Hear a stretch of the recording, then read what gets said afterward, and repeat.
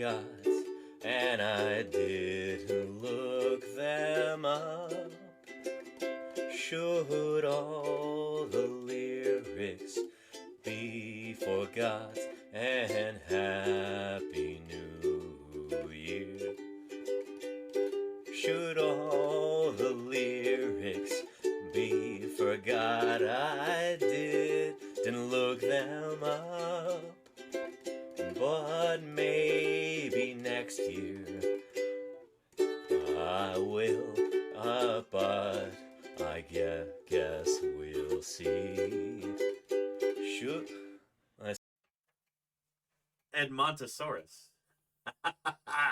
Check that out. Holy cow. It's so big it like doesn't even fit in the frame. Look at that right there. Look at that. Truly impressive, if you ask me. I think that is pretty darn cool. Look at it. And let's put the lower jaw on too. But yeah.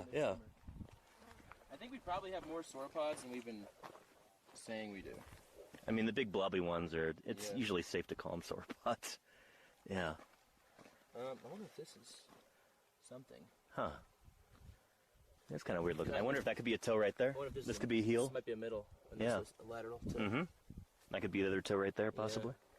Another ornithopod, or A lot of squinting going on here. yeah, definitely. They're not the prettiest tracks, so this is kind of how it goes with those. Might be another. And we've got critters like these. We've got, maybe that's supposed to be a young Camarasaurus or Haplocanthosaurus. I'm not sure who that's supposed to be. Maybe it was supposed to be Brontosaurus back in the day with that boxy Camarasaur type skull. Really spectacular. We've got Ceratosaurus up there. The Lenina gifted And Stegosaurus down here. Subscription. The Lenina gifted So all three of these dinosaurs are from the Morrison, from the end of the Jurassic period. So this is a pretty famous sculpture. I remember seeing pictures of this in books when I was a kid. I had a United States Dinosaur Travel Guide book that I think may have been put together in association with the Travel Channel. But I read that book cover to cover I don't know how many times when I was a kid. And this is one of the really prominent pictures in it. I don't know, archaeologists, from my understanding at least, tend to dig in like very neat squares, like with right angles and like straight edges. And like, we don't have time for that kind of thing. Like in paleontology, when we're digging up dinosaurs. Like, nobody got time for that. And what specs does my computer have? Let me measure it real quick, Lugnito.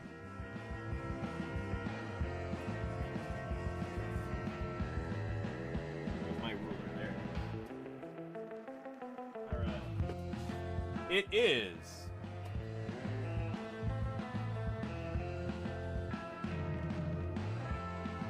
49.5 centimeters long.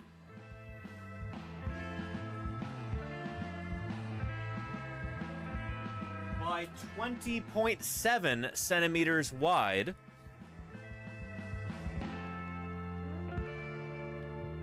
By 44.1 centimeters tall. That's the basic morphological dimensions of my computer machine. How useful is that information? Ontogeny. Yeah. Model. And I love they put a tail club on the end too. So this critter is one of the best preserved dinosaurs from California. We'll see it over there in a minute. But let's just admire this fleshed out model first. And these big osteoderms, these big armor plates. It's a bone embedded in the skin, like a flexible suit of armor. Big sacral shield back here to protect the hips. Yeah. And then big old shoulder spikes as well. It's lovely. Look at that head. So this is clearly based on Euoplocephalus. Just like the skull is just a solid box of fused bone. And I don't know if they really portrayed it here, but these guys presumably had armored eyelids as well.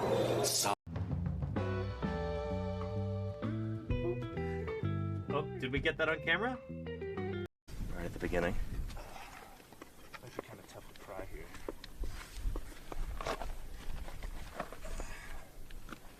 Oh yeah, it's moving. Okay. 1, 2, 3. I'm gonna reshift a bit. Right here. I feel like I got a pretty good hand out here. We could probably just flip it in hands. All right, ready? Yeah. 1, 2, 3. Watch your foot, Spencer. Oh, nicely done, nicely done. Yeah. Yes. Oh. Sweet. Okay. All right. Doesn't look like we have any bones. That's just Excellent. that iron concretion that kind of looks like bone. That, I'm not sure what that is. That looks like plant material, I think. So yes, a successful flip there. Very nice, guys, very nice. Yeah. And Corpse Smoothie says, my daughter won't stop asking how many dinosaurs you've dug up. You mean so far this summer? 0. We're just starting our work out here. But over the course of my career, I've dug up, shoot, I don't know how many individual dinosaurs. Probably close to 100? I don't know. I've dug up a lot of different dinosaurs in the past. I've been digging dinosaurs since 2011. So, yeah, if that was only 10 dinosaurs a year, that would be over 100. Some years it's definitely been more than 10, though. So, yeah. And DCI Bank says, so if bats are birds, bats are not birds. No, bats are mammals. They're not birds. Yeah, bats are related to, oh goodness, what are bats related to mammal-wise? I think we're still kind of figuring that out. But bats might be kind of close to like rodents or carnivorans. I think there's still debate about that, but bats are definitely not birds. We got out there this morning and bailed some water out of the Iguanodontian quarry, and that was, yeah. I don't know, we'd done some decent trenching and everything, so the bone's gonna be okay, but... Oh, if I had moved the wash, believe me, that would have been full. Oh yeah, You know? yeah, for sure. The natural world is beautiful because it's natural, because that's what led to us, you know? And all these other incredible species on our planet. And if new technologies and industry put that sort of thing at risk, if they want to, as the saying goes, pave paradise and put up a parking lot, that's something that we should fight against at every turn. You know what I mean? Shoot, Starlink is not working right now. I'm not necessarily convinced that it is going to work this summer. I don't know. The technology just, it isn't there yet, you know? I think they released it before it was ready. But anyway, yeah. Again, my name is Danny Anduza. I'm a dinosaur paleontologist here on Twitch, trying to do some good old-fashioned science outreach in the best way that I know how. So here I am talking to you about fossils, about dinosaurs, about the history of life on our incredible planet, from one of the places where we learn about that, Doling's Bowl in Utah.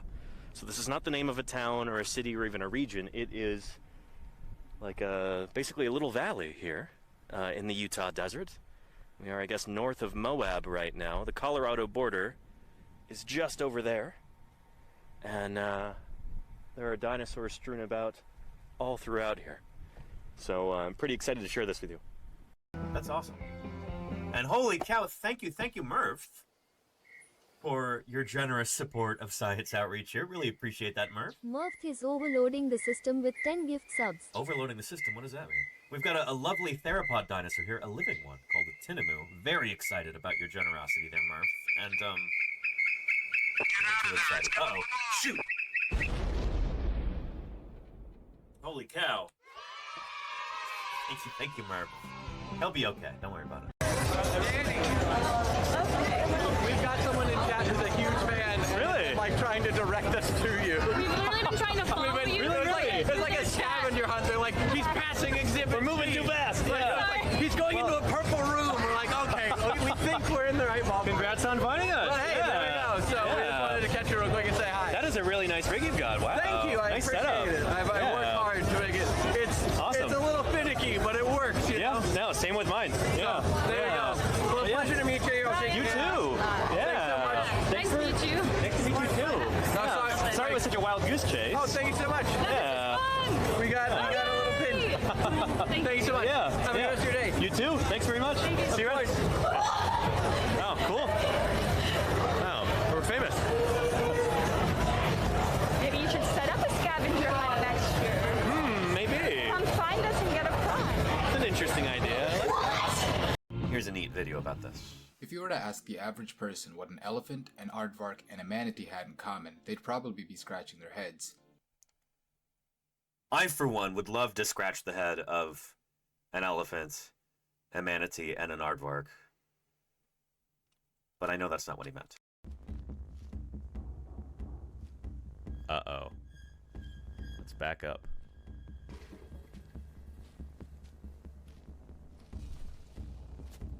Ah! Ah! Run, run, run! Whoa! Ah! Whew. That was a close one. Oh, man. Calm. Some lo-fi paleo beats to relax and study to.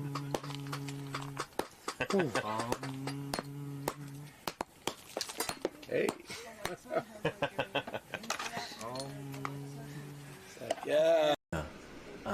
But yeah, our Apatosaurus right here. So sauropods, they tend to have pretty small heads, at least compared to their body and compared to their full length. And a big part of that is that they had long necks. You don't want to have a huge heavy head at the end of a very long neck. Just is not going to work well. If you're going to have a long neck, you should have a nice small head at the end that'll be fairly lightweight, easy to kind of swing around. So yeah, the fact that these guys had small heads and relatively small brains was an excellent adaptation. If you've got a big, a humongous brain at the end of a very long neck, you're going to have circulatory problems. It's not going to go well for you. So yeah, having a small head, small brain, is part of the recipe for success for these dinosaurs. One of the reasons why they were so remarkably successful. We've got sauropod dinosaurs from all 7 continents now, including Antarctica. And basically we have them from the beginning of the Jurassic period until the very end of the Cretaceous. They were definitely doing something right. And Atlas Bird says, when did we realize that birds were dinosaurs? So it depends who you're talking about. Some paleontologists realized this very early on. And for others, it took a lot longer. But it was really like the mid-1990s that it was a done deal. It was clinched. Because we started finding fossilized feathers on dinosaurs. And it's like, oh, throw in the towel. That's it. All the people who are saying that birds evolved from some sort of crocodile-like ancestor and that dinosaurs were not very bird-like or whatever, it's like, nope, back it up. The evidence shows, the fossils themselves show birds evolved from dinosaurs. Dinosaurs had, some of them, full-on flight feathers.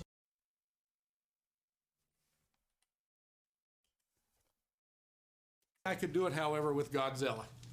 So we'll see. Get wrecked, Larry Martin. And then who in the chat can tell me what this is right here? What's become the official term published in the literature for this array of tail spikes there? Anybody tell me? Yeah, there you go, Jim, the thagomizer. This array of tail spikes, most likely used for defense. We actually have a number of theropod dinosaurs with like really grievous injuries to certain bones in their bodies. And those at least seem to match up with those wickedly long spikes there. Pretty cool. Yeah.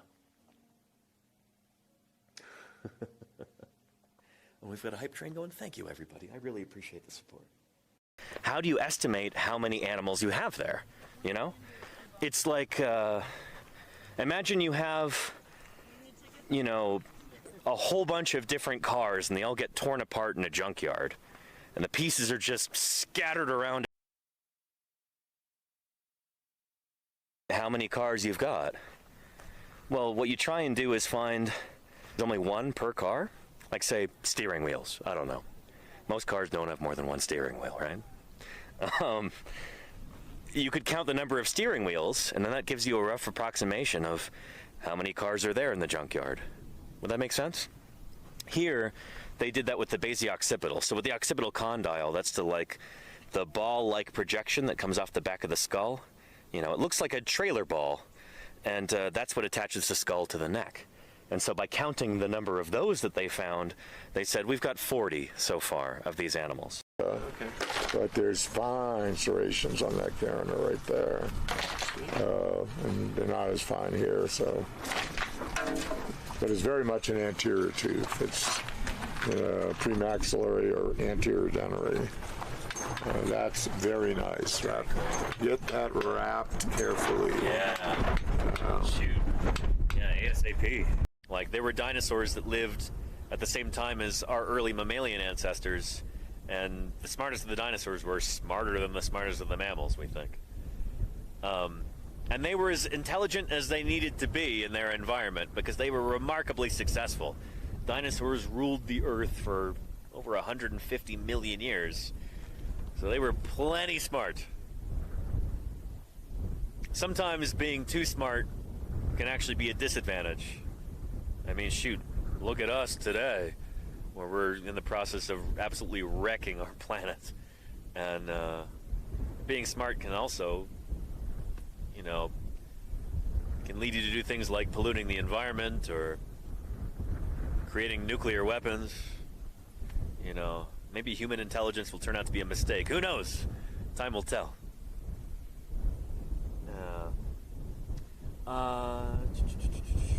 Let's see. Well, we're not going to be doing a very long stream today. My crew is going to be getting into town in probably about half an hour. So I'll have to wrap things up then and go meet them to do the shopping and then go set up camp. But yeah, we're going to be out digging dinosaurs here. I'm very excited about that. And that's what would not have been possible without this community. So thank you, everybody, for contributing during the fundraiser. You know, our grants fell through and we didn't have any other funding. So we're going to be doing this because of you. So thank you for that. Yeah. Fossil hunting looks chill, says my shout. I don't know if that's quite the right adjective to use. So chill. I just like dig rocks all day and eat, dude. It's just like, It's only like 106 degrees out right now. yeah, dude. I mean, just come out here, dude, and just like put your feet up, just chill out, and just get bones all day, dude. It's just like not that bad, dude. They look like. So this is what we call an alvarezsaur. It is him, yes, Dr. Terry, yeah. One of our very favorite dinosaurs here. So these bizarre, feathered, super short-armed, big-clawed, insect-eating dinosaurs. So this is another model that was produced by Boban Filipovic. And he actually won the Lazendorf National Geographic Paleo Art Prize for sculpture in 2018. So that is the award right there. And as you can see, it is well deserved. This is gorgeous. Photographs really just don't do it justice. Just the intricate feathering around the face. You've got little feathery eyelashes there.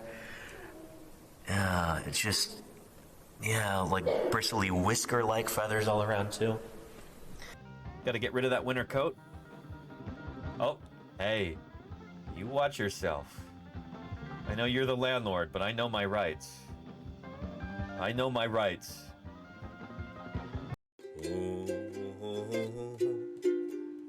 Whoa, whoa, whoa, whoa.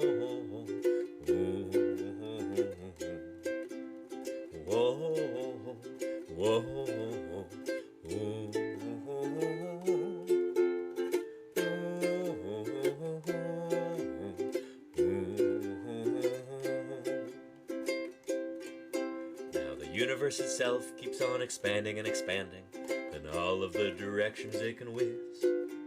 As fast as it can go, the speed of light, you know, 12,000 miles a minute, and that's the fastest speed there is. So remember when you're feeling very small and insecure, how amazingly unlikely is your birth.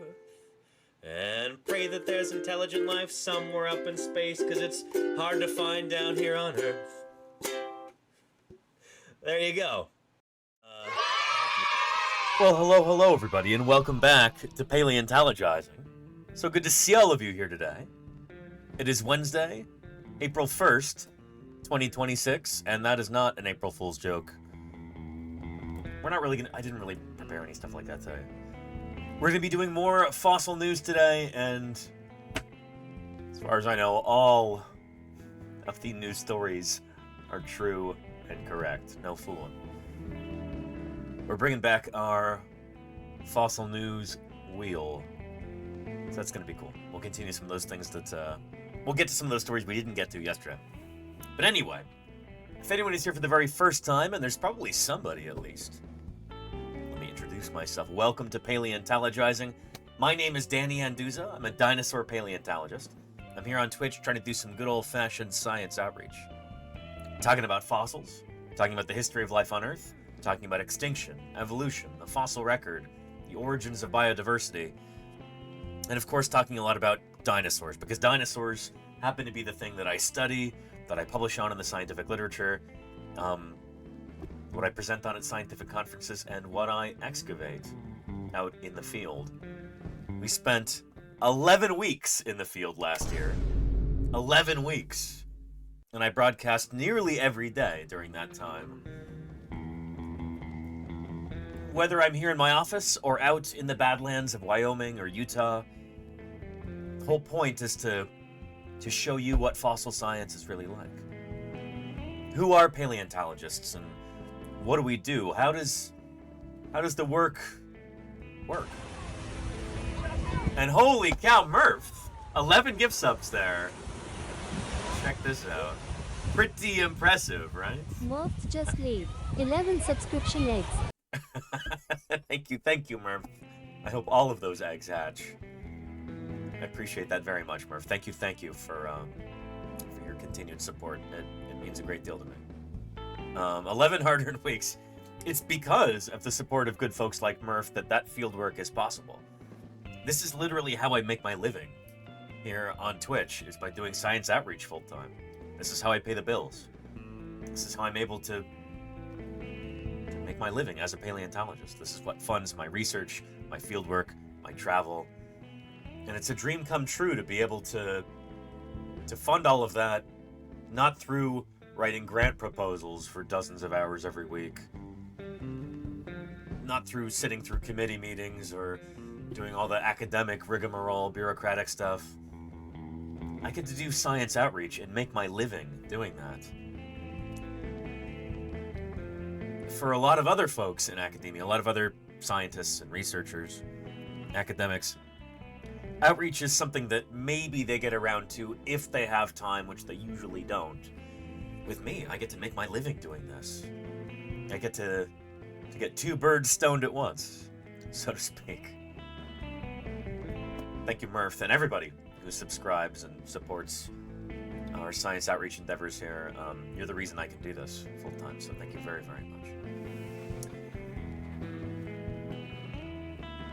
Like I said, we're going to be getting into some more fossil news today with our Wheel of Fossil News. We've got a bunch of exciting stories to cover today. So we'll be getting to that in a little bit, but first we'll do some Metazoa, we'll post a blue sky. Yeah, let's see who's here in the chat first. I saw Matt M33 and Kodali and Fall Machine right here at the beginning. Fall Machine has joined the roster of early birds. Seems to always be there before we even start. I appreciate you early birds. Thanks for being so excited for the streams. When I'm setting things up each day before we get started, it's like, oh yeah, there they are. Appreciate you. Lenina, how are you doing? Hello, Lenina. And Saribot has got a dinosaur facts command thing there. So far, each of these seem to be pretty authentic. A little impressed, I gotta say.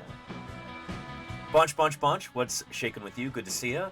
And it then did. Voss the Tarantula has returned. How are you doing, Voss? Welcome, welcome. You came in with the raid yesterday, right? Right at the beginning of the stream. Welcome, Voss. Elway Wannabe. Howdy, howdy. And Simplex Pachinko. How's it going, Pachinko? Max Devlin and Golganek. Always lovely to see you, Golganek. Fried Egg is back, and Kaboom Cheese. Howdy, howdy to you. Utah Raptor 14. What's shaking? MS Coggins. Hello, hello. The Diagonal. How are you doing, Diagonal? You know, we're going to be talking all about fossil plants. When is that? Oh, I got to get rid of the March calendar. Hang on a second here. Which accounts? And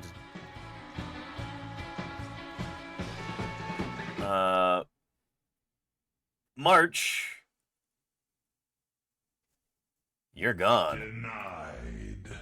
There we go. We're in April now. Excellent. International Plant Appreciation Day is April 13th. That'll be fun. I actually need to maybe make some modifications to my April schedule. I don't know if that's as filled out as it should be. Anyhow, we're going to be talking all about plants then, and I know that is your jam, Diagonal. I'm looking forward to that. I hope you are too. Bush Doctor, what's shaking with you? Hello, hello, Jazzy Cat. Howdy, howdy. And howdy to you, Sweetie Pie. What are you doing? Coming to say hello? Oh, my landlord's here, making a little inspection. Yara the Goose, welcome back to you. Good to see you again. Aid112, hello to you also. Kevin661. And I am Morvosh. Gray Fox 01. Alexander Morrison. Pate B. And Kay's Kuchin. Rushwing. And we've reached the bottom of the list. Oh, well, I'm all caught up to chat. We'll see if I stay there. Yeah. How are you doing, Sweetie Pie? Oh, hang on. There we go. Yeah, the cat cam shutter was closed. What do you think about that? Ready for your close-up, Sweetie Pie? Yeah. Oh, and that's not quite Jane, but it is Nano Tyrannosaur. That's the Cleveland skull right there, Alexander Morrison. Yeah. I forget the specimen number, but it's a famous specimen. How you doing, sweetie? Are you a famous specimen too? Yeah, you are now. You are now. You even have your own emote. You know that? Do you know what that means? Because I don't care about that. Oh, yeah. Yeah.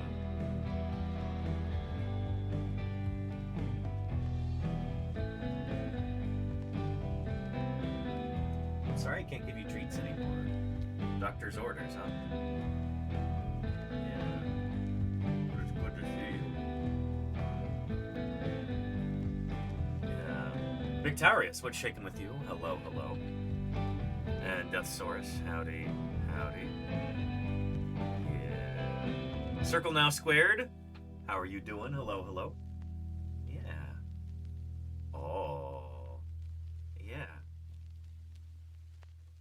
Anyway, it's good to have everybody here. If I didn't say it already, let me say it now.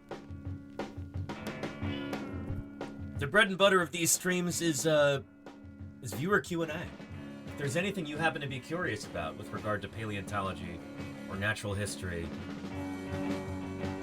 don't be shy with those questions, you know? Everybody, I think, is curious on some level about the history of our planet. What was here before us as human beings? When I was growing up, I would have loved to have had some sort of a thing like this where I could talk to somebody who actively works on fossils. I would have gone nuts over this kind of thing. That's what I'm trying to provide to everybody, so don't be hesitant with your questions. That's what makes Twitch such a beautiful platform for science outreach is, it's interactive. It's not a lecture, it's a conversation. I like to take advantage of that, so I hope you'll do that. Welcome,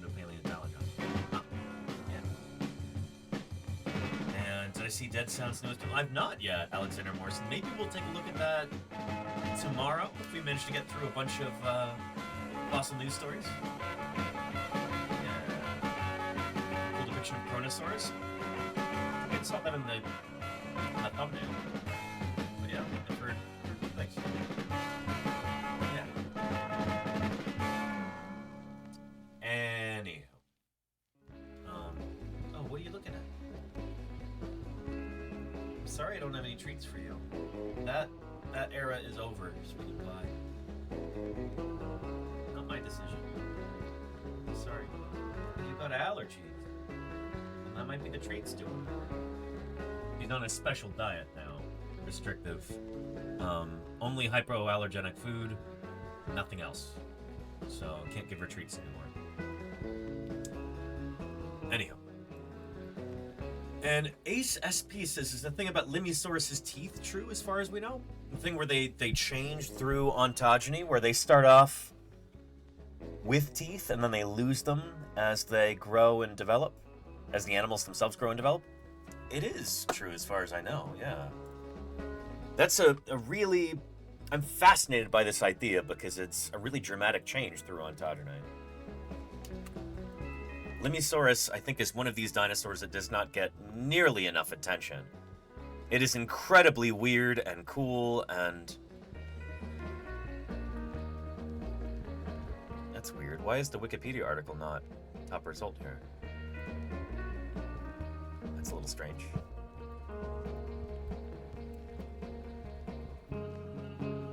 Burp. There we go. Yeah. So really, really weird dinosaur. It's strange.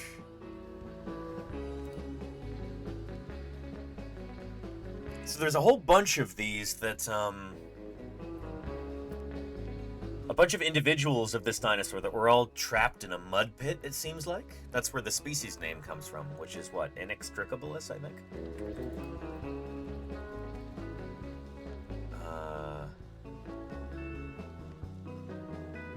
Myring. And, oh man, we've got some AI garbage here. See, this is frustrating because this dinosaur does not get nearly enough attention. It is such a weird, cool critter, and hardly anybody in the general public knows about it. You know, I'm working on an idea. I've been working on an idea for a year or two now on a book. I'd love to write a popular book on dinosaurs, like aimed at a general audience. And one of the things I'd like to include in that, I've already started making a list of these different dinosaur taxa that I feel are hidden gems. Dinosaurs that many people in the general public, well, the vast majority of people in the general public, they've never heard of these dinosaurs, but they should have, because they're incredibly weird and cool and interesting from a scientific perspective. Limiosaurus is right there at the top of that list. Yeah. And,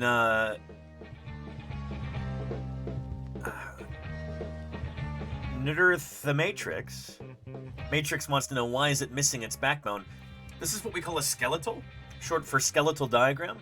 So what you're seeing here, all of the bones in white are the bones that we actually have. Everything that's missing are bones that are missing, bones that we don't have from this animal.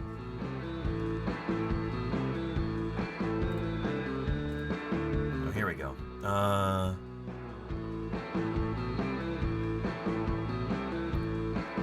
This is Jamie Heaton's work. There, okay.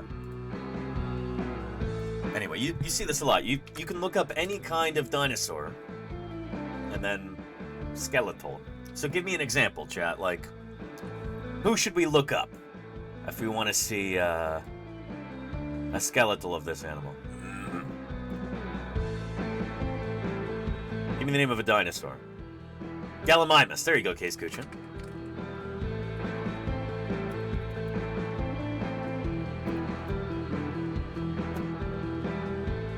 just search Gallimimus skeletal, and that's kind of funny. This dinosaur might be a little bit too popular, where you're going to get a bunch of, like, sort of bogus results. But we also do have complete skeletons of Gallimimus, so it's maybe not a good example.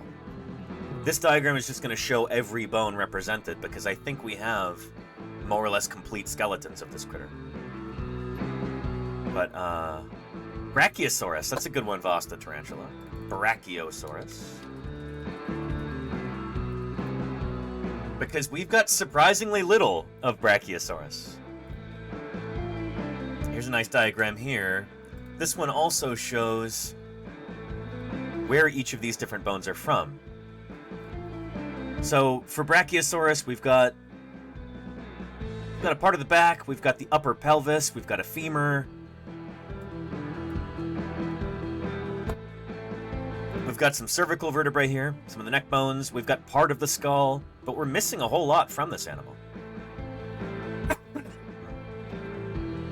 And Fried Egg says, I never knew that so few bones were known from this species. So Brachiosaurus is an unusual case because it's one of these dinosaurs that is very, very popular in pop culture. But the creature that you think of as Brachiosaurus is not actually Brachiosaurus. It's a different dinosaur called Giraffatitan. Brachiosaurus was first discovered in Colorado back around the turn of the 20th century. So, like, over 100 years ago. I want to say it was like 1901 that Elmer Riggs discovered Brachiosaurus. Yeah, it was named in 1903. I think he found it in 1901.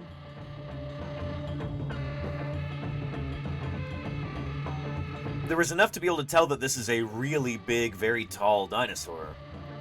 But it wasn't until a second species was discovered in Africa that we started to get a more complete picture of what this critter would actually look like. So this is the North American one, Brachiosaurus altathorax, discovered, I think, 1900, 1901, something like that, in Colorado. Only a handful of bones, but they were clearly something very special.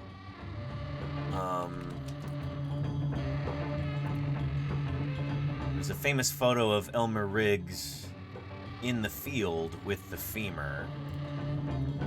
Or humerus? I think it was so big he thought it was a femur at first, and it turned out to be the humerus. And where is this? Maybe we'll try DuckDuckGo search. This Google search is so borked, oftentimes.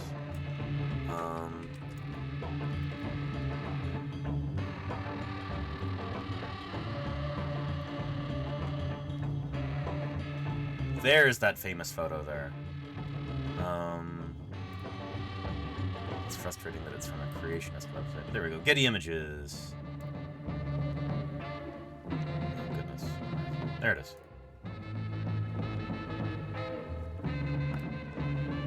Yeah, so there's Elmer Riggs next to the humerus of this animal. Huge. It's taller than he is. So he found this. He knew it was something really special. But it wasn't until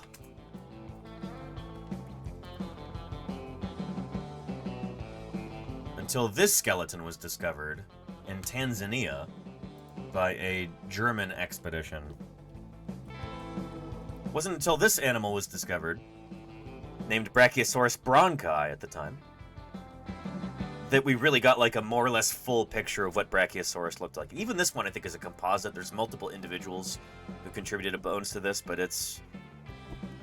So the Brachiosaurus in Jurassic Park is actually this animal, who was originally named Brachiosaurus bronchi, and then some researchers in the 90s realized, hey, this is really different from the North American Brachiosaurus in a lot of ways.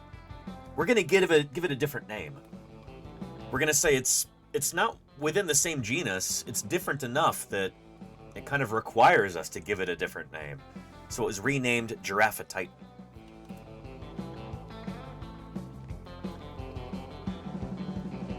There we go. Giraffatitan. There's that same image. You can see this today in Berlin at the Natural History Museum. Yeah, it was originally described by German paleontologist Werner Janisch as a species of the North American sauropod Brachiosaurus. Recent research shows that the differences between the type species of Brachiosaurus and the Tendaguru material, the stuff from Africa, are so large that the African material should be placed in a separate genus. So yeah, the Brachiosaurus from Jurassic Park, not Brachiosaurus. And, here.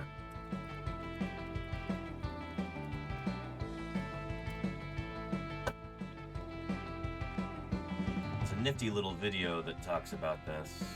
A little Brachiosaur clip. Here it is. Get this set up for viewing here.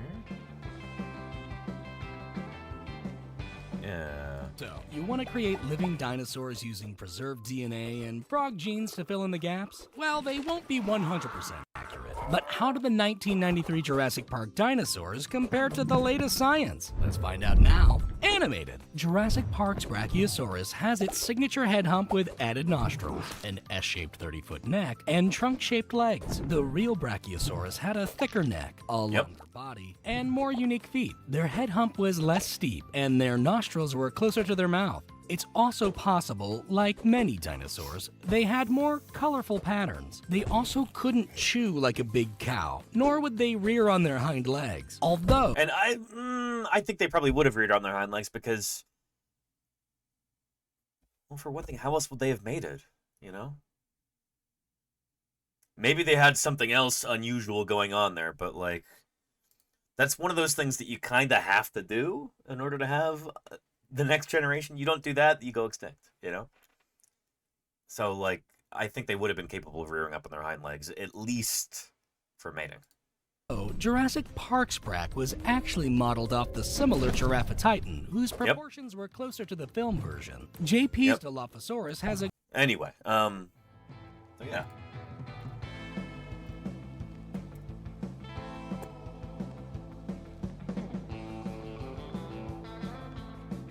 So anywho, with this image here,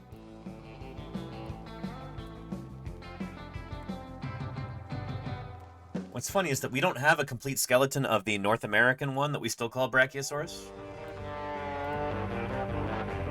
So each of these different specimens here, FMNH 25107, USNM 5730, BYU 4744, these are each fragmentary specimens that all kind of contribute to an overall picture of what this animal would look like. But our pop culture image of Brachiosaurus is actually Giraffatitan. Does that make sense? Yeah. Very funny, Crimson. Yeah. Anyway. And Sicarato says, how could they get this big eating only leaves? I mean, they would also eat branches and things like that too. But that's the thing. That's why they were able to get so big is, you know, a vegetarian diet. I think people don't really understand.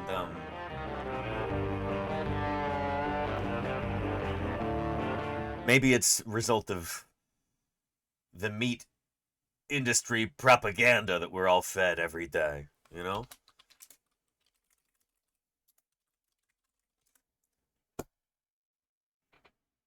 You know, this kind of thing. But it is very much possible, in fact, not just possible, necessary to be a plant eater and get that big.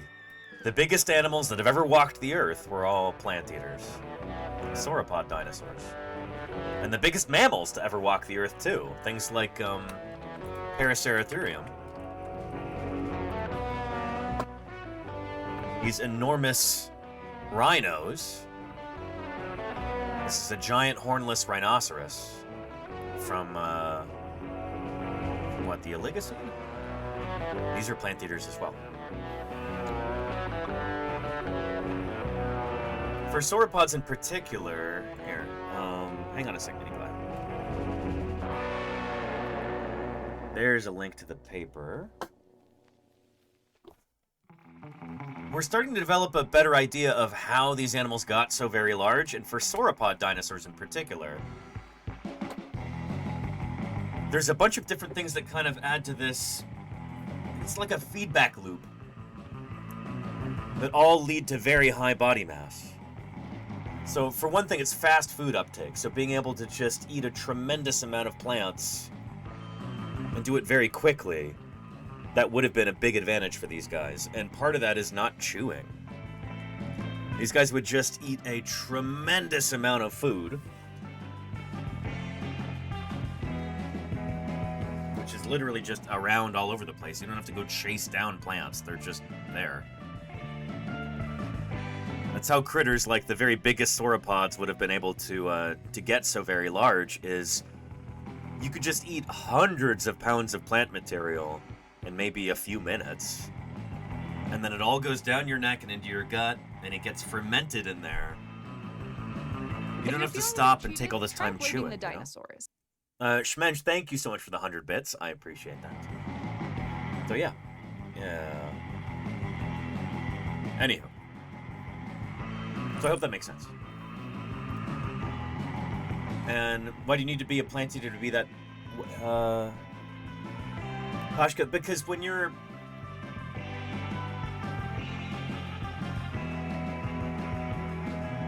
a meat-eating animal, you have to expend a lot of energy to be able to chase down prey and eat it.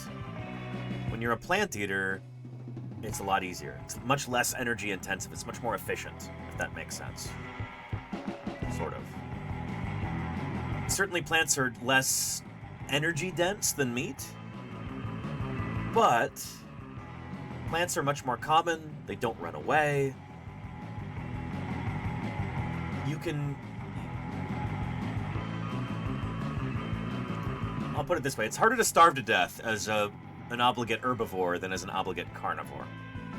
Does that make sense? And Ace SP says they had gastroliths, right? Actually,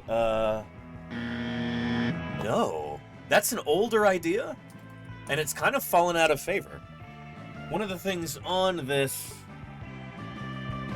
chart here is no gastric mill, no gastroliths, no stomach stones.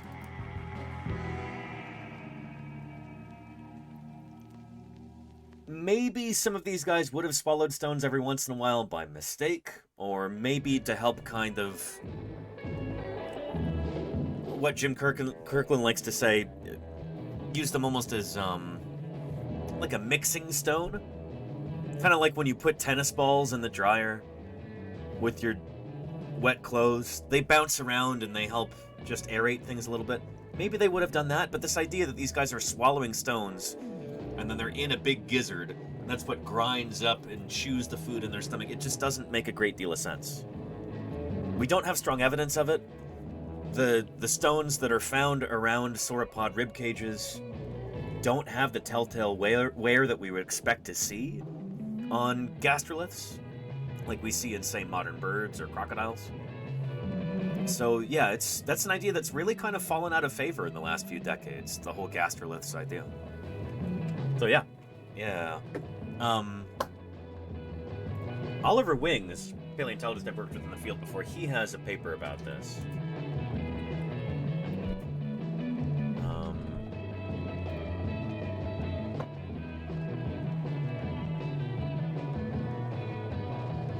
Yeah, here we go. Watch out, mini pie. No gastric mill in sauropod dinosaurs. New evidence from analysis of gastrolith mass and function in ostriches.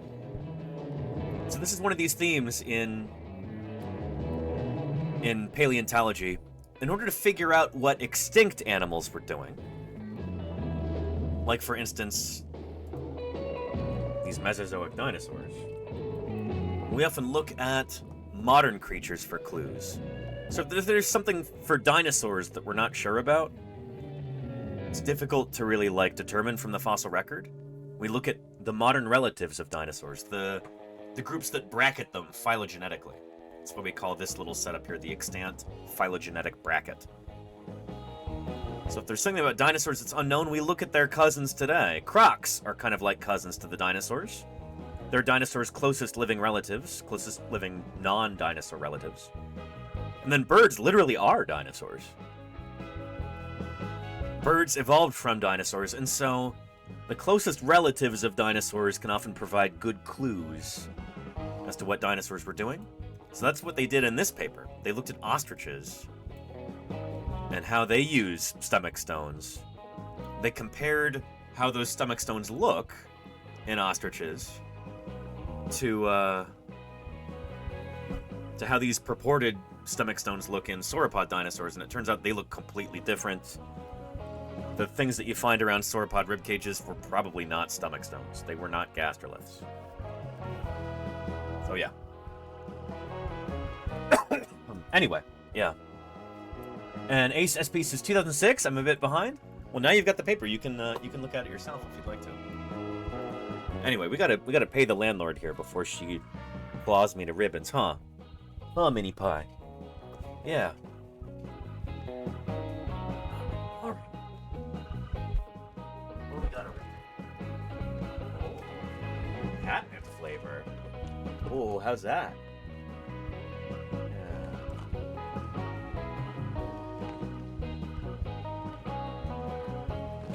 This. Look at that. You gonna eat them or no? What were you waiting for? Do you not want that? You want these? Want it back? Want the other flavor? Is that what you're waiting for?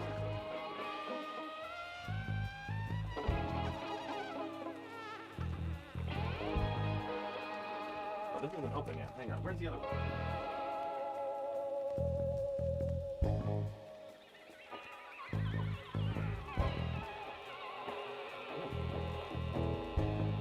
Is that better? Try those. Oh, that's what you wanted, huh?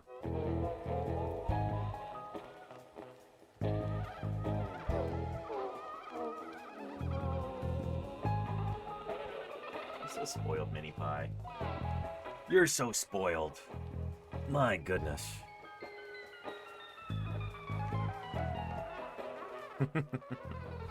Oh. Anyhow.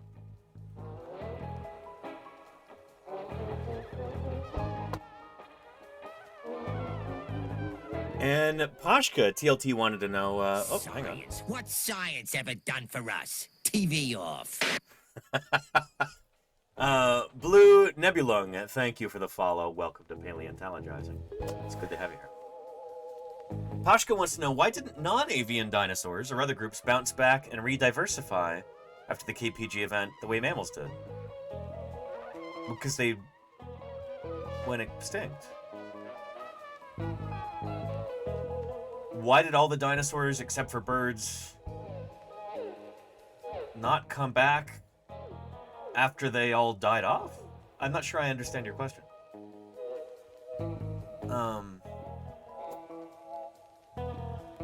Could you rephrase maybe? Yeah.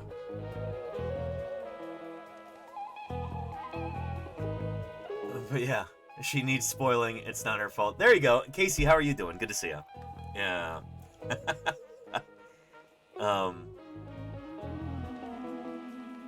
Yeah. Oh, by the way, Casey, you got a piece of your art up on the wall today. We're going to be talking a bit about whales, I think, if we happen to get to some of these things on our wheel of news. We've got several whale stories.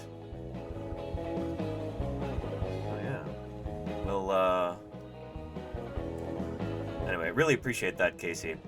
When I was hanging out with Casey at TwitchCon this past October, she gave me a print.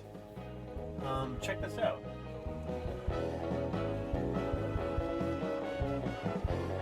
Just beautiful work here by Twitch's very own Casey Snowart.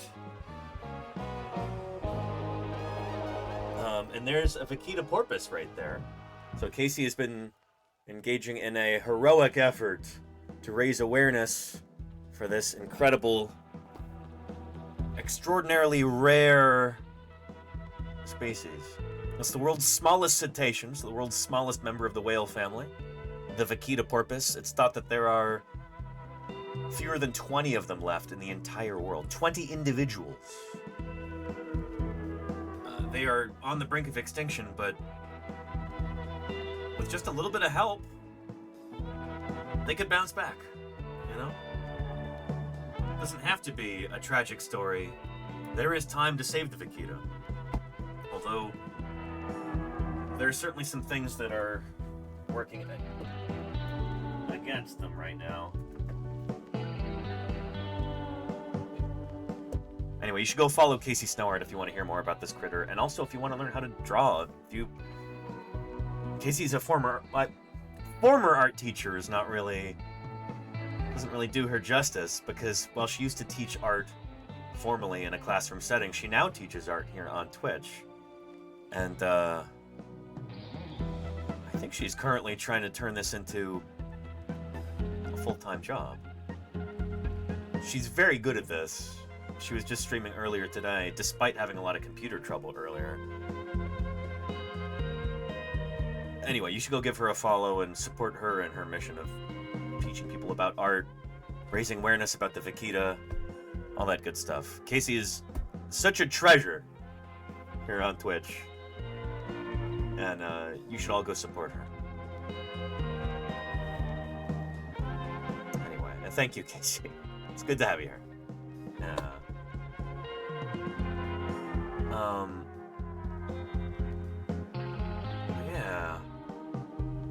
And Pashka says, I guess my question is why the animals that did survive, which were mostly smaller, why didn't they evolve back into the diversity we had before the extinction with lots of large dinosaurs? Oh, okay, I see what you're asking, Pashka. Okay. There were like 4 different directions that I could have interpreted that question in, and I missed all of them.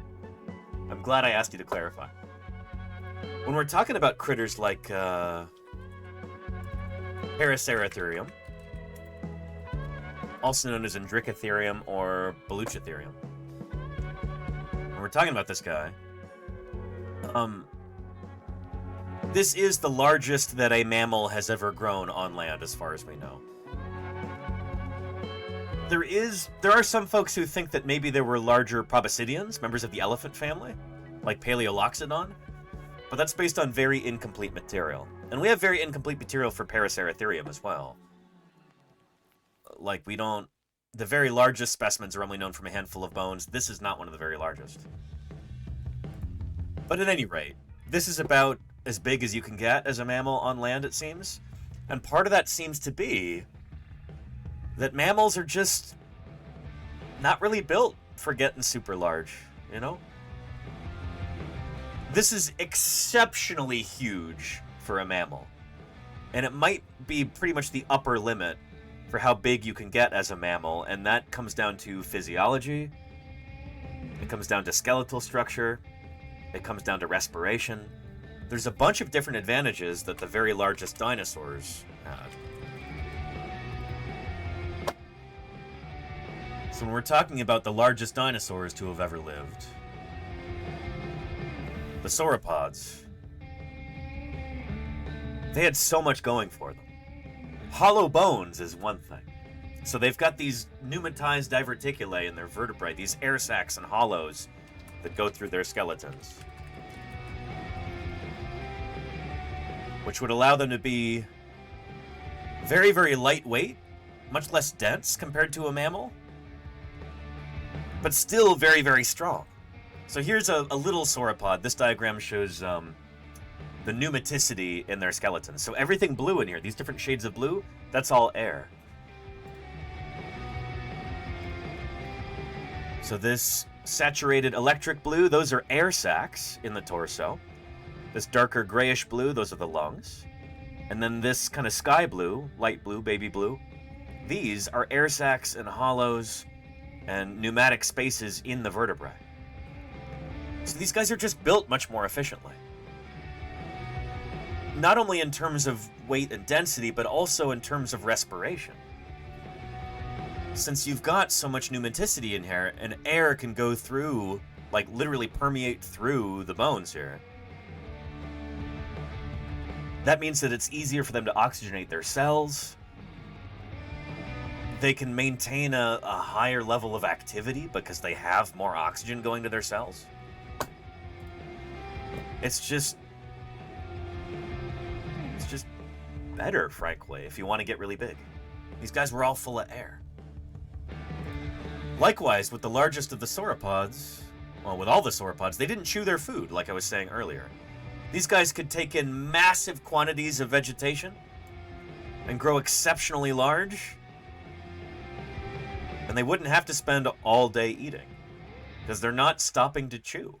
If you ever like sat around and watched cows or other big mammals, they spend like the majority of their day just standing around chewing. And that really kind of cuts into their schedule. They have to exert a lot of energy doing that too. With these guys, they're just built more efficiently. So 2 of those things allow them to get really, really large. We could go back to that,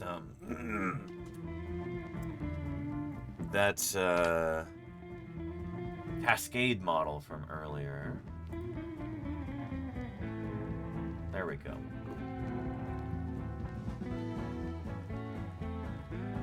Just about everything about sauropods allowed them to get very, very large. One of the things was, well, high growth rate. These guys grew faster than modern mammals. We can tell that by looking at bone histology. And they've got many small offspring, too. So the fact that sauropod dinosaurs laid eggs meant that they didn't have to lug around a giant fetus in their body, like elephants, or rhinos, or giraffes, or whales, or other big mammals have to do. They're born very, very small. The very biggest dinosaurs who ever lived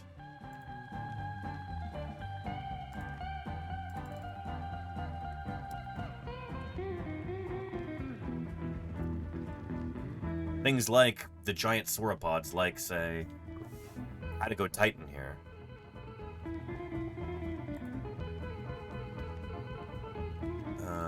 Here we go. This animal, the size of a jetliner, it would have hatched out of an egg smaller than this. In fact, probably significantly smaller than this. This is an elephant bird egg. I 3D printed one. The eggs for these guys would probably be maybe half the size of this, maybe. And so you might have, I don't know how many eggs they would lay at once, but that's not that much space taken up compared to, say, a baby elephant or something. And so you can invest more of your size points in your own body, I guess. Not have to carry around this huge fetus. Does that make sense? Excuse me. So, yeah. Yeah. Anywho. And fried egg, it does seem to be, yeah, a homologous trait between theropods and sauropods. So, the sauropods, which are these long-necked plant-eating dinosaurs, and the theropods,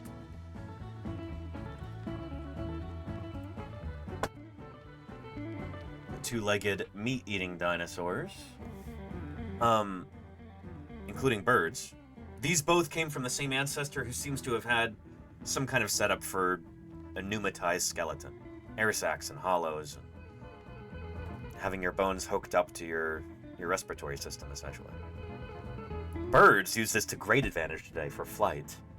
It's one of the many advantages that birds have over flying mammals like bats. Take the phone to Mommy now! Take the phone to Mommy! It's the dinosaur man! Low wall. Evil Squirrel, thank you so much for the 2 months of support. I appreciate that. Thanks for keeping me here on the air. Appreciate you. And Rushwing says ornithischians didn't have those pneumatized bones?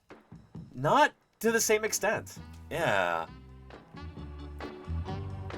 So the ornithischian dinosaurs,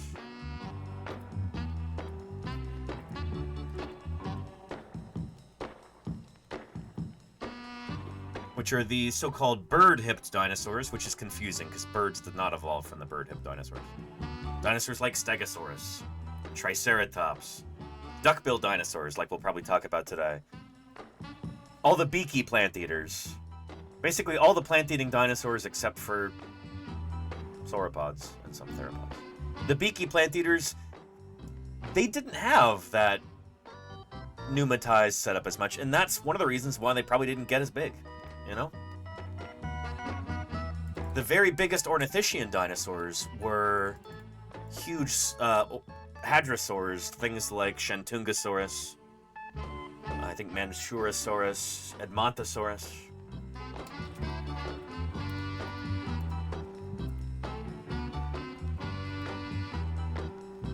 Yeah, these guys were really big, but not nearly as big as the biggest sauropods, you know?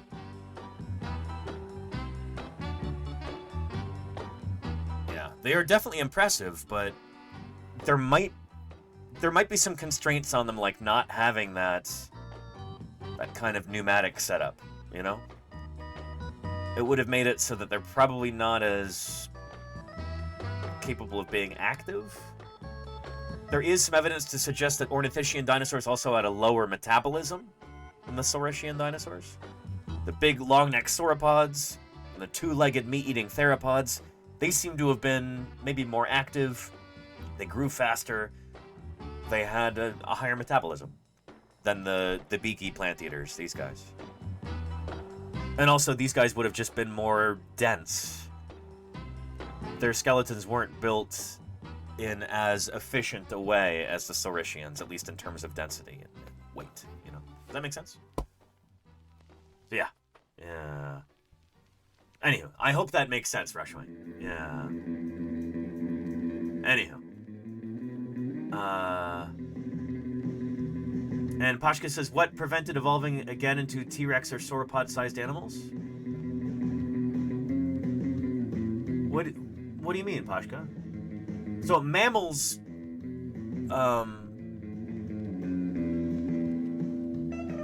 they don't have the advantages that theropods and sauropods had.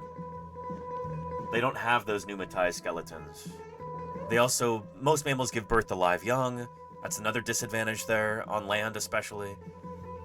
These are constraints placed on them that kind of, we think, well, again, we're trying to come up with explanations for why something didn't happen.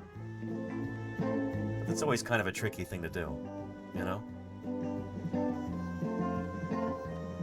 You're trying to come up with an explanation for a negative, which is tricky. But it seems like mammals just didn't have the... They didn't have the juice to get that big for a number of different reasons. Yeah. So we lost all large land animals. Oh no, I mean, mammals certainly got big too. I mean... We can look at, you know, I want to give credit to some of our big mammals. Some of them did get pretty big. I mean, here's a diagram that shows the biggest mammals from different groups next to a sauropod. So things like Paraceratherium and Paleoloxodon, these are like maximum size estimates for these guys. You know, they're still pretty big. But they're just not nearly as big as the sauropods. Not the biggest sauropods, at least. Does that make sense?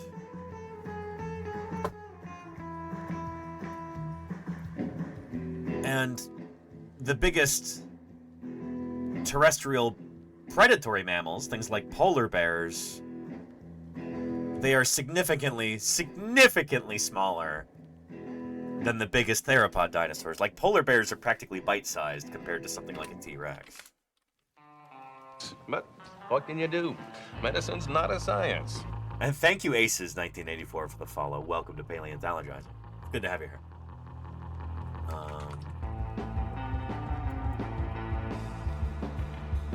Yeah, so here's Tyrannosaurus and a polar bear. But yeah, like a T-Rex could pick up a polar bear in its mouth and walk around with it, probably. You know?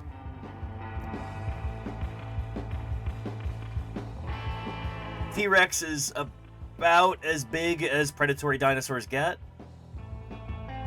It's certainly about as heavy as they get, we think. Maybe not quite as long as some of the Carcharodontosaurs, things like Giganotosaurus, but it's still pretty darn large. Yeah. So there's just kind of something special about dinosaurs. There's a number of special things, advantages that let them grow to tremendous sizes, and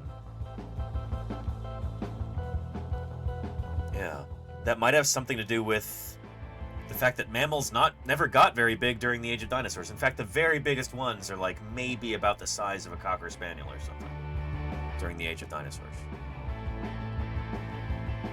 You know, the very most gigantic mammals during the age of dinosaurs were maybe about the size of a microwave oven. You know? Oh, yeah.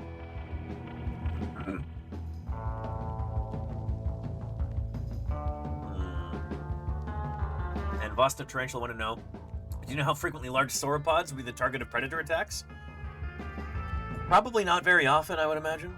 And Charlie's Dragon is saying the same thing, yeah. We do know that hatchlings would have been picked off very frequently because they were a bunch of them. Just sauropods, rather than having one baby at a time like elephants do, they had a lot. They would lay a lot of eggs, and then, I guess much like sea turtles, very, very few of those would reach adulthood.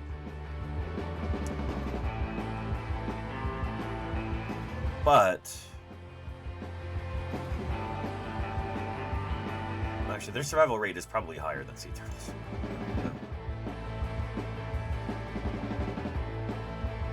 Where was I going with that?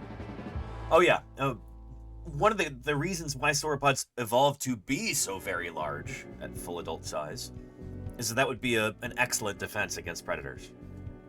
You know? When you're an animal as big as a jetliner walking around, very few predators are going to want to tangle with you. Because just like one swipe of your tail and whoever is standing next to you is a goner, you know?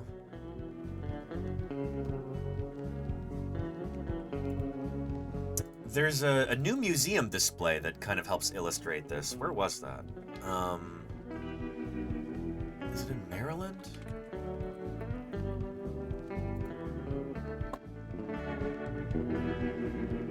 New Jersey, maybe? Where was that?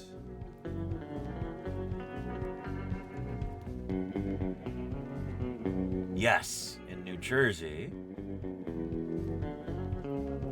There we go. They've got a diorama, beautiful, like life-size diorama, of a sauropod dinosaur. Just, it's killing this theropod. Just, yeah. He's being trod upon. Just, stop squirming, just go quietly. You know? Oh. There we go.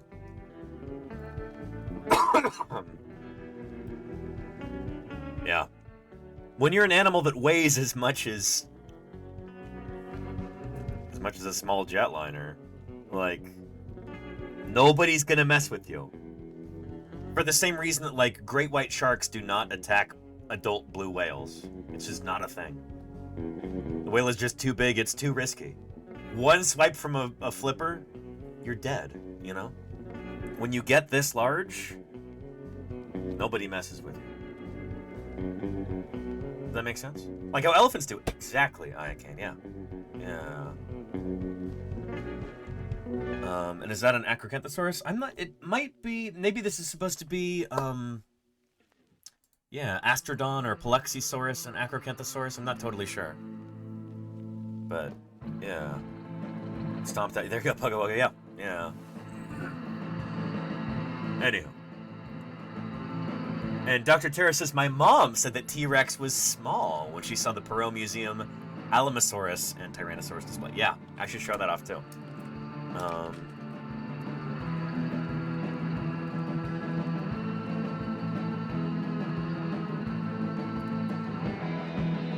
There we go. Yeah. Oh, I love this picture. All right. Tyrannosaurus, that's the Wonkelrex right there. MOR 555 is the former specimen number. And Alamosaurus, this gigantic titanosaur from the latest Cretaceous of North America. So yeah. I love the juxtaposition here. That's really nice. Yeah. Yeah. And Max Devlin says, did most sauropods stay in herds like elephants? That's how they're portrayed in films anyway. It's hard to make generalizations about an entire group like that because there's so many different kinds of sauropods. And they basically go from, what, like the latest Triassic all the way up until the end of the Cretaceous. Lots of different shapes and sizes. Some of these guys we do know moved in herds because of fossil footprint evidence. But I'm not going to say that all sauropods moved in herds or anything. Like, I don't have good reason to say that. Again, remember, this is a very diverse group, lots of different species. Yeah. And Pashka says, I will be in Chicago soon. Is the Field Museum a good place to visit? Yes! Go to the Field Museum if you get the chance. Holy cow. You can also see in person now one of, 13 Archaeopteryx specimens in the entire world? I haven't even seen this yet. I was hoping to last summer, and that fell through. But you have a chance to see the Chicago Archaeopteryx? Go do that.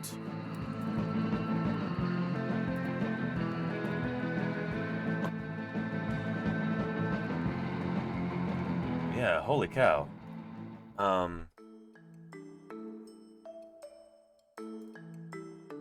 The Chicago Archaeopteryx, just gorgeous specimen. We first heard about this fossil around 3 years ago, and we heard about it from a collector who thought that he had a fossil of an Archaeopteryx. The Archaeopteryx is the missing link between birds and dinosaurs. It has features on it that are bird-like and features on it that are dinosaur-like.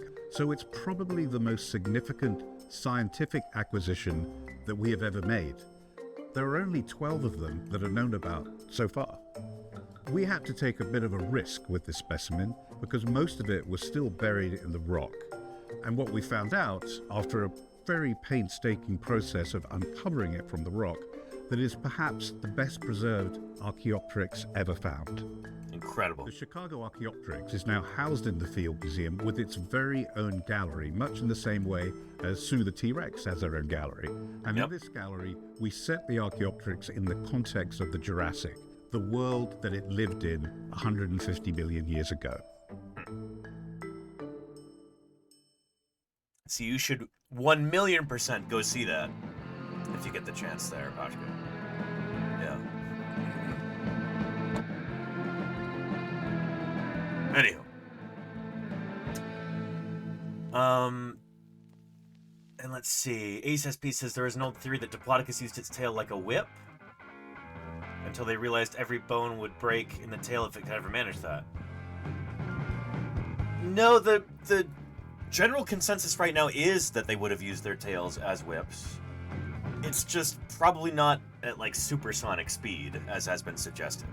There's an idea that they would have actually made like a whip crack sound, like a bullwhip. And that would be the end of the tail breaking the sound barrier. They're probably not doing that. But we do have broken distal tail vertebrae from Diplodocus or its relatives. I forget exactly which species.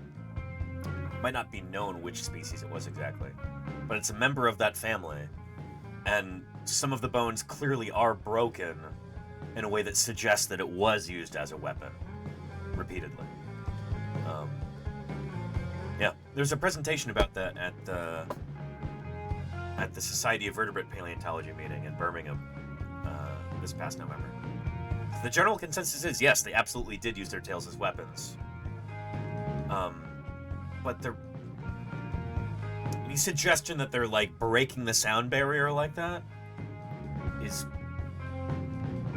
that's probably not the case. I think that's the general consensus right now. Yeah. Scrolling through.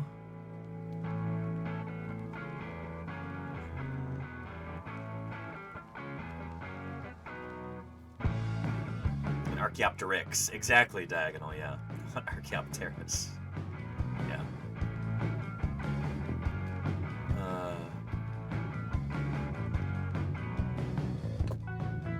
There was another question here. Where was that? Oh, Deathsaurus wanted to know, why was the Wonko Rex never mounted in its original museum? That's where I used to work, Museum of the Rockies. Yeah. The actual fossils were never mounted from what I can tell.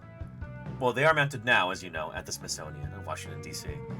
But at Museum of the Rockies, they were laid out as they were found in the ground. That was kind of the point.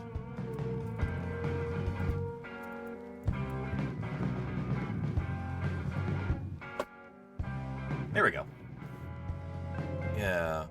So for much of the time that I lived in Montana, this was how the Wonko Rex was on display. Just to basically show the public, this is how this thing was found in the field. It's like a recreation of the field site. So they use this as an opportunity to teach about taphonomy, about how fossils are preserved, about all that stuff. It was a lot less expensive to mount it like this than it was to... I mean, it can be tremendously expensive to mount real dinosaur fossils. You've got to create all of those, you know, that custom metal armature. With this, they could do it on the cheap. And I think they really were trying to show real dinosaur fossils without breaking the bank. Does anybody know what is on display in that spot now that this particular Tyrannosaurus skeleton has been shipped to Washington, D.C.? Does anybody know what's there in its place?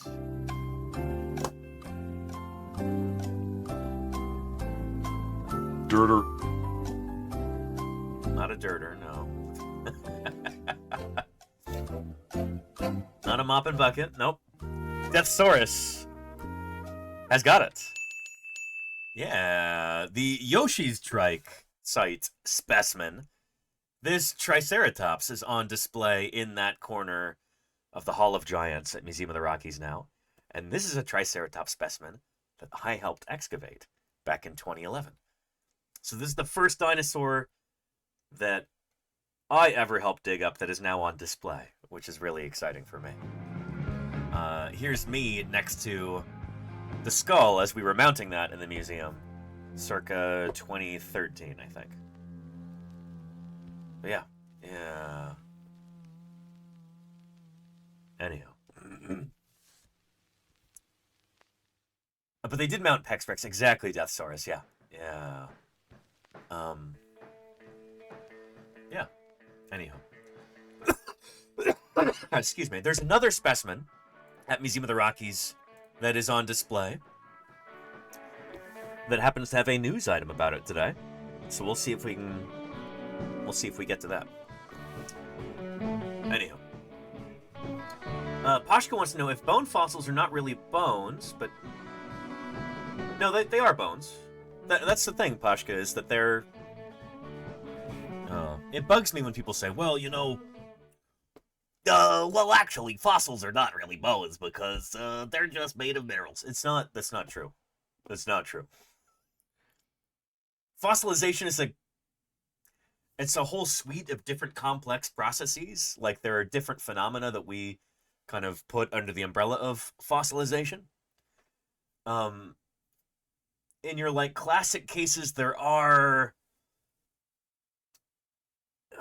many of the, like, organic bits in the bone do get permineralized and maybe even, to oversimplify, turned to stone. But there's always some degree of original morphology and often original organic material still in there.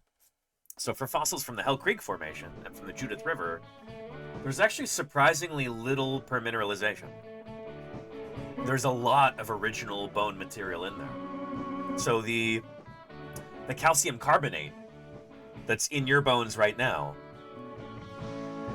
that's what makes bones hard. That is usually still in, say, fossil dinosaur bones. The calcium carbonate that the original animal grew in its body is still in there.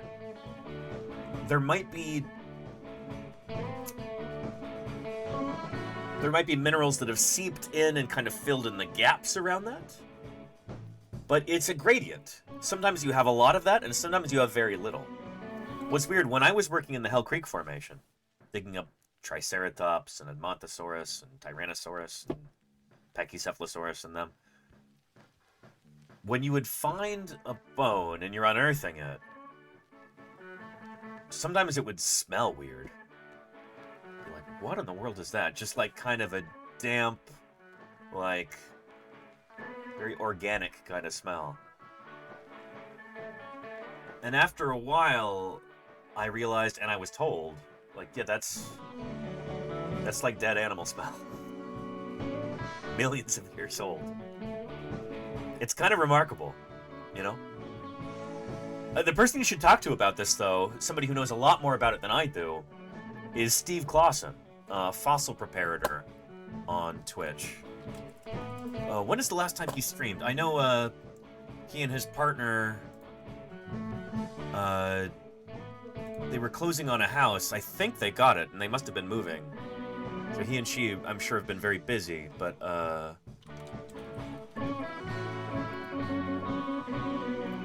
yeah, when is the last time that he streamed?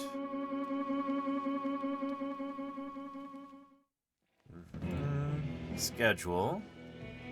4 months ago, shoot. He was supposed to be back on by now, but, you know, moving is tough. Anyway, hopefully he'll be back on soon, but, I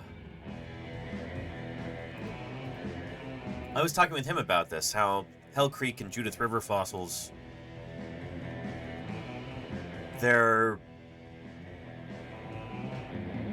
not a whole lot of permineralization with most of them. Much less than you would expect. They're certainly not petrified or anything. But, yeah. Anyway, for, oh, and Pashka, thank you for the 200 bits. I appreciate that. Thank you, thank you. Thanks for the good questions, too. Excellent opportunities to talk about this stuff. Anyway, fossilization is one of these processes that, well, we talk about a fair bit on this channel, I guess. And the tradition is to show you a quick little explainer. If you've ever wanted a step-by-step guide on how you can become a fossil, well, boy, have I got a video for you. Check it out.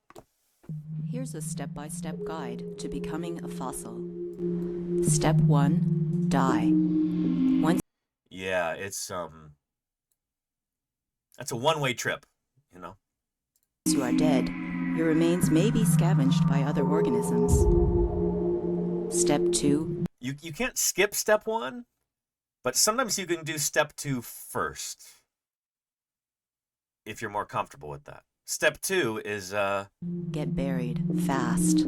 yeah. If you are buried rapidly, your remains won't completely decay or be carried away by scavengers. Your best bet for rapid burial is to die near or in a river, lake, or ocean, where water can deposit sediment over you. Step 3. Soak in groundwater for a long, long time. Groundwater contains minerals. Over time, dissolved minerals can harden after filling in cavities in your skeleton, or the water can dissolve your skeleton, leaving only minerals in its place. And these are just two, like, really, really short explanations. Permineralization versus, I've heard it described as petrification before, but that's also an oversimplification. There has to be some kind of burial and entombment in order to be able to prevent your bones from just crumbling to dust after enough years. But the point is, yeah, you need to be buried if you want to be discovered millions of years later. And usually that burial kind of comes with some sort of, you know, fossilization like that. The difference between a bone and a fossil. That's the thing, it's not a binary. It's not like you flip a switch and you go from bone to fossil. It's much more of a gradient, like nearly everything in nature, you know? Nature abhors a binary, you know? It's not how the real world works. I know people love binaries. Human beings love to be able to categorize things into this or that. Nature is not like that, you know? Almost everything's a spectrum. Yeah. Either way, your skeleton will turn to stone, and you'll be a fossil. Step 4. Wait to be exposed. As the years go by, if you're lucky, sea levels can fall or rock can erode and expose you. Then, if your luck holds out, you might get spotted by a fossil hunter and wind up in a museum collection where scientists can study you to learn about evolution.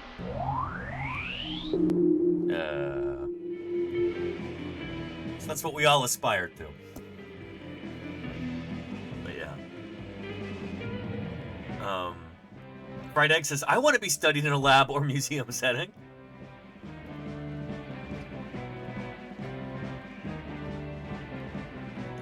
You know, the odds are not always good, but a few things, like I want to emphasize that just getting buried doesn't mean that you'll become a fossil. You could be exhumed later through erosion, or maybe if you're buried in like really acidic soil, that could end up just essentially dissolving your bones after enough centuries. Yeah. Anyhow. And the chances for something to fossilize in the first place, and then you have to be found... Exactly. Michael, yes. Here,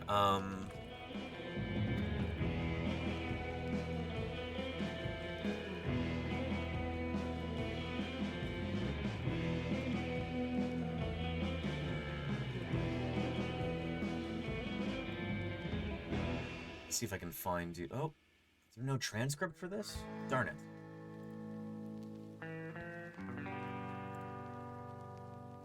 We might not have a clip there, then.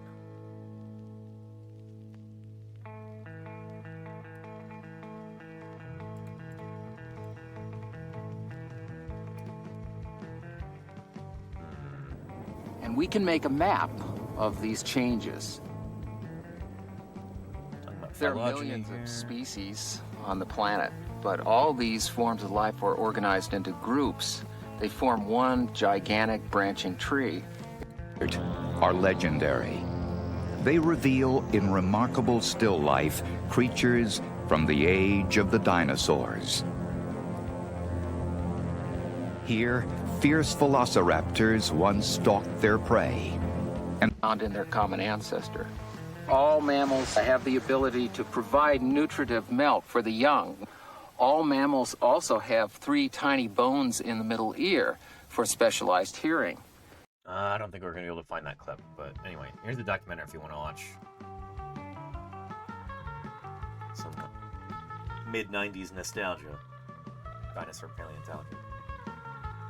Yeah. Anyhow. Oh, but there is another clip. With Bob Bacher talking about this. That process of fossilization.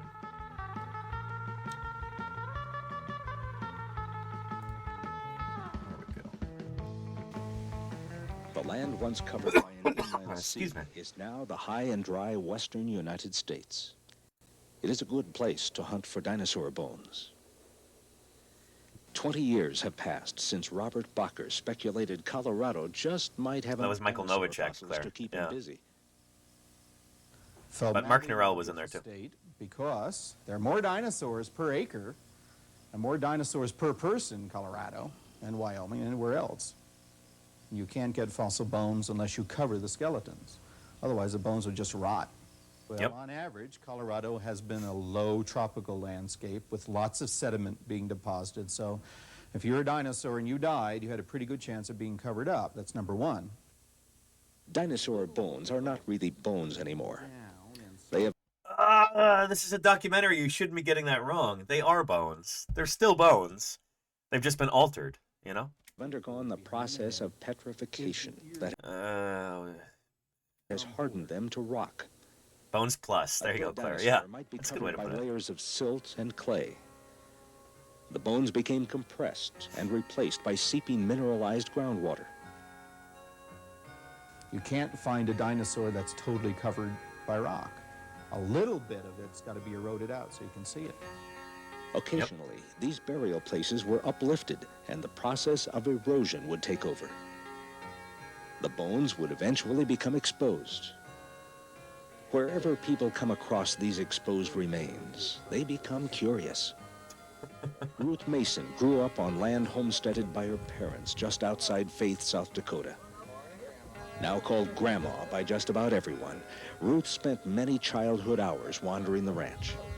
She was probably looking for some quiet moments away from a cabin crowded with 8 brothers and sisters. Jeez. On her journeys, she picked up rocks.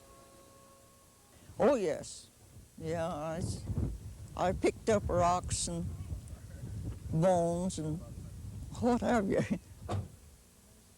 I wasn't too old when here on the riverbank, this riverbank, is where the biggest piece of bone that I seen was sticking out of that bank. Oh, it's over 50 years ago. So I just wondered what this big bone was from. It was a great big one. We found a big tyrannosaurus. I didn't know what dinosaurs was all about until these boys come. I love that little soundbite so much. That's why we turned that into an alert. Yeah. And Pate B says, why don't you like that, Danny? They're not being used anymore to physically hold up an animal?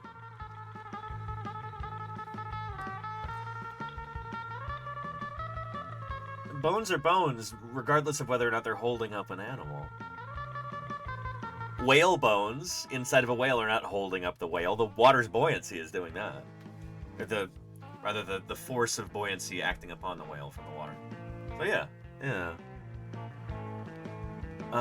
Any streams about... What's that, Pashka? You don't mean Luca, do you? The last universal common ancestor? I'm not an expert in that kind of thing, if you do mean Luca. No, yeah, it's last universal common ancestor. First is... Well, I guess it would be the same thing, wouldn't it? If it's a universal common ancestor, it would have to be like the last one. But, yeah.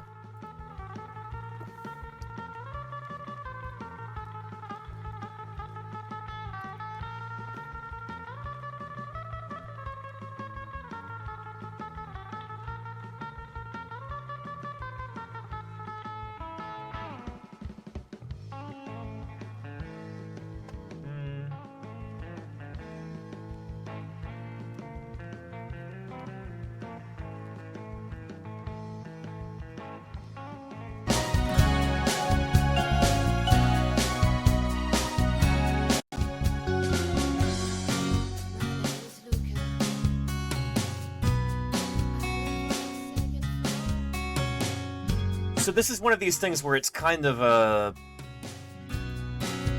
almost a theoretical construct.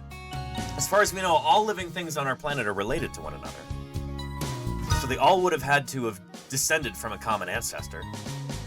What was that last universal common ancestor? It would have been some sort of single-celled organism, or perhaps it's even before the origin of cells themselves. I really want to bring Charles Marshall on for a discussion about this at some point, because he is an expert on this kind of thing.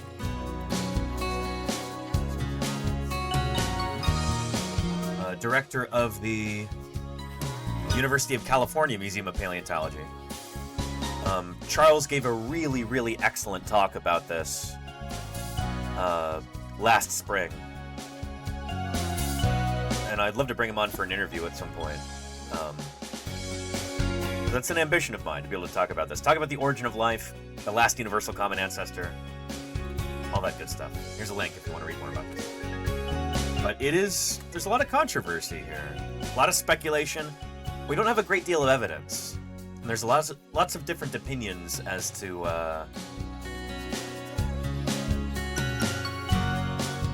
what and when the last universal common ancestor was, if that makes sense. So yeah. Anyhow. But, yeah.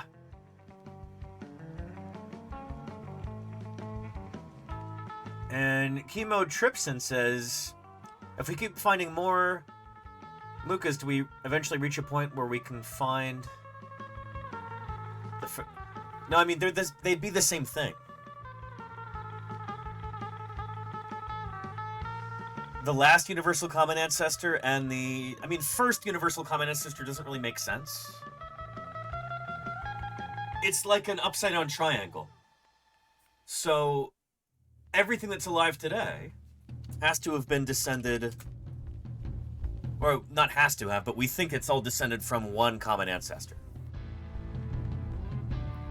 So there is some life form that all other life forms evolved from.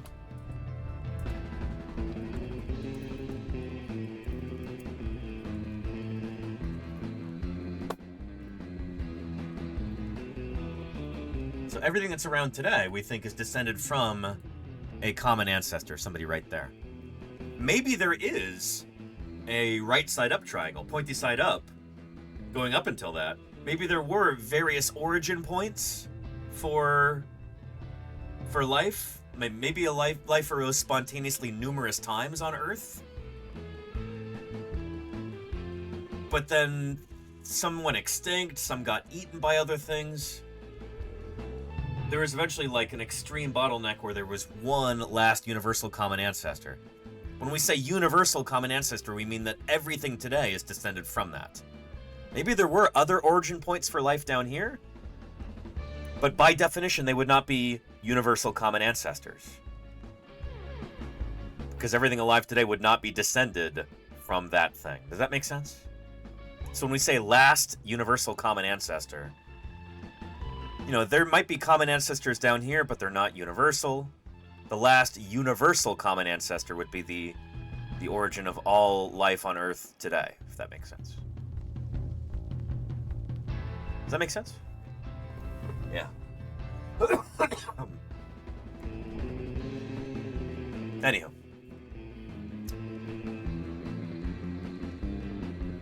And Pashka says the first self-replicating thing. Well, I mean, there probably were a bunch of different self-replicating things that didn't go anywhere. So they wouldn't be universal common ancestors. Does that make sense?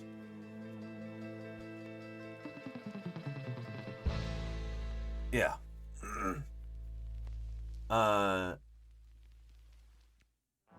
And Galars the Cat says, is squid from the common ancestor or different? No, everything on Earth is from that common ancestor. As far as we know, all life on Earth is descended from that common ancestor. Everything from palm trees to pumas, from blue whales to bacteria, from quinoa to kitty cats, all evolved from the same last universal common ancestor. That includes squid, too. It really bugs me when people go like, oh, well, octopus and squid are so different from us, they must be aliens. It's like, no, they're not. They're related to other mollusks. Like, we have a really good idea of who they're related to and how far they are from us on our same tree of life. Now, we're going to the mollusks here, which are still animals, and they're still bilaterian animals. There's the mollusks there. This is octopus and squid and snails, including slugs. Yeah. So that's the beautiful thing about this tree of life.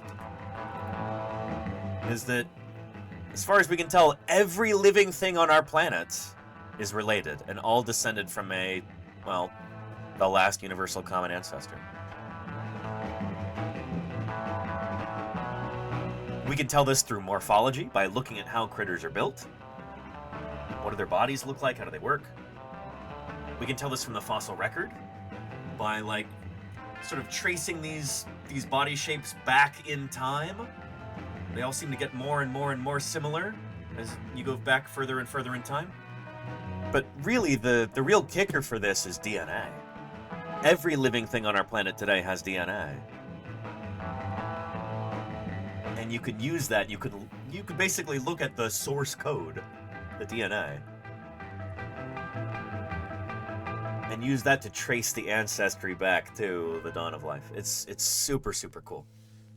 So it's a beautiful, elegant thing that we've got these different lines of evidence and they all point to the same conclusion.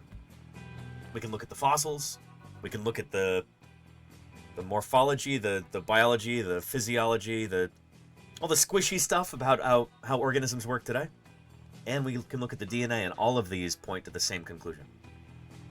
Super cool. Yeah.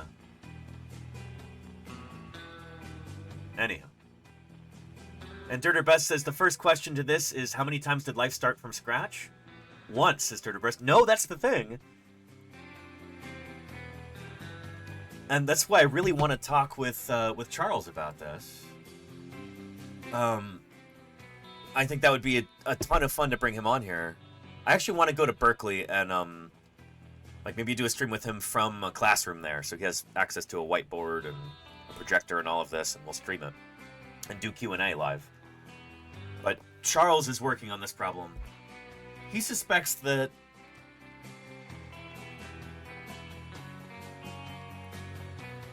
life arising in the first place is maybe not that difficult under the right conditions. And it might still be happening all the time, maybe in undersea vents. But the problem is, it just gets eaten by the life that's already here, you know? You get some organic molecules that start doing their thing and self-replicating, but then once they're outside of that vent and in the outside world, a special magnetism just get gobbled up. So they can never get a foothold. I think that's kind of the idea. Pothok, thank you Science is for the awesome. 18 months. Paleo Science Shake Danny is awesome. Paleo think no Pothok. wonder they found each other. Epic whoa laughing Paleo lol move. I appreciate you, Pothok. Thank you for helping support science outreach here on Twitch. I really appreciate that. Hope you're doing well. It's good to see you. So yeah. Anywho, yeah. So no vacancies, says Murph. I mean, maybe, yeah. Think about it like this, like,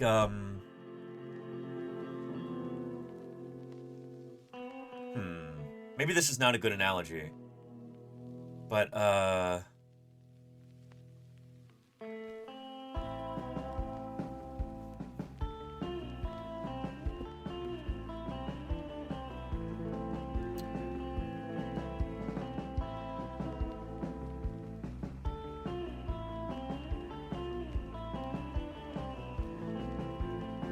yeah, okay, I got it.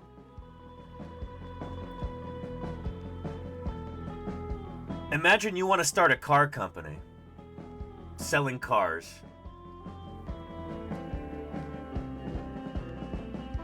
Or no, hang on. No, that's not a good analogy.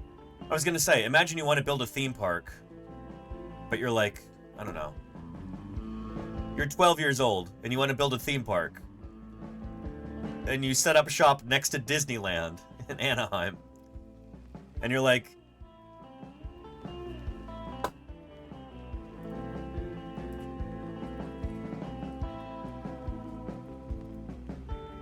somehow you managed to get hold of, one of these. Where you put some dollar bills into it. And you're like, yeah, here, come ride this ride. And everybody's like, what are you talking about? Disneyland is right there. And then you write Disneyland on the side of this, and then you get sued into oblivion by the Disney Corporation. And they lock you away and throw away the key. You just can't compete, you know? That other thing is already too dominant. It's already too big. It's too advanced. It's ruthless, you know? That's kind of what it's like today, maybe. That's kind of how the argument goes. That maybe if life is still coming into being, if you have like self-replicating organic molecules, they might form in some safe place, but then they get out into the world and say like they form inside of a hydrothermal vent at the bottom of the ocean. And they're safely ensconced within there. There's all this organic rich material spewing out, and then some organic molecules get together, and you've got all the right ingredients, and the thing starts to replicate, and then it's starting to take off in there, and then it gets outside, and immediately it's eaten by some little fishes, some crustaceans, some microorganisms, whatever. Like, you just can't take root, you know? Yeah. Anyhow. This is probably not a good analogy with this, but I'm trying to do all this live, you know? Forgive me. Anyhow. Yeah.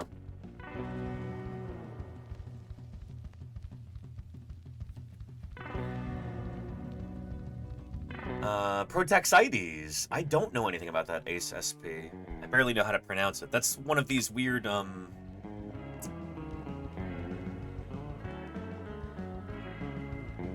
it's like a morphological taxon for a fossil plant. Is it from the Carboniferous? Protaxides? Prototaxides. Oh yeah, weird. Yeah, I knew less about this than I thought. So these are things that... Yeah. It may or may not be a true plant. Made up of tiny interwoven tubes, around 50 micrometers in diameter. This is one of the very first land plants, even though it might not actually be a plant. Maybe it is or is not a fungus. I don't really know anything about this, yeah. But weird and cool, whatever it is. This is the sort of thing that is well outside my wheelhouse. I don't know enough about this.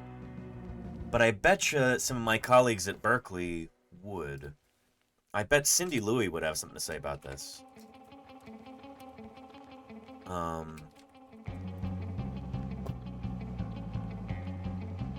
Yeah. She works on Paleozoic plants. And, she probably has some opinions about Prototaxides. But yeah, I don't know. But they are weird, Ace SB. They really are. Yeah.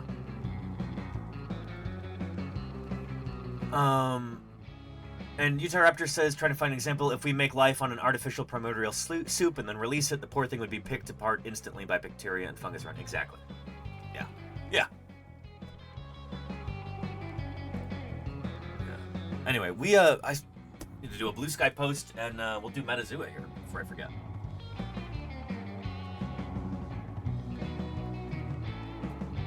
We'll get into some fossil news, as promised for today. But for right now, yeah.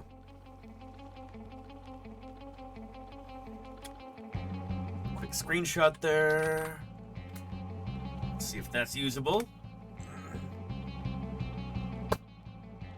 Yeah, we could use that.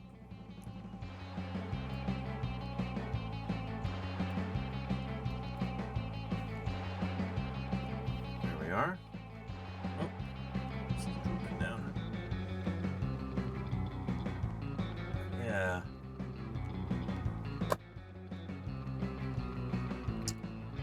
Save as. Excuse me.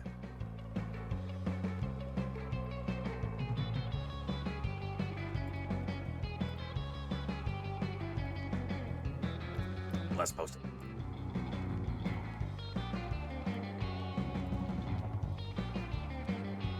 All right. That's more.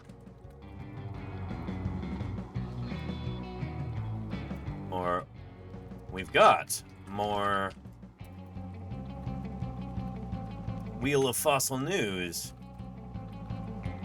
on today's live broadcast. So tune in and let's talk about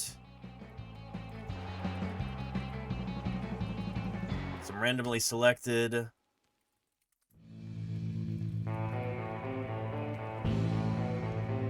natural history discoveries from the past month, from Secrets of Ichthyosaur from exceptional ichthyosaur preservation.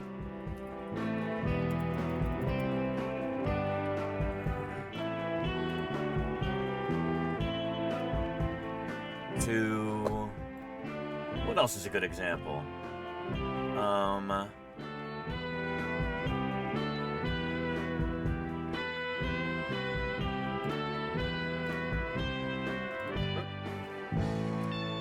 To a new terror bird from Brazil. Join us at twitch.tv/Paleontologizing. 4 characters left. Pretty good. Alright.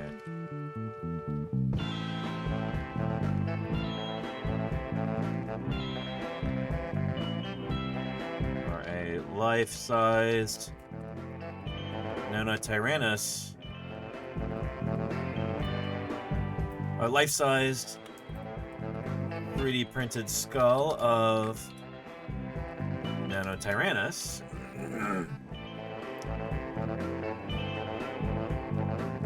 And man, did I never think I'd be typing that name earnestly.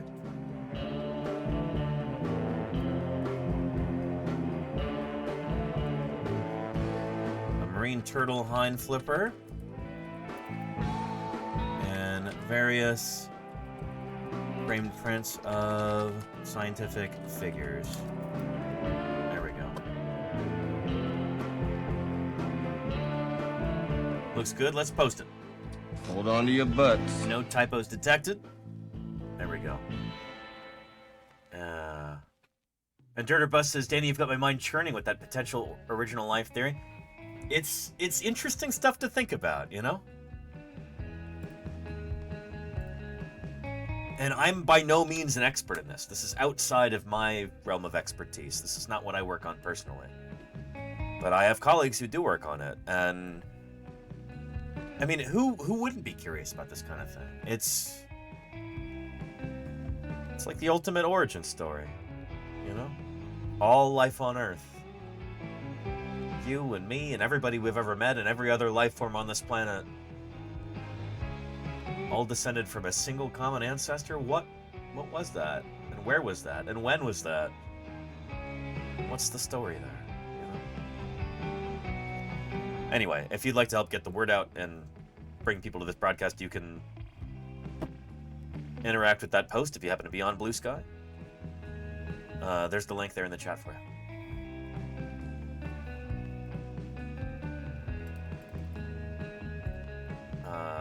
Thank you, Claire. Appreciate that. And F. Edgar. We have the Tradoon. The Tradoon. F. Edgar, thank you so much for the 10 months of support. At tier 2, no less. Thank you for all the effort you put into your streams. Thank you, F. Edgar, for helping make that possible with your tier 2 subscription there. The Tradoon. That's impressive, and I appreciate it very much. Thank you, thank you.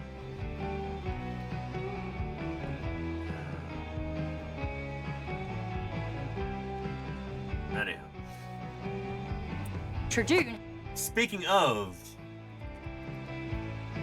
the origins of life, common descent, all of this good stuff, let's focus on the animals for a minute here. The clade that we call metazoa.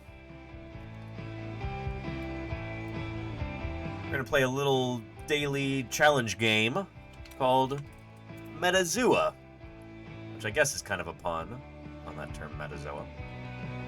We've got a mystery animal today, and we got to try and figure out what it is using an evolutionary family tree. So let's dive in and see if we can get it in 5 guesses or fewer. They give us 20. I try and get it in 5 or fewer. Hold on to your butts. Let's begin. Zua, there you go, baby. Yeah. Can we start with a falcon, says Chaotic Kitten? We could, maybe. If you really want to, we could start with, like, peregrine falcon, I guess. But if it turns out to be a mammal, that'll, got it in 5. But you know, I do want to start with a mammal. Rhinos are a mammal. They're perissodactyls, though. That's... I kind of want to start with something... Yeah, let's do rhino. Rhino... Sure. Let's go with that. Okay. We could have started with a falcon, and it would have still brought us to the same place. Our critter is not a falcon nor a rhino, but like falcons and rhinos, it is a bony fish. Let me show what I mean here. Let's go to the vertebrates here, which are animals with bones.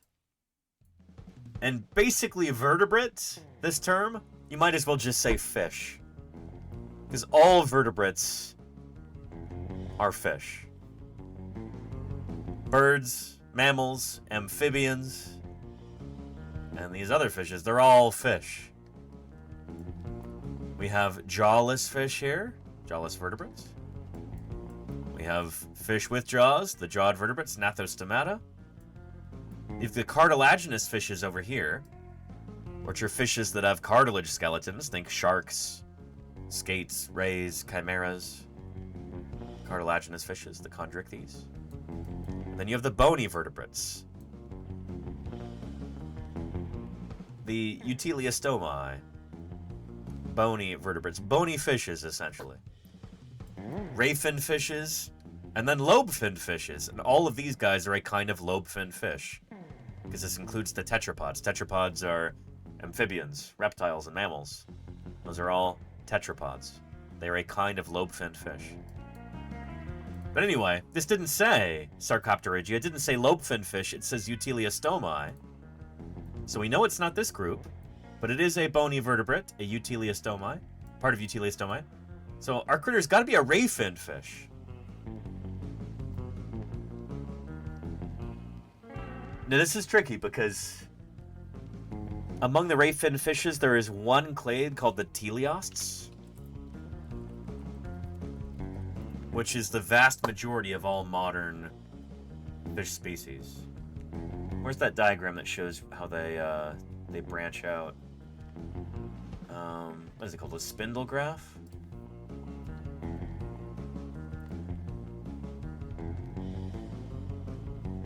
It shows how these groups become more speciose or less speciose over time. They diversify or they drop off in numbers. Here we go. Yeah. It's so small. Teleosts. So almost any fish you think of today is a teleost. And Percomorpha is probably the biggest clade here. The Percomorph fishes, they are, holy cow, have they gone nuts. They're everywhere now. Width here corresponds to number of species.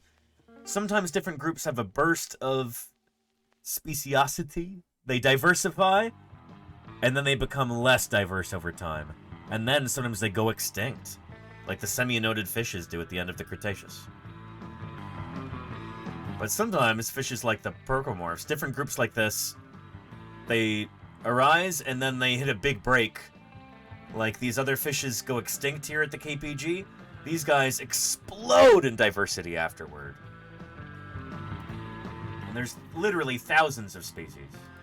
So it would be smart to choose some kind of Percomorph fish.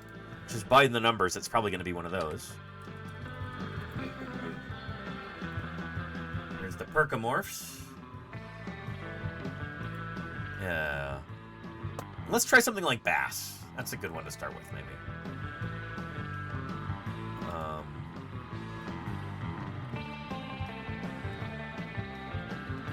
Yeah. Okay, our critter is a teleost, but it's not a Percomorph. Interesting. So a non-Percomorph teleost. So it could be somebody from this clade here. Although I don't think so. It's not a very... Not any of those are going to be in in Metazoa. Kind of doubt they'll have fangtooth.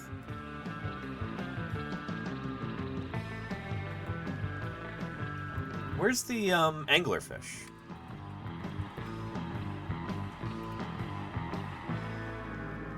Okay, they are a percomorph, I think. So, no, we don't want that. I don't think it's going to be a beardfish. They're not going to have those. Whiny rayfin fishes, sticklebacks. I don't think they have stuff like stickleback. No, unfortunately, even though it's a really cool, really important animal, they don't have stickleback.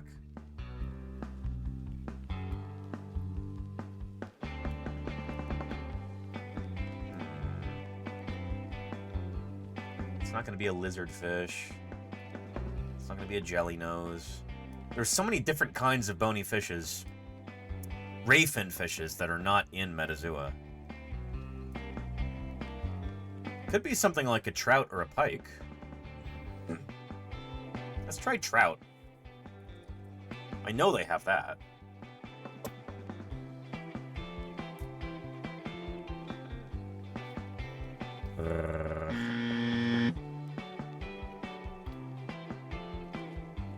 But it is a clupiocephalin. Okay, okay. Wait, but that is teleos. Oh, that doesn't get us anywhere. Okay. We know it's more basal than a trout or a bass. So we are getting somewhere, at least.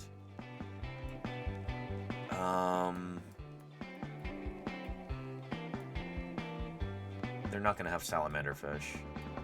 Oh, could be an otophysin like a catfish, maybe?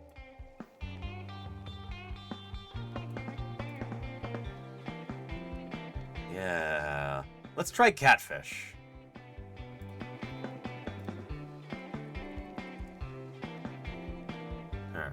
Hold on to your butts. Okay, it is an otophysin, but it's not a catfish. Alright, I better get it on the next try, or else our average is going to be higher than what it should be. I'll be setting our average back, I said, rather.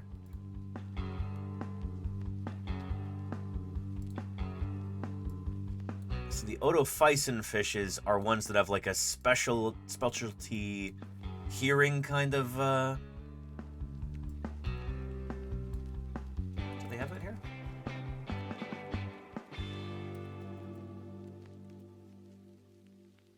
Yeah, otophysi.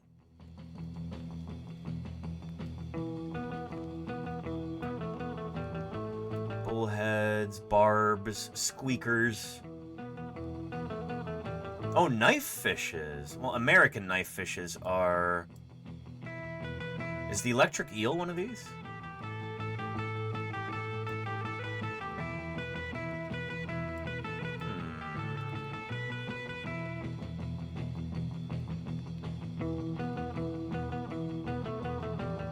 Okay, that's over here. Which is a kind of, yeah, American knife fish. I wonder... Oh, I think it might be. It better be. Let's see here. Onto your butts.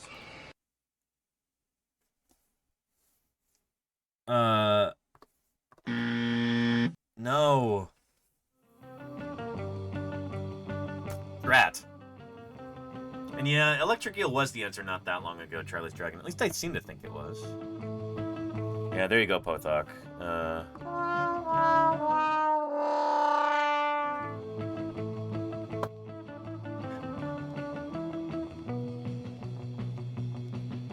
So it's more basal than one of these guys.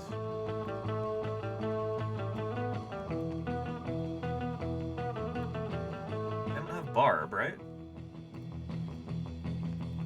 Nope.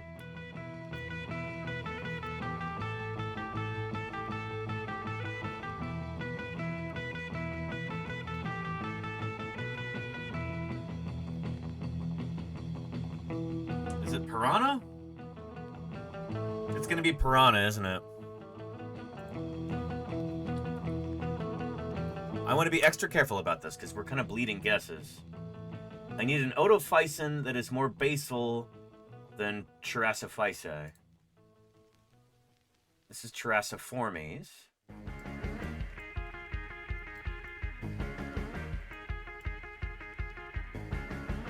Could it be a minnow? Minnows, carps. Oh.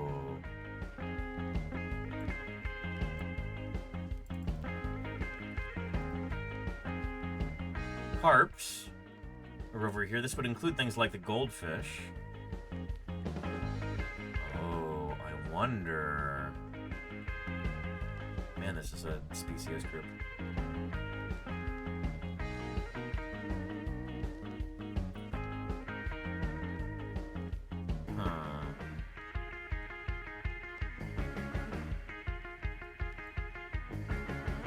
No, hang on. Eurasian carp, European carp, yeah, grass carp are... Okay, they are over here.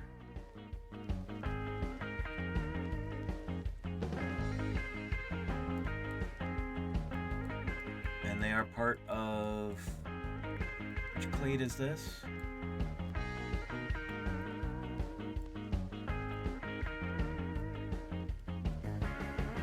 Barbs.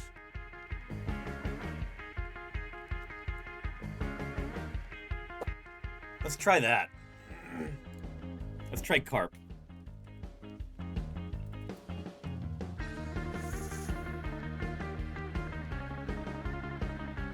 Okay, let's try it.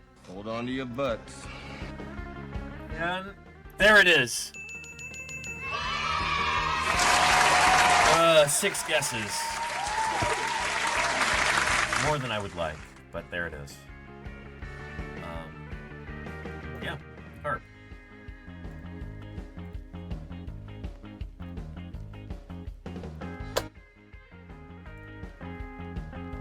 Anyhow, blame me the worst. What do you mean, Icane? What?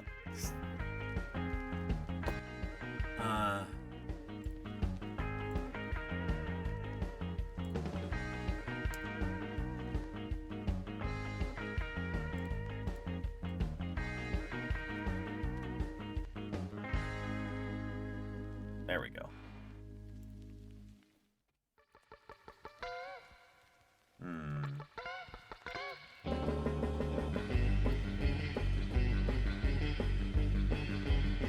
This plate always gets me.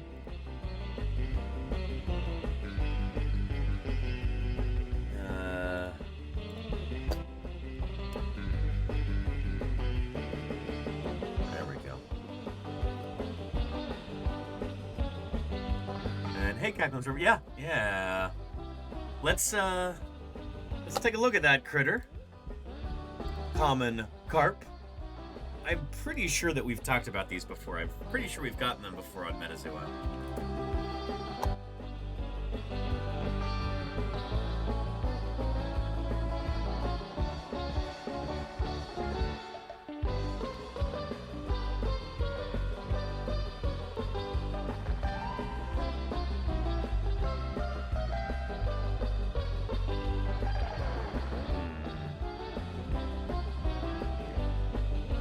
Koi are a kind of carp. That's close enough. We'll talk about them.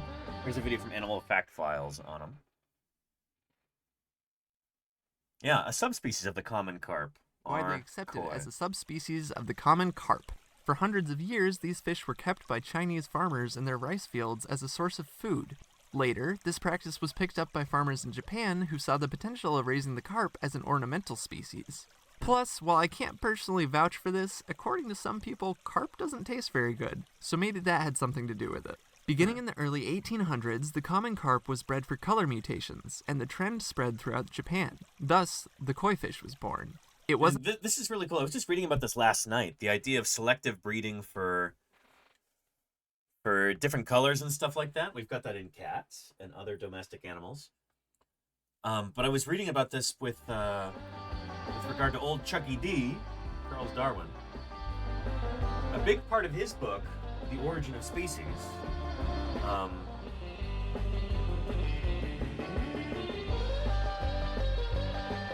here we go. One of the most important books ever published. A big part of this book was looking at domestic animals and using that as an analogy for trying to explain the same sorts of things can happen in nature. Rather than selective breeding that happens by people, instead you can get changing conditions in nature that can select for different features. A big part of the book, and I read it back when I was in like middle school, high school, and I've kind of forgotten about this. A big part of that book was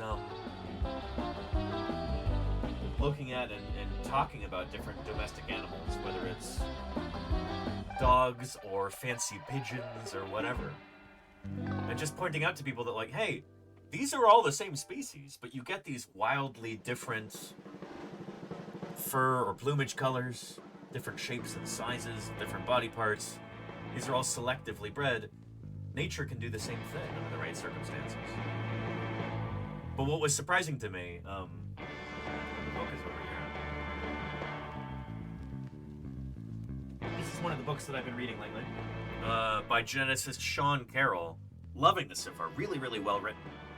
He's making the case that the study of genetics is one of the best windows that we have into evolution.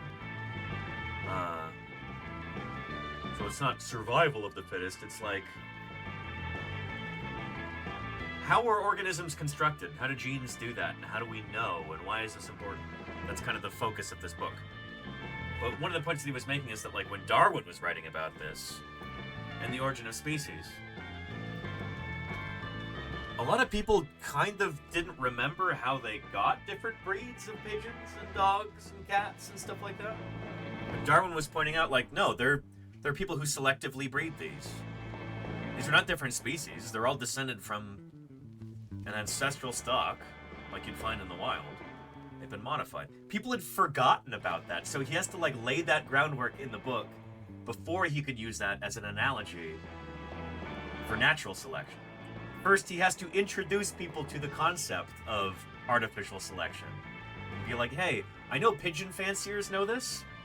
Other people, it's like forgotten knowledge, how we got these crazy breeds of birds. Like, it's people who did that. He has to make that case before he could move on. And I thought it was kind of fascinating. This idea that, like, that was arcane knowledge. You know, people had forgotten that. That's how you get that sort of thing. And it's the same thing like we have with koi, you know? Yeah.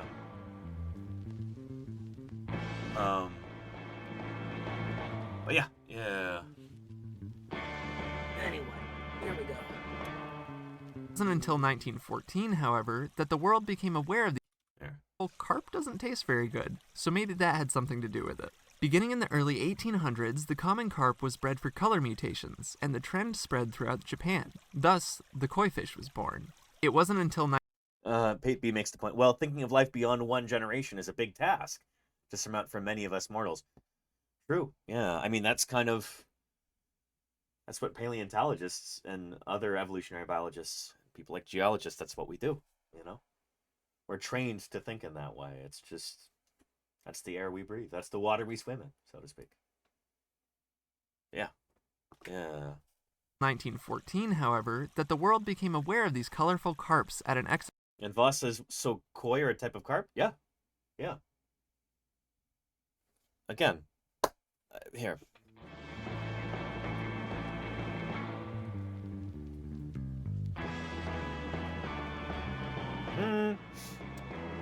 Colored varieties of carp.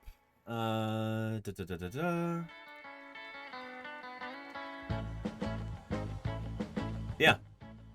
Cyprinus. So if you let koi fish out, if they escape containment, and they're out in rivers and lakes, and they continue to breed and survive, generation after generation, they'll revert back to this kind of natural type like that. Yeah. Voss says I thought they were their own type of fish. Nope. They're just selectively bred European carp, common carp. Koi, specifically Amur carp. Thank you, Charlie's Dragon. Yeah, I think that's yeah.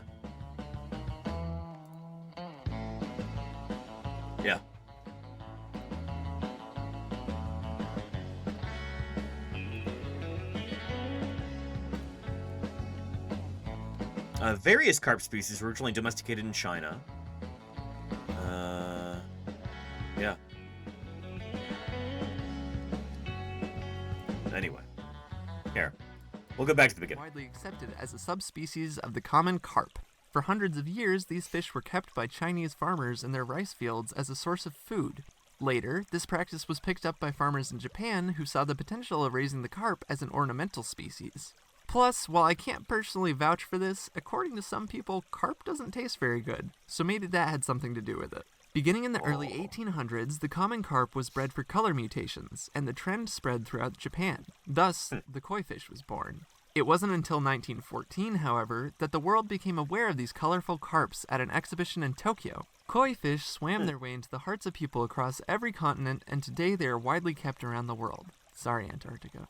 This surge in popularity has led to dozens of color variants, though their types can typically be broken down into somewhere around 20 different categories. The most common colors they display are white, orange, red, yellow, black, blue, and cream. And these can show up as solid colors, like the Hikarimono variant, as spots, like the Tancho variant, and mottled markings, like the Bekko variant. They can even appear metallic and pearlescent. While they may look pretty, if left to their own devices after a few generations, they will actually revert back to their natural brownish tinge. Carp are rather robust. See? What did I just tell you? Again, let's rewind. Metallic and pearlescent. While they may look pretty, if left to their own devices after a few generations, they will actually revert back to their natural brownish tinge. Right? So what we've got here is fairly unnatural, you know? Which makes a lot of sense, you know?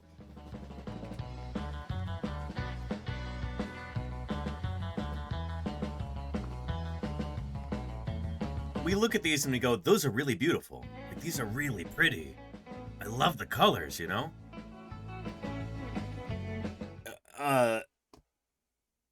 In life, like out in the wild, this would get you eaten so fast. It's terrible camouflage, you know? This is not the sort of thing that...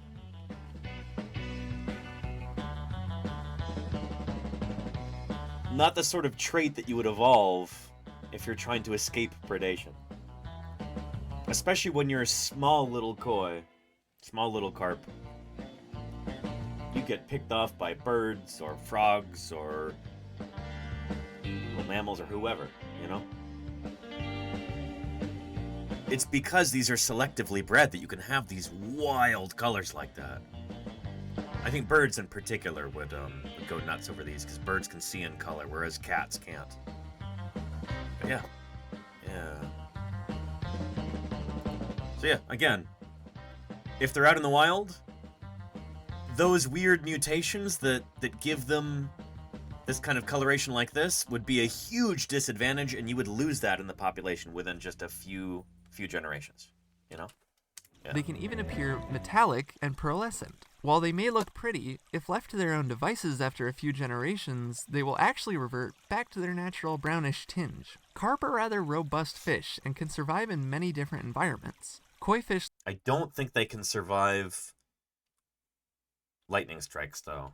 So that was an unusual clip to have right there. They also cannot survive in the sky, as I understand it. Koi fish longevity can probably be attributed to this fact. Because they're so hardy, if released in an ecosystem where they don't naturally occur, they can cause devastating effects. In some areas of the world, carp are considered a pest, and it's possible that they exist as an invasive species due to the release of domestic koi fish. I was really surprised to find carp in the middle of Salt Lake City, Utah. Just out in the wild. I was staying with Ethan Cowgill for a few days before he went out to the field a couple years back. And this would have been... Oh, this would have been during that conference in Salt Lake.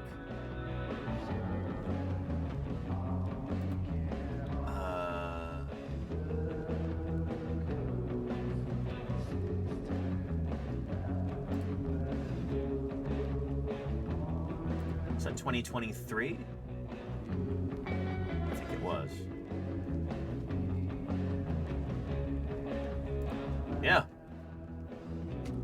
So when I went for a walk one morning, often if I'm staying in a place like a new town or something like that, I'll go and try and find some patch of nature somewhere and just go hang out, walk around.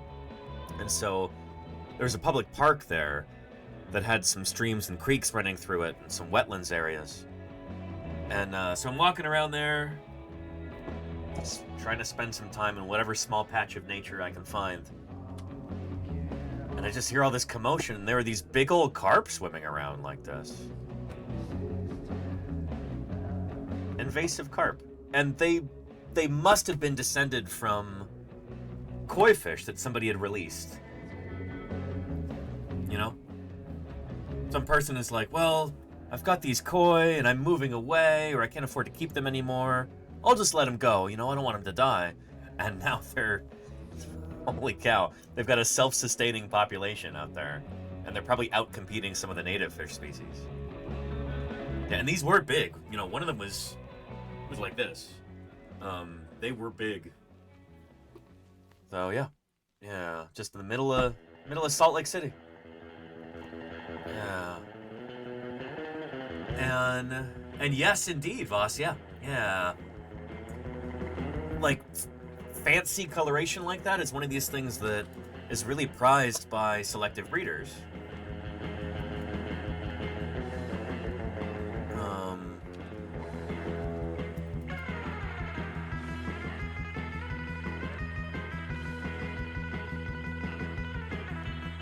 Let's see if I can find you a clip here.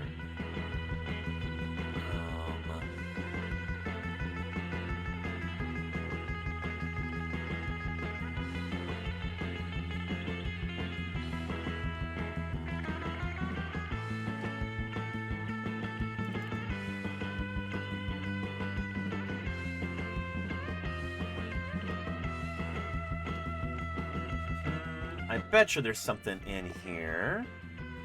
Acting what? Yes, Darwin is married and has a family. He is financially well off and has a...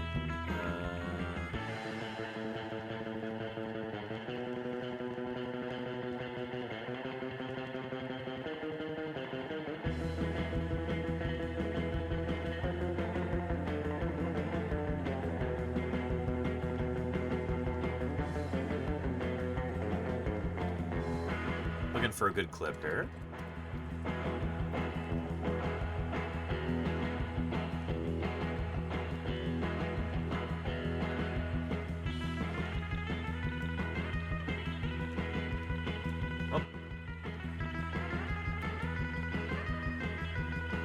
Might have a...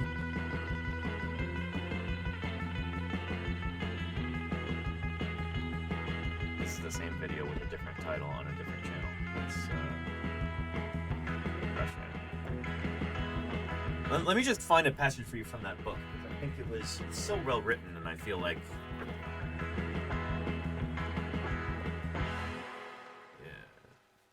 Yeah.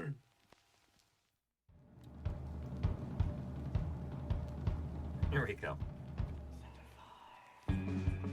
First-time readers of On the Origin of Species may expect to be greeted with a dazzling parade of life's diversity or a sizzling narrative of human origins. They find neither.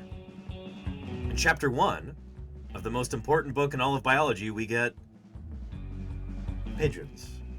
What? That's right. After a 5-year voyage around the world and more than 20 years of work in writing, Darwin opened life's opus with English pigeons. Yeah.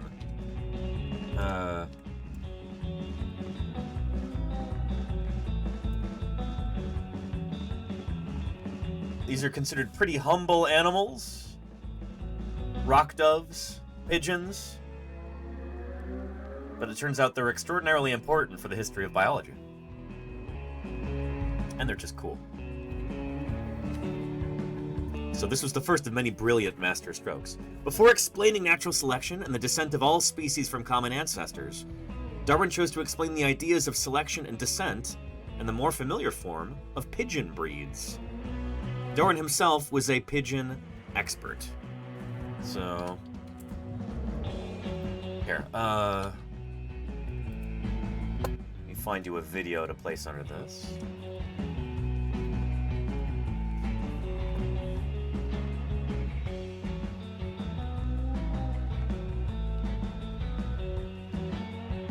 There we go.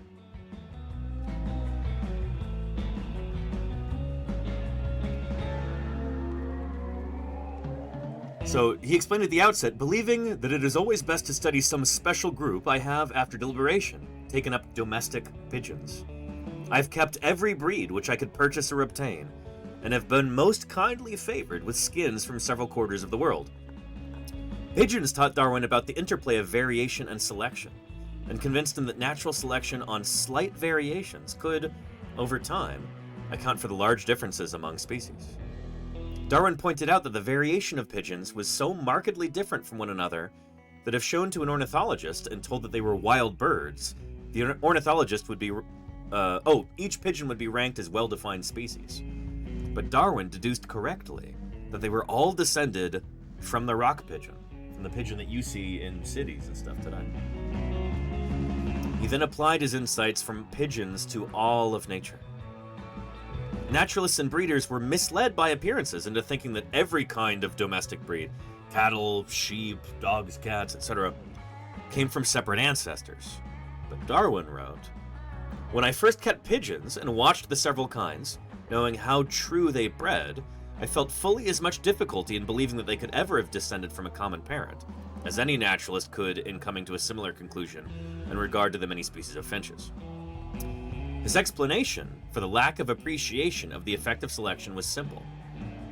From long continued study, they, the breeders, are strongly impressed with the differences between several types, yet they ignore all general arguments and refuse to sum up in their minds slight differences accumulated during many successive generations. Darwin knew a wide community of pigeon fanciers with whom he shared knowledge on how much time was required to change traits by selective breeding. He notes that the most skillful breeder, Sir John Sebright, used to say, with respect to pigeons, that he could produce any given feather in 3 years, but it would take him 6 years to obtain head and beak.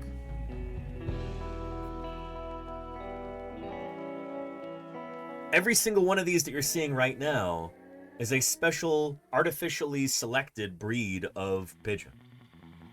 But these are all descended from a pigeon that, look just like this.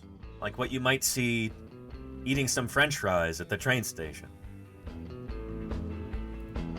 All of these different kinds are descended from that one ancestral type. But by keeping them in captivity and... Thank you, Figment Pudding, for the 12 months of support. Appreciate that very much. It's been a whole year of science. Thank you, Figment Pudding. Paleo science shake. Excellent. Thanks for keeping me here on the air.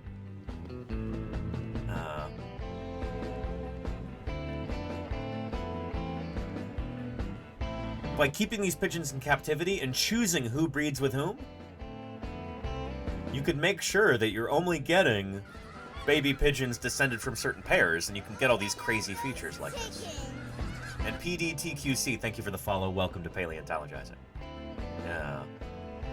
And there you go, Charlie's Dragon. Yeah, same thing with breeds of dogs.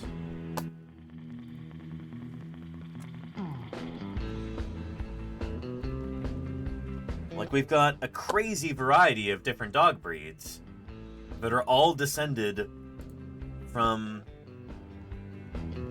well, more or less the same ancestors. I think with dogs it might be a little bit more complicated than that. But yeah, it's pretty nuts that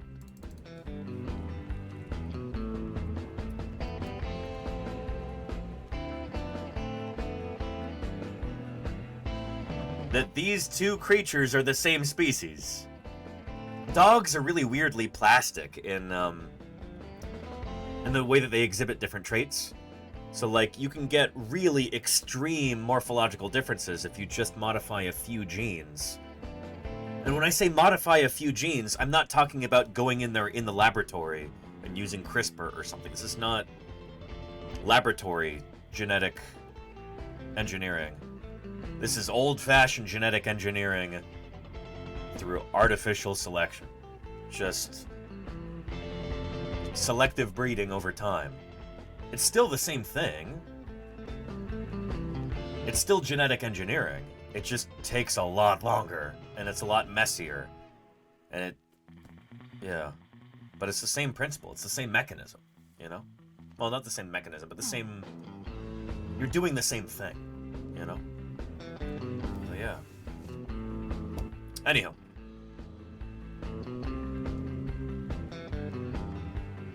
But yeah. Yeah. So really important stuff to understand. Wolvulus was asking about... Is the documentary Evolution on PBS a good one? And is it accurate? I don't know. I think they're... I'm not sure which one it is, but if it's through PBS, it's probably pretty decent, I guess.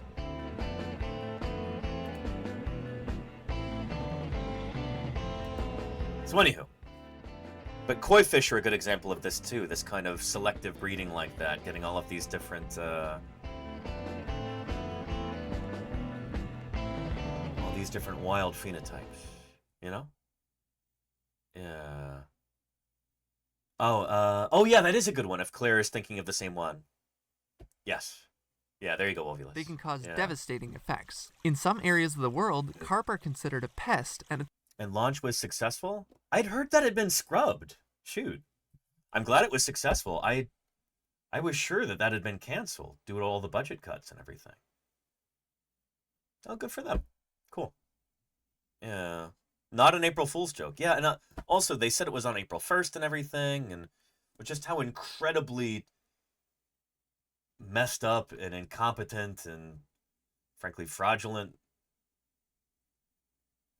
many parts of the U.S. federal government are right now. I kind of assumed that this just wasn't a thing anymore. But yeah. Anyhow. Full moon so closest to... That's not what full moon means. You're talking about apogee and perigee. Those are different from full moon versus new moon. Full moon doesn't mean that the moon is closer. That's not how that works. But anyway. Yeah. Let's continue. It's possible that they exist as an invasive species. You know, here, another brief tangent. I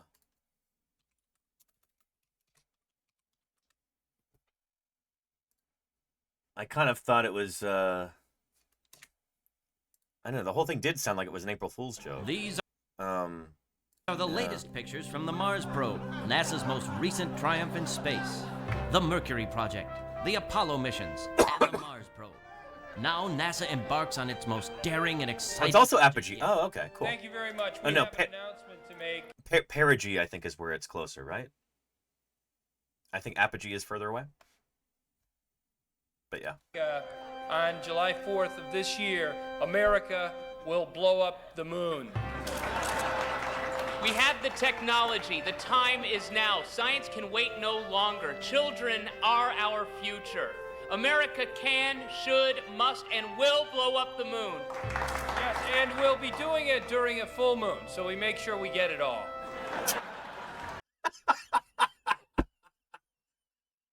That was the line I was thinking of. And we'll be doing it during a full moon, so we make sure we get it all. Blowing up the moon fever has gripped the entire country, including the president himself, Guy Whitey Corngood. Let's do this. We are just ecstatic, our whole family. We're gonna have a party and watch the moon blow up. I'm gonna bake a cake in the shape of the moon blowing up. When I was a boy, blowing up the moon was just a beautiful dream. Now it's science fact. This is the moon blowing up, and this is me smiling.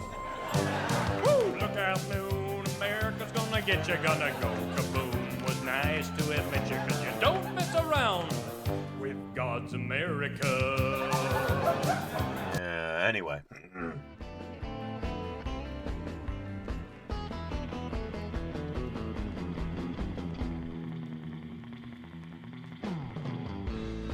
Do want the nose, says Lenina. due to the release of domestic koi fish. Basically, if it don't belong there, don't put it there. Koi fish can reach up to 3 feet in length if well cared for, and weigh around 30 pounds. Big. For comparison, that's almost 3 Chesters. They're omnivores and eat other fish and fish eggs, as well as vegetation and fruit if they can get a hold of it. Due to their standout colors in a natural environment, they are preyed upon by a multitude of animals, including waterfowl such as herons, as well as cats, foxes, otters, raccoons, and badgers. They breed during... Pelicans, too. I remember seeing a video of a pelican... it's like security footage of a pelican going into somebody's backyard. I think it was in like Marin or Sausalito or somewhere on like the Marin Peninsula north of San Francisco. This pelican just swoops in and like grabs some surely extremely expensive koi fish. Just flies off of them. Warmer months based on their geographical location, and those found in hotter climates may mate year-round. Eggs are laid and then fertilized, and anyone wanting baby koi had better go get them out quick, because the parents will actually eat the eggs. Ah yes, parenting at its finest. On average, it's accepted that the koi fish live about 50 years, but what's amazing... Oh, and that reminds me of another thing. The mouth open like that. There was a video that I saw of some birds feeding some koi fish because their mouths were open, and it's like the birds kind of got their wires crossed. They have this instinct where they see an open mouth like that on a baby bird, and they're like, I have to put food in there. So the koi were coming up and opening their mouths, and these birds were putting bread or something like that into their mouths. Let me see if I can find this. But it's an interesting example of how instinct can sometimes work against you.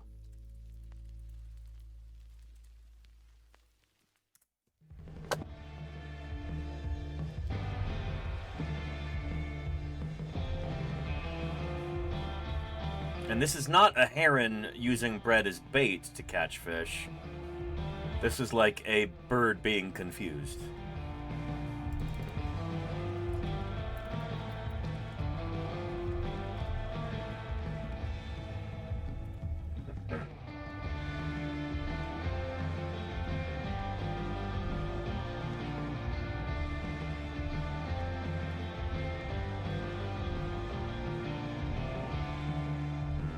I don't know if I'm going to be able to find it, but it was pretty funny.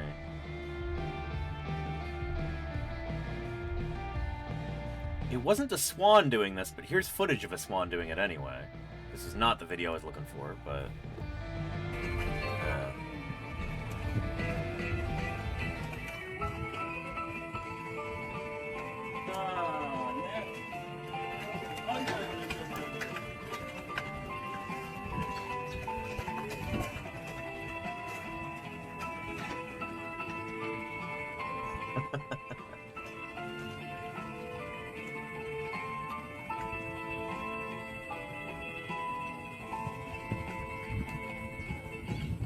Oh, okay, no, that makes sense. No, this was different, where I want to say it was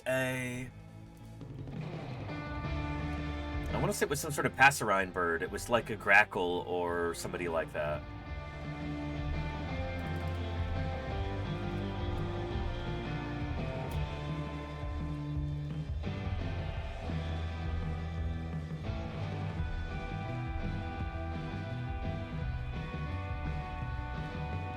No, not some AI slop. Not what we're looking for. Ew!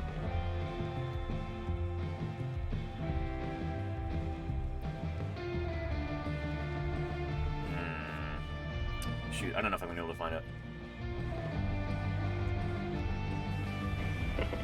You're not doing so badly yourself for a paleontologist. I appreciate that. 01 Avash, thank you for the follow. Welcome to Paleontologizing. Good to have you here. Yeah.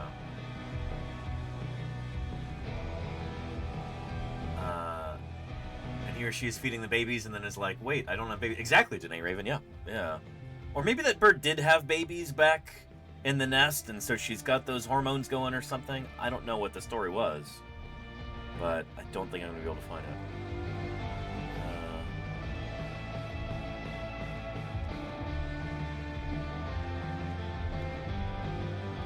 Yeah. Oh, well. let's just finish up the koi video. On average, it's accepted that the koi fish live about 50 years. But what's amazing is that they can live more than 200 years. In fact... Actually, just so I'm not doing too much of a... Just so we're not disappointed.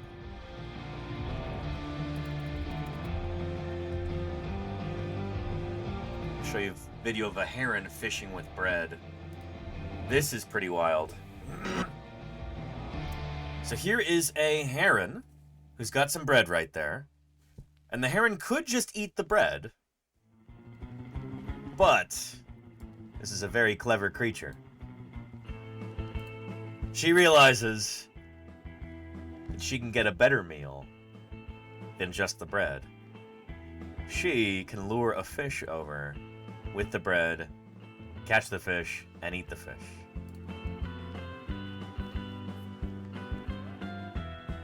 And she also realizes that if a fish that's too big to catch comes close and eats the bread, then she doesn't have her bait anymore. So she's holding on to that bait while these big koi swim by. She waits until she sees a smaller target.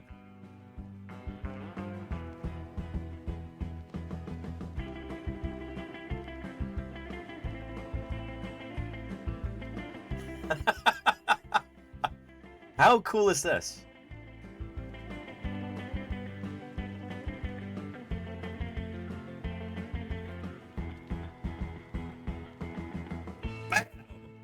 You see that? Impressive.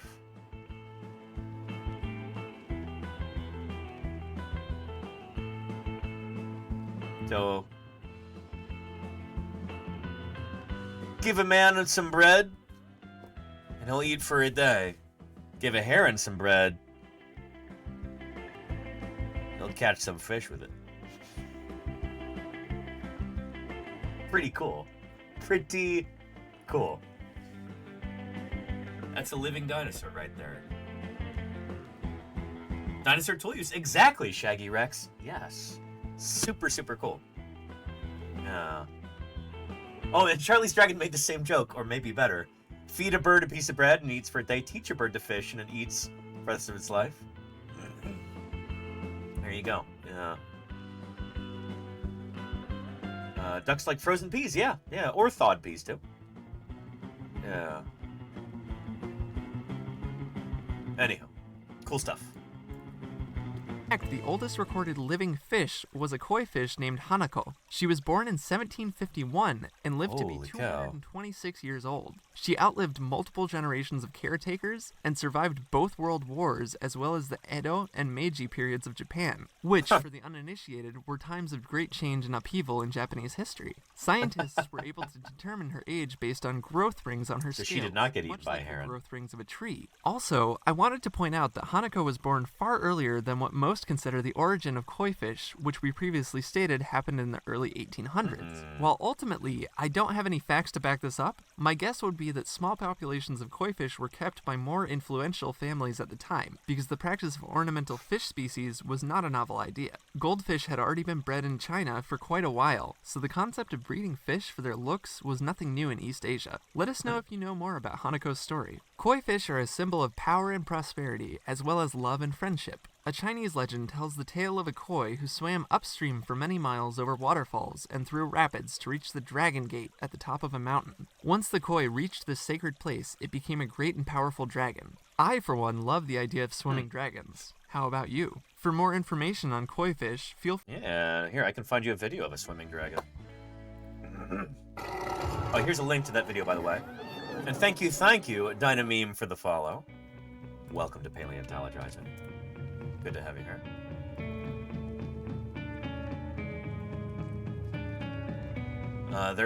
There is a species of dragon today that will frequently swim between islands. Varanus komodoensis. The Komodo dragon. The world's largest living lizard. They are powerful swimmers, and, well, they're famous for living on the island of Komodo. They'll also move to the island of Flores and a few other islands. I think this one's just going for a quick little swim at the beach, but they do actually traverse these waterways, move from one island to another. It's pretty impressive.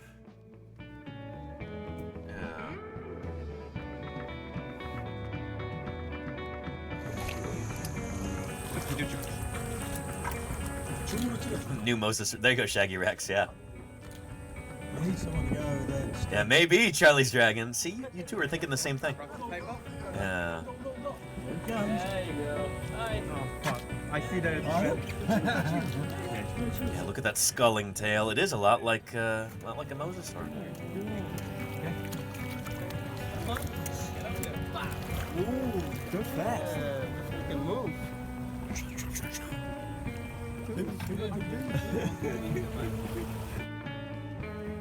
Pretty neat.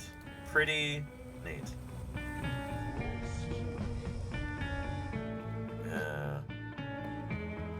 There's a link to that video as well.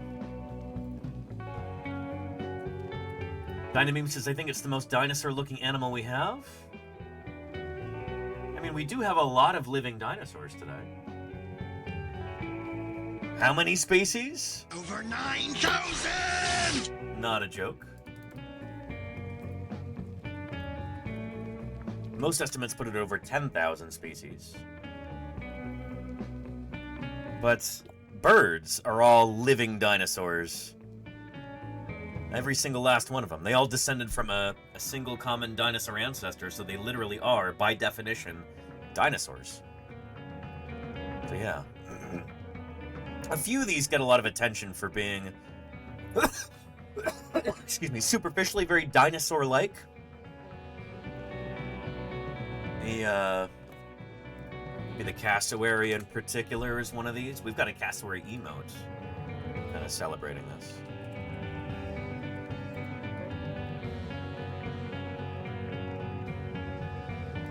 Yeah. I love this video here. This is great. And yeah, this is a kind of paleonath, Benny Big. Yep. Yep. Check this out. So today these birds live in Australia and New Guinea. Mostly northern Australia. This is Cassowarius cassowarius, the southern cassowary. Holy cow.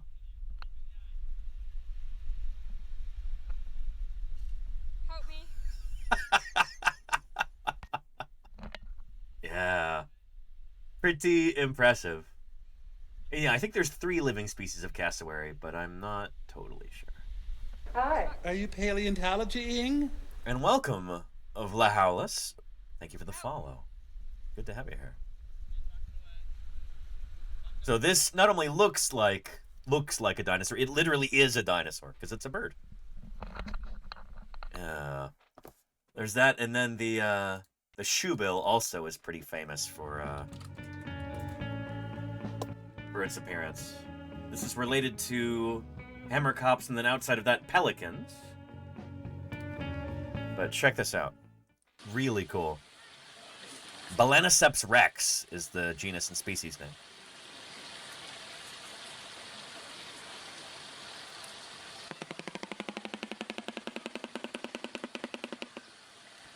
And yes, they do really make that sound. They're so cool. I was looking at these guys for a paper that I gotta get published at some point.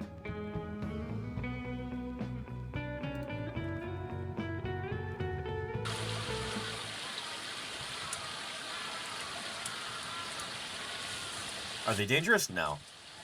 Quite the opposite, in fact. Like, we are very dangerous to them. Shoebills are now endangered, largely due to habitat destruction and, yeah, destruction of their habitat, mostly.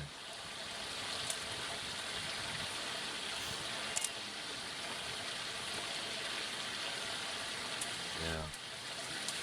Incredibly cool critters. Make some noises here. Is this the same video we just watched?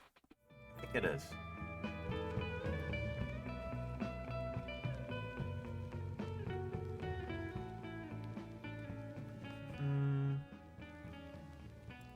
Yeah, check this out from Animalogic. They always do good work. When you see a shoebill, you might think that they look like dinosaurs. And the awesome thing is, they actually are dinosaurs. Yep. Hi, I'm Danielle, and you're watching Animalogic. Shoebills, like all birds, are modern dinosaurs. What'd I tell ya? Clade aviale in Dinosauria. But more so than other birds, shoebills really look the part. They get their name from their almost comically oversized shoe. And Crack It Open says, from rockets blasting off to dinosaurs, what a transition. Welcome to Paleontologizing. It's wonderful to have you here. Shoot, have we got a bunch of new people from, I guess from the Artemis launch? They're tuning in?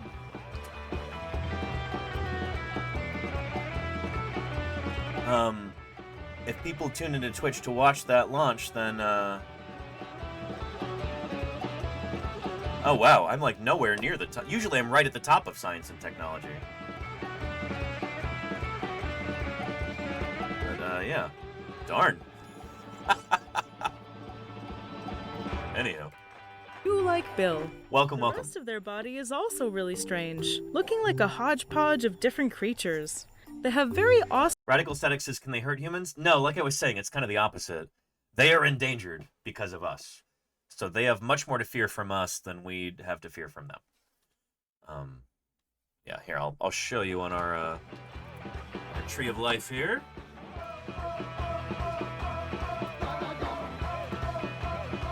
Zoom into the shoebill.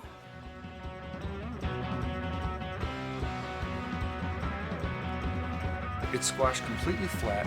The bone wall is so thin, it's about the same dimension as the wall of a dirter. A dirter is one of those things you get at the end of the paper towels, the cardboard thing in the middle, you go dir. And well, that's what this thing is like. Dirter. It's a pterosaur limb bone that Dr. Kevin Padian has right there. But, yeah. Dirter. Thank you. Skuliki HS for the 9 months of support. I really appreciate it. Thanks for keeping me here online. Now here's the shoebill. You can see vulnerable. I've also heard endangered. Yeah. Their next closest living relative is the hammercop. Their closest living relative. And outside of that, pelicans.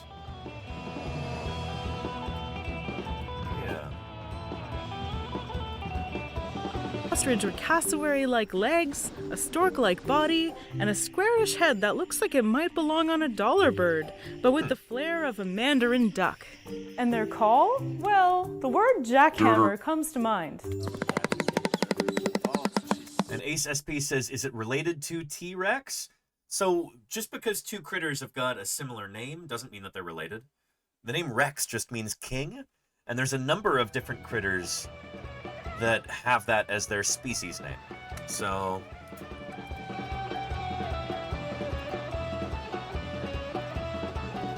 when we're talking about binomial nomenclature, scientific names, whether it's an animal or a plant or a fungus or any kind of living thing like this, you have a genus and species name. For the Bengal tiger, it's Panthera tigris. Panthera is the genus.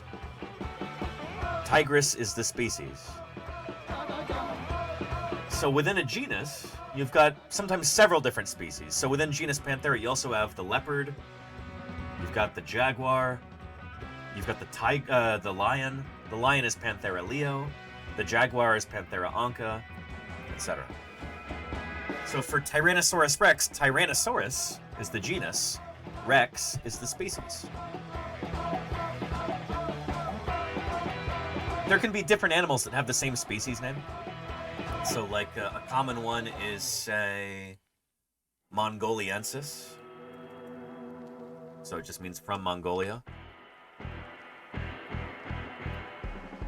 Velociraptor mongoliensis. There's a number of other dinosaurs and other critters, too, that have Mongoliensis as the species name. Different critters can have the same species name, but, like, no two animals can have the same genus name, if that makes sense. So, yeah. For the shoebill, Balaniceps rex, Rex just means king, because this is a bird that it's pretty tall, and you could see it be kind of regal looking. You might say, that's the king of the birds out here in the swamp in Uganda. That's where it got its name. It's big. They're like, yeah, this bird is a king. Balaniceps, the genus name, means, what is it? Whale jaws, I think? Because it's got a big jaw that almost kind of reminds you of like a blue whale or something. Big baleen whale. So, yeah. And Dynameme says, I never thought this was a thing on Twitch to watch. This is the best stuff ever. Thanks for saying that. Shoot, welcome. Here, I should play a quick little channel trailer for anybody who's new here. Tell you what we're all about here on Paleontologizing. Here we go. I'll be right back. My name is Danny Anduza. I'm a dinosaur paleontologist, and this is Paleontologizing.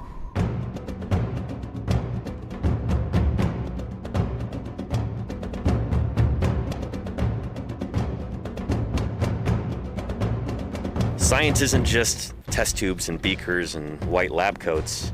What we're doing out here is science, too. We're testing hypotheses by excavating these fossils. Join me for museum tours, interviews with other paleontologists, audience Q&A, 3D printing. It's pretty big. Who thought this was a good idea? And of course, live dinosaur digs. A limb bone from a new duck-billed dinosaur. I invite you to tune in and experience the adventure of fossil science. There you go. That's what we're all about here. So let me know if you've got any questions. Yeah. And yeah, Papa Jim is in that clip, isn't he? Dan the BC man, yeah.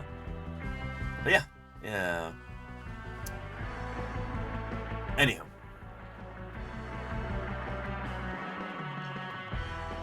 But for those of you who are just kind of waltzing in, maybe you were watching the space launch earlier, you should know that there are a number of scientists who stream here on Twitch, and I'm proud to be part of this cohort.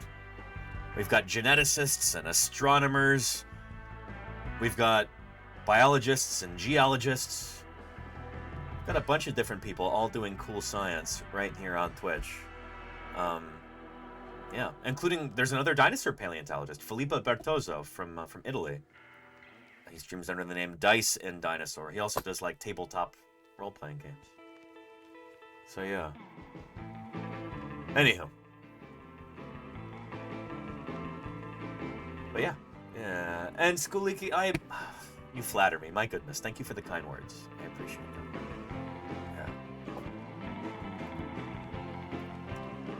So yeah, let me know if you've got any questions or anything. The whole point of these streams is science outreach. You know, we're trying to... I want to show people what paleontology is all about. Rather than just telling you, I want to involve you in the process. I want you to be able to meet other paleontologists when we do interviews. I want you to be able to see what fieldwork is like when I'm out there doing that. I want to give you an inside peek, you know? This is the best way that I know of for doing this on a large scale. And the fact that it's interactive like this with the chat, it makes Twitch one of the best platforms that I know of for science outreach. And I try and encourage colleagues to come on here and do outreach as well on their own channels. And it's been pretty cool. We all try and support each other in the scientific community here on Twitch. Yeah. Anyway. Welcome, Dynameme. It's great to have you here. Yeah. In a little bit, we'll be getting into our fossil news wheel of news, where we've got a bunch of different new discoveries from the world of fossil science and natural history. So we'll be getting into that in just a little bit. But let's finish out the shoebill video first, why don't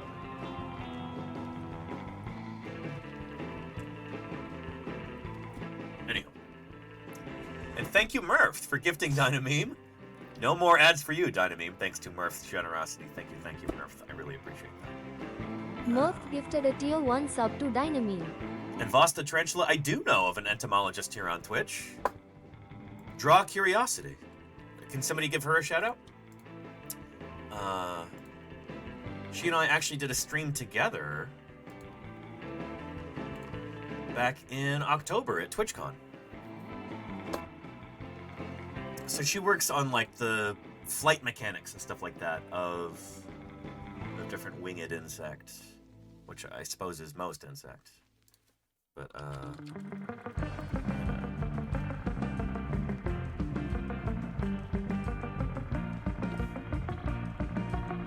did my second grade report. nice. Yeah. Oh my gosh. Here's me and my Velociraptor at TwitchCon. Is she hungry? Has she been fed in advance of this? Everyone. Yeah, we just met. Yeah, so this is Dr. Inés. She works on insects. And here this week, and she's a fellow scientist, and so really excited to have her here. We're going to be talking a little bit about science and about dinosaurs and about insects and their biomechanics and stuff like that, possibly. So it's going to be a good time. So I'm glad you're here, everybody. Welcome. All right. Yeah. Okay, who are we going to surprise first? Yeah, let's go walk around Artist Alley a little bit, and yeah, we'll see who we run into. And here, we can walk side by side, so you don't have to walk backwards at least. I'm gonna practice my crab walking. Really appreciate you helping me out with this too. Absolutely. Yeah, watch the rest of this. I love the commitment to how the Velociraptor walks as well. Oh, hi. She's doing the head bob thing like a lot of birds do, you know? So for anyone who might... Anyhow. Back to shoebills. Which was kind of part of my inspiration for Velia, the Velociraptor here. Some of her movements and stuff. Shoebills are the only member of their genus, and the only other members of their family are hammerkops. They are also super weird looking and are named as such because they're essentially hammerhead birds. While people often call shoebills shoebill storks, they're actually more closely related to herons, ibises, and pelicans, and their only confirmed ancestor is Golithia, a giant bird who measured over 2 meters tall. And I don't know if that's confirmed as a direct ancestor. That's really difficult to do in paleontology, but yeah. Shoebills are endemic to eastern Africa and live in... Bugga Wugga says, where did you get a Velociraptor? From Mongolia. That's where they're from. Swamps from Sudan to Zambia, though some vagrants have been spotted as far west as the Congo River. Shoebills are quite large. Adults can reach well over 1 meter in height, and the tallest one ever found measured 152 centimeters tall. About up to here. In order to carry their large bodies, they have huge wings, measuring from 230 to 260 centimeters wide. LeBron James, for comparison, has an arm span of 218 centimeters, quite a bit less than an adult shoebill. These massive wings are great for soaring, and because of their large size, they flap their wings much slower than most other species of bird, only flapping them about 150 times a minute. Which is kind of cool when you think about it. It makes sense when you actually ponder it for a second, but generally the longer your wingspan, the less frequently you flap your wings and the slower you do it. You know, if we're talking about a hummingbird,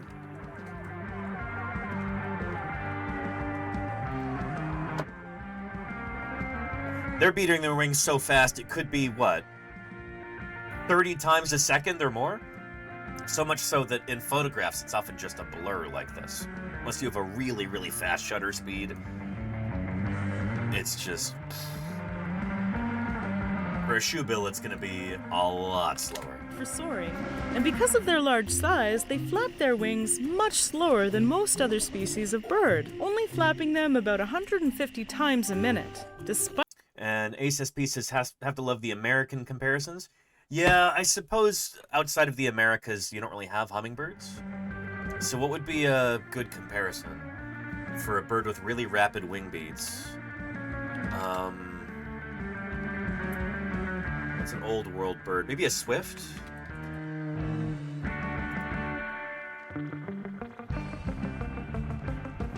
Although...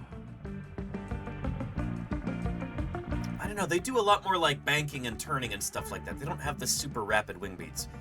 Chad, help me out. What's an old world bird? You know, Africa, Asia, Europe, Australia, with really rapid wing beats. And no hummingbirds in Europe? I don't think so, Anakin Gabriel. I think hummingbirds are purely North and South American. So they're only from the Americas. Let's look that up. Yeah. Yep, they are native to the Americas. Yeah. So I realize I can't help it, you know? I'm American. I'm from the Americas.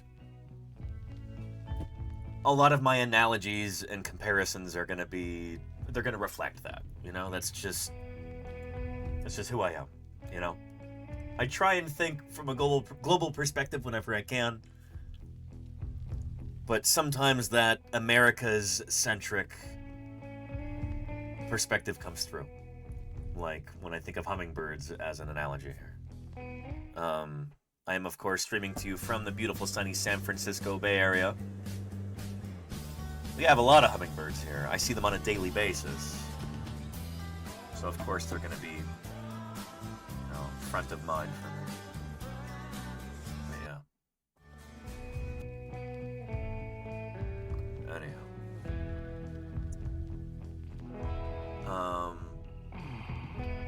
Yeah. They can stand still and fly backwards, I think is unique for birds. I've seen a bird of prey do that. I've seen an accipiterid do that out in Montana. I think it was a harrier. Or a kestrel.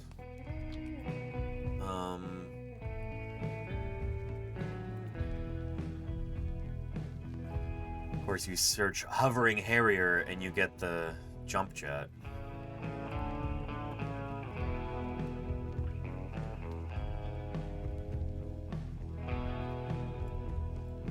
It was a kestrel. But I've seen these guys fly backwards.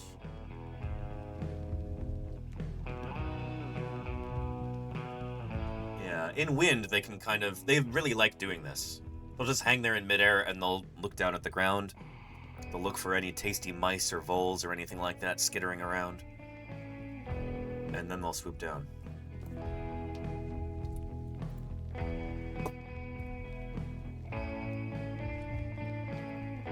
But I have seen them fly backwards.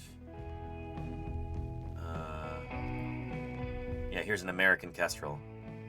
You do get these in the old world. I think you get them in Europe and Africa, and presumably Asia too. But they can fly backwards if they want to. But kind of amazing. The ability to just... Pretty cool. And their head is just almost perfectly stationary, like a gyroscope. So cool. Like, it's really wild how they can do that. Yeah. So this is in a breeze. So the wind is blowing pretty hard here, but this bird is able to maintain its position there in midair. Really extraordinary control over its wing surface like this, to be able to just stay stationary. Just incredible, you know? And look, the head is almost perfectly still. How cool is that? Dinosaurs, man. How cool are they? Birds, of course, being living dinosaurs, for anybody who's new here. Birds are part of the dinosaur family tree. They are literally living dinosaurs. Yeah. Amazing. So cool. Oh, it's not even over. There's more. There's more!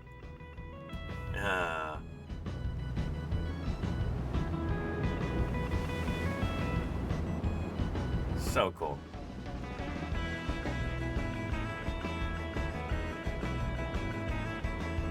And just that intense concentration, too, even that is impressive, you know? I know a whole lot of people who would not be able to concentrate that intently on, like, anything. That's how these guys make their living. Just looking for little critters skidding around down below. Pick the right moment, and then... What? I grab them.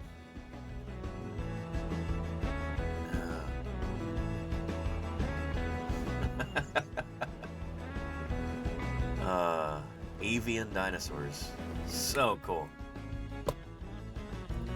Anyway, back to our shoebill here. Despite their large stature, they only weigh between 4 and 7 kilos, a testament to their light, hollow bones. Their massive shoebill is the third longest in the animal kingdom, ranking after storks and pelicans. But their bill is much larger. It has a bigger circumference than any other lungfish bird. there. They may look clunky, but their bills are deadly effective tools. Yep. The edges of their bills are razor sharp, which is helpful, as they often will decapitate their prey when hunting. They'll also use their sharpened bill to mow down grass to expose prey. If you look closely, you'll notice their bill isn't entirely rounded, and their upper... Yeah, they've got that, what's called a nail at the end. That's what it's referred to in the scientific literature. Unveil, hey, thank you for the follow. Welcome to Paleontologizing. That hook at the end, called a nail, is used for dispatching prey. So they can literally use that to, like, sever the spine of a little vertebrate animal, or they can use it just to kind of puncture the body and hold it in place. There's a notch there at the end. As tall as a 2-story building, he could kill almost anything that crossed his path. Petrodactylus. Today I learned that shoebills decapitate their prey. That's hardcore. Pretty cool, right? Sometimes they do, not always. But, yeah. That notch in their bill right there is used for holding on to slippery prey like, oh goodness, what is the genus name for the, that lungfish? Polypterus, I think? Polypterus? Polypterus? We'll jump from shoebill to lungfish.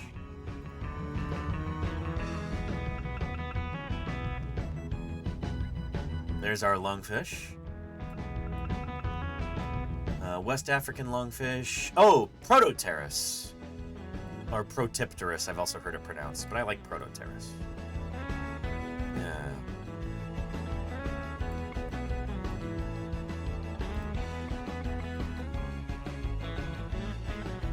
So these are extraordinarily slippery fishes. It's really hard to hold on to them. They're also kind of covered with a mucousy sort of slime. So yeah, they're hard to hold on to.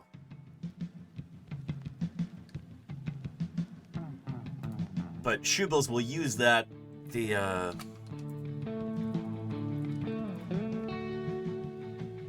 we go. There's that notch there in the end of the beak. And they'll often kind of fit a lungfish transversely into that. You know, like you're grabbing onto a garden hose or something. They can hold them there in that notch. And then they'll kind of reposition them. Oftentimes there's a lot of vegetation and stuff stuck in the beak too. So they'll kind of like clack their beak a little bit and let some of that vegetation fall out while not letting the lungfish escape.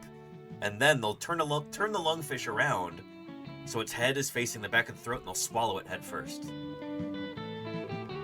It's really cool. Upper mandible forms a very sharp nail at the end. They use this to stab and impale their prey. Wicked. They also have very large feet, and their middle toe can be up to 18 centimeters long. This helps a lot when you live in the swamp and spend hours of the day completely still, perched on floating debris, waiting for prey. Shoebills are very solitary and spend their days looking for muddy swamps with mixed vegetation, and then they stand around and wait for prey to swim by. Their prey of choice, lungfish and bashir. These two species are particularly interesting because both can breathe outside of the water. They use their ability to get away from predators chasing them underwater, a strategy which is altogether ruined by a lurking shoebill. While lungfish and bashir may be their most common meal, shoebills are hardly specialists and will eat anything that they can get their bill around, including frogs, snakes, lizards, and young crocodiles.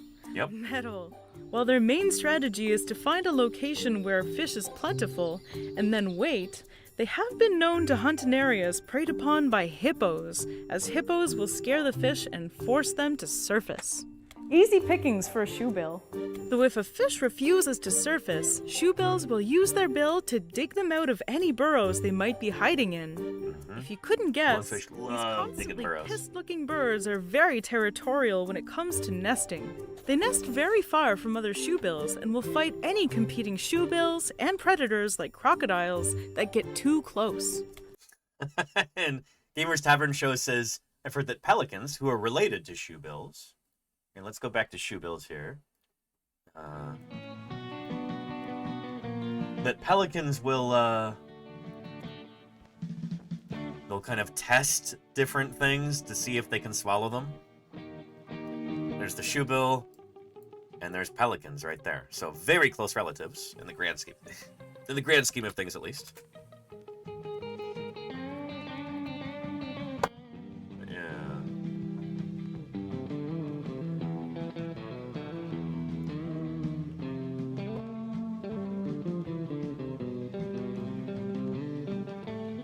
Here's some pelicans trying to eat some capybaras.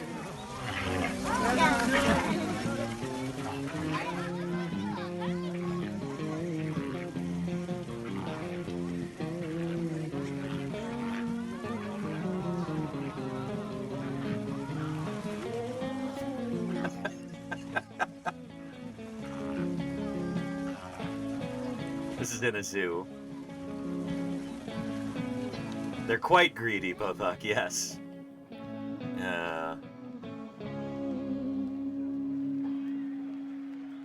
I've seen footage of a pelican trying to eat a giraffe.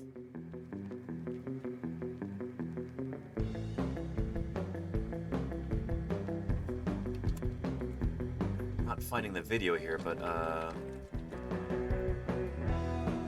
here we go. Yeah, here's a pelican. Getting a little too ambitious, maybe.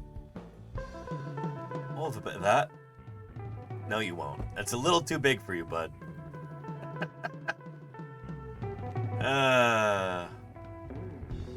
Little too big. And Gamers Tavern Show says, are they really dumb, or just you never know unless you try? I think they're always kind of testing limits a little bit, you know? Yeah. But this whole group of birds, this clade here, pelicans and shoebills together, I wonder what this clade is called. It doesn't have the name here. It's gotta have a name, right? Shoebill.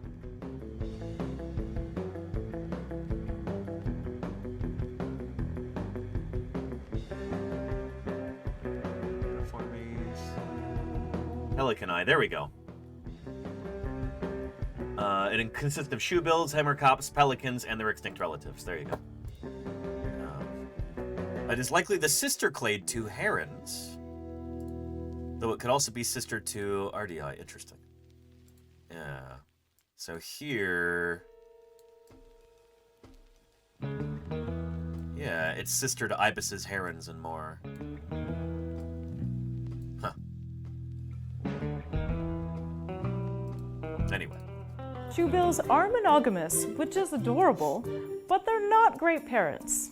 After their eggs hatch, they tend to only raise the strongest baby, leaving They are the so others to cool, perish. Murph. Highlander rule. Isn't that the state bird of your home state, Murph?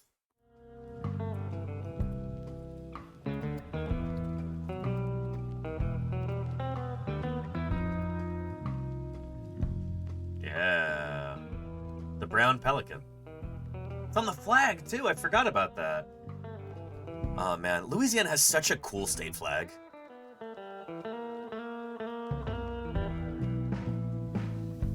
It's literally feeding the blood of tyrants to its babies. You gotta love that, you know? That's how I interpret this, at least.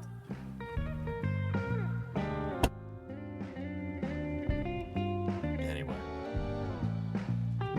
You could say a lot of things about Louisiana, fairly, probably. But, man, do they have a cool state bird and a cool state flag. Yeah, it is one of the better ones, for sure. They should have gone with a different background color, though, because dark blue is way overplayed for U.S. state flags. You know, make this a lighter blue, or maybe like a sea green. Oh man, it'd be so much better. Yeah, that's the old French heritage. That would make sense. Yeah. Yeah. Purple would be really cool too. Yeah. Yeah. I don't think we have any purple state flags, do we?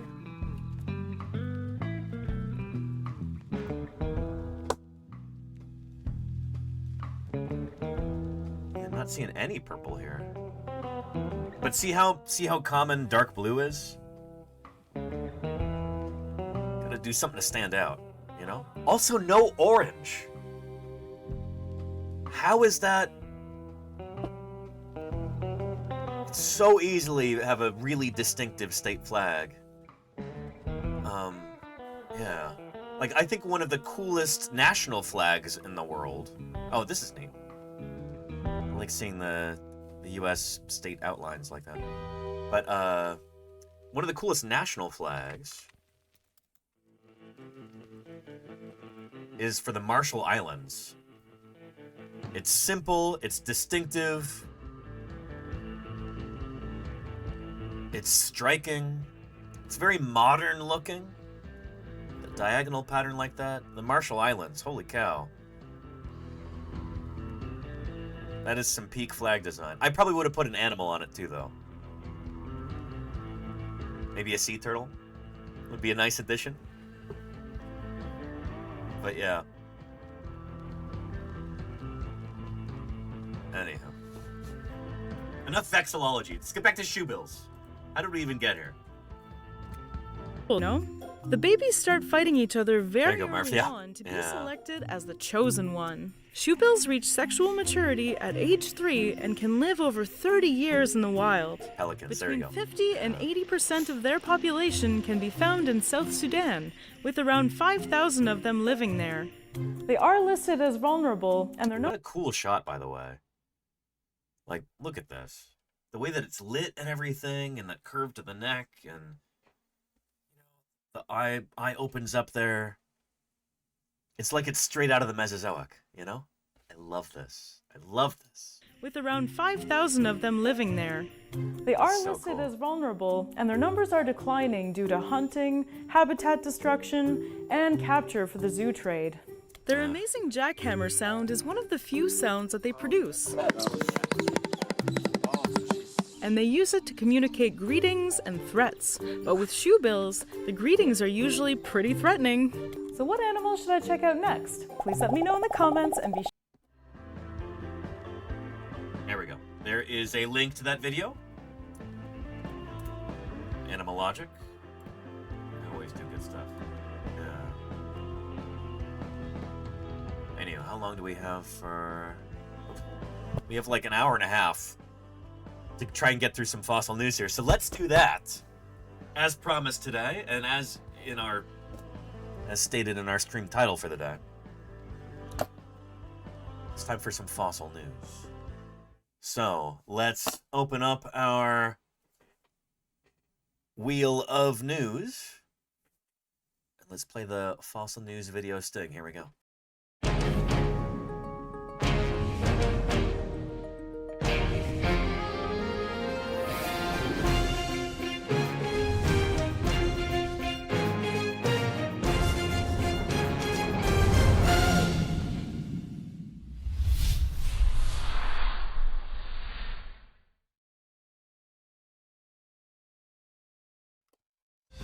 All right.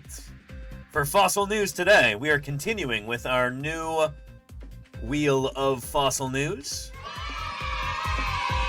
We'll be spinning this, randomly selecting some different bits of news from the world of paleontology, natural history, and modern conservation as well.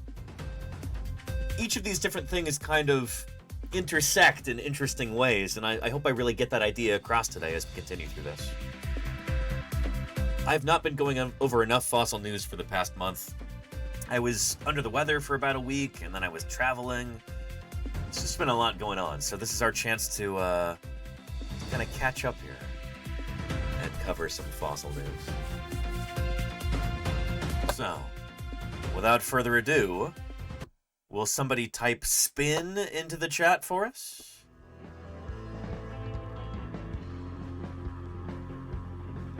Thank you, Dynameme.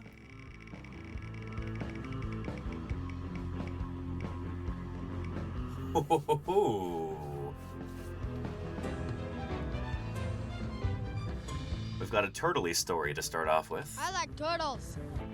All right. Turtles chomped their way to surviving the KPG boundary. This is cool for a number of reasons, as you'll see. A little bit of background here. Who can tell me what happened at the end of the Age of Dinosaurs, at the end of the Cretaceous period, 66 million years ago? What had occurred?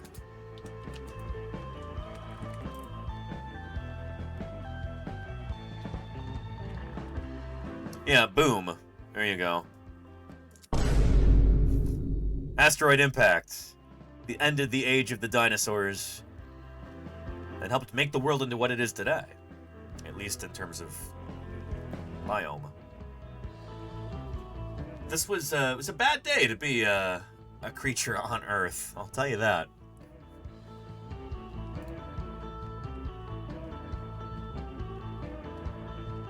And there's some kind of public misperceptions about this. We know that dinosaurs, except for birds, went extinct at this time. Here, let me find you that clip with Kirk Johnson talking about this.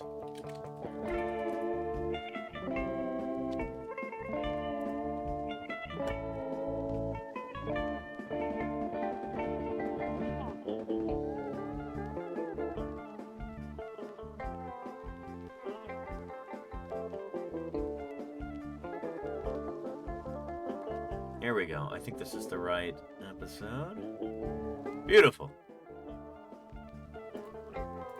Fossils too, but not of dinosaurs. One more time.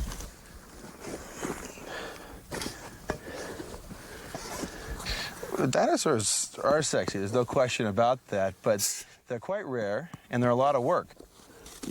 Oh, here we go. This is the clip I wanted. 65 million years ago. We now know it was 66 million years ago. Our dating methods have gotten better since then.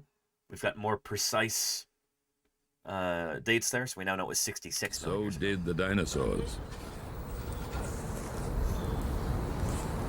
For over a decade, Kirk Johnson and his team from the Denver Museum of Natural History have been combing the Badlands of North Dakota for clues to one of science's greatest mysteries. Many parts of this grand mystery have now been solved. Study of the extinction of the dinosaurs is complicated because here are these huge animals that lived on Earth for 150 million years. They became extinct 65 million years ago, yet it's quite hard to solve a crime that's 65 million years old. Basically, the dinosaurs disappeared 65 million years ago. Who done it? Covering hundreds of square miles of parched terrain along the Little Missouri River, the Dakota Badlands is one of the best spots on Earth where the mystery can be investigated, where well-preserved fossils survive from the crucial time just before and just after the dinosaurs vanished. Yep. Today we call this the KPG boundary, Cretaceous-Paleogene boundary. Here it is here. This is it. This is the horizon which marks the extinction of the dinosaurs. Below this level, and out in here, there are dinosaur fossils. Above this level, on these rocks, there are no dinosaur fossils. So I'm actually standing on the level that marks the extinction of the dinosaurs. That's the KPG boundary right there. And by the way, Kirk Johnson, from this clip, he used to be at the Denver Museum in Colorado. He is now...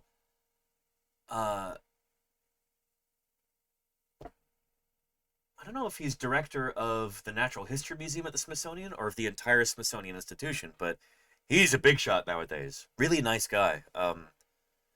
Yeah, I've been lucky enough to have some conversations with him over the years at conferences and stuff. Apparently, Kirk Johnson might be joining my crew out there in Wyoming in June. Very excited about that, and might even be able to interview him on stream. I think that would be really, really cool. He's very interested in the plant fossils that we've been finding out there in southwest Wyoming. He's a plant guy. But anyway.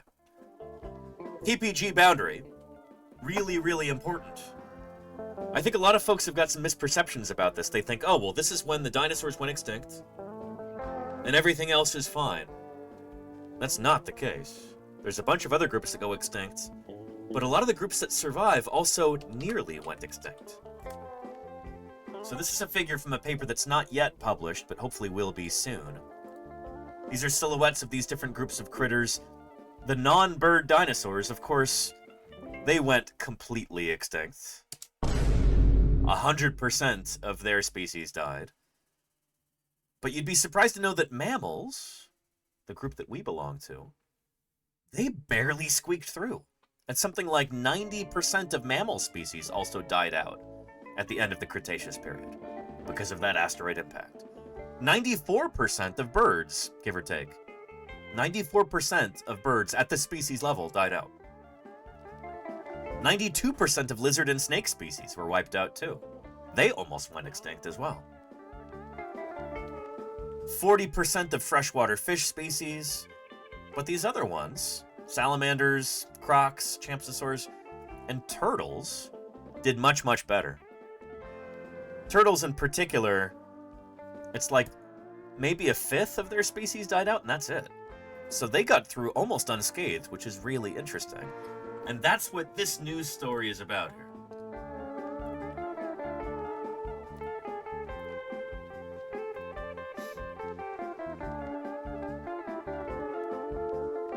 Here we go.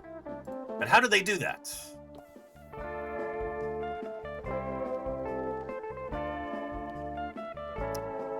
A new paper says chomping may have helped them get through. Interesting stuff. Shell-cracking turtles defied mass extinction at the end of the Cretaceous period. Cool stuff. And we've got a turtle here chomping on a snail. Look at the image credit here. Joshua Knupe. That's PaleoStream. Yeah. Our resident paleo artist here on Twitch. Go give him a follow. But, big congrats to PaleoStream for another high-profile illustration in an important scientific paper. Anyway, let's get into the press release here. The mass extinction at the boundary between the Cretaceous and Paleogene periods was catastrophic, wiping out much of life on Earth. Vertebrate groups that dominated at the time, such as dinosaurs and many large marine reptiles, fell victim to the effects of the asteroid impact about 66 million years ago. However, the catastrophe did not affect all organisms to the same extent. Turtles, for example, I like turtles. survived with only minimal losses. Their chance of survival was apparently linked to their diet. Species with a preference for hard-shelled organisms survived the catastrophic event. A new study published in Biology Letters, led by a research group led by Saryosha Evers, paleontologist at Bavarian State Collection of Natural History, shows that turtles that fed on hard-shelled organisms, such as gastropods and bivalves, so snails and clams, essentially, the critters who ate them survived the mass extinction largely unscathed. And they were more than 5 times more likely to survive than turtles that hunted fish, or those that were purely herbivorous. Apparently, this ecological adaptation in turtles had an impact on their probability of survival. We are observing an ecological filter. Specializing in hard-shelled food gave these turtle species an evolutionary advantage, explained Evers.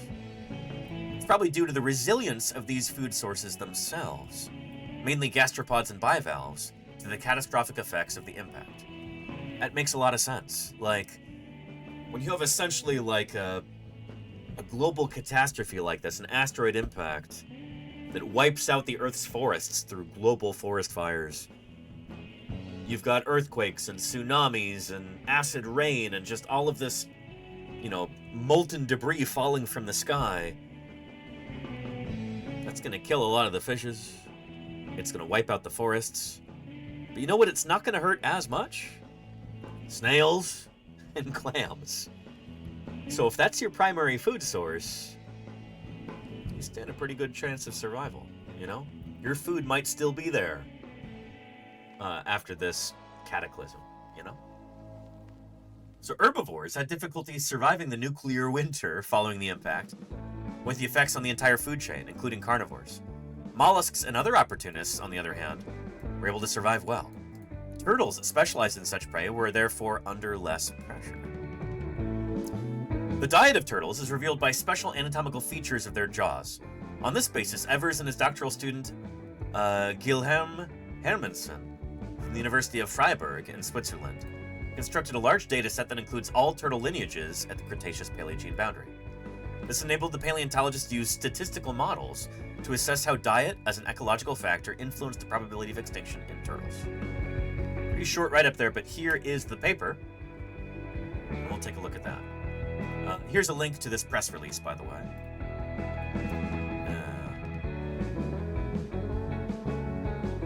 Hogan says, earthquakes, tsunamis, fire, and brimstone falling from the sky, and they still expect me to be at work. Yeah.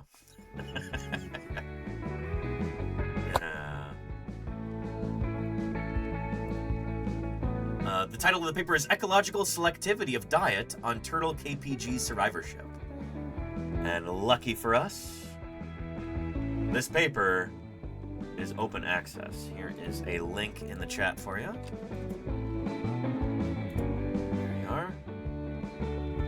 are. Here we go. No paywall.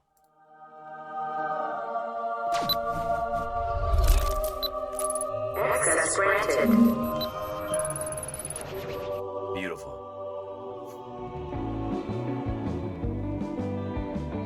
So this is something that I really love to do on stream, is to show the original scientific literature whenever I can. I say this because I know we've got some new people here in the chat. It's one thing to look at videos on YouTube, documentaries, press releases, but here is the actual scientific paper. When we as scientists get things published, we want to communicate our work to other scientists.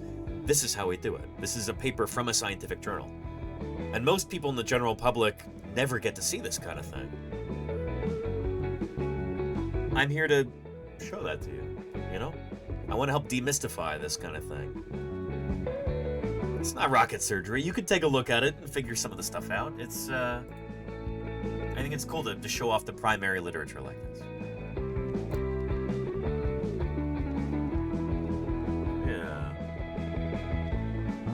Our findings show that durophagy, that means eating tough stuff, hard-shelled organisms, durable things. Durophagy is positively correlated with turtle KPG survivorship. So if you're eating hard-shelled stuff, you're more likely to survive at the KPG boundary at this point in time. Whereas durophagous species exhibit higher predicted survival probabilities. As non-durophagous turtle lineages also survive, but with lower probability. Other factors may also influence turtle survivorship. One of the things that I wonder about is whether these durophagous turtles are also just kind of more generalist in their diets. Like, it would be nice to see some isotopic evidence or something here. But I think they're only really looking at turtle beak shape. But, yeah, let's see. So here's these different lineages of turtles. And it's cool. This is the KPG boundary right here in red. So there's some lineages that go up to this and then stop, but some that survive. It is like a filter, but Panchelidroidea, they do really well, actually. But these guys, not so much. The Bothriemids, oh boy, they don't do as well. I hope I'm saying it right. So basically, they just look at who's there before the asteroid impact and who's there after. And what's the pattern that they see? Well, the turtles who are most likely to survive are the ones who are eating hard stuff. They've got beaks equipped for cracking open snail shells and clams and stuff like that. That's really the gist of this paper. It's simple, but important. And it helps explain that whole survivorship thing and why a bunch of turtles did make it through. because they're eating food that wasn't as badly affected by the impact of that asteroid, if that makes sense. But yeah.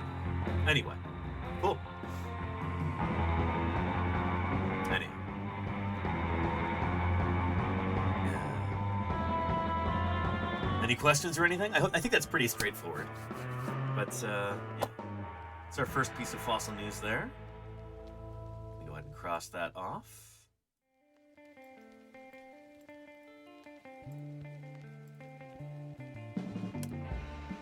There we are. We are down one. And, ready to spin again. Alright, you ready? Somebody type in spin into the chat. I like turtles. I like turtles too. Dynameme. There you go, Dynameme. Quick on the draw there. What do we got? Ooh. This is a pressing story. Something very timely. And, yeah.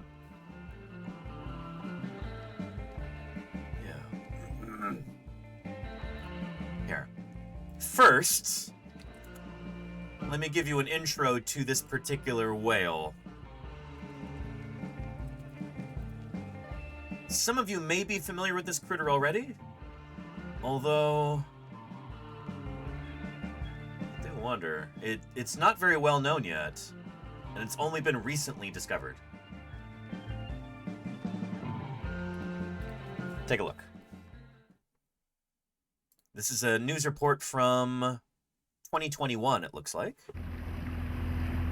The National Oceanic and Atmospheric Administration, or NOAA, with a big bombshell. And I really mean big. Scientists say this whale, which was once thought to be part of the Brutus whale, is actually a whole new species. Brightest whale. It wasn't just an overnight thing. So this actually, we knew that these whales existed. We just kind of assumed that they were Brutus whales that existed in the Gulf of Mexico. Maybe with the idea that they were a different subspecies, but the fact that they're actually a different species is actually quite cool. Maybe even cooler. Mackenzie Russell at the Dauphin Island Sea Lab says these typically 55 feet, 30-ton whales live in our backyard, the Gulf of Mexico.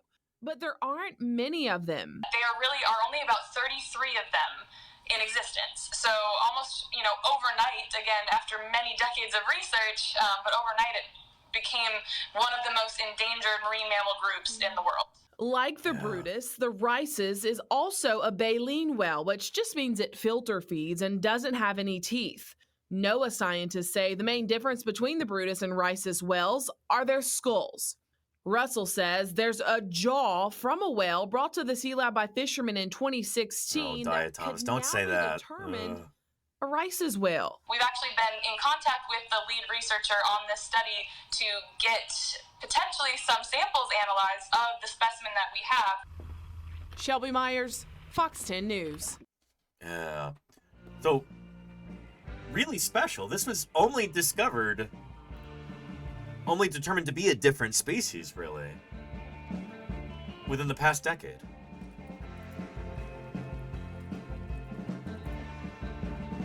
Rice's whale. Critically endangered.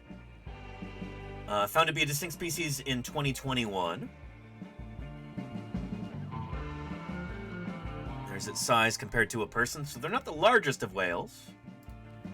But they're really cool. And they only exist in one place in the world, and that's in the Gulf of Mexico.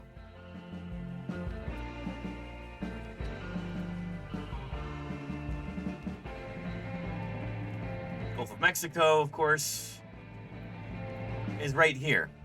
In between Mexico. There's the Yucatan Peninsula. That's where the asteroid hit 66 million years ago. There's Florida. Louisiana's up here. This is where they live. So, as people who live in North America, we have a real responsibility to protect these animals, given that there's probably fewer than 50 of them on the planet.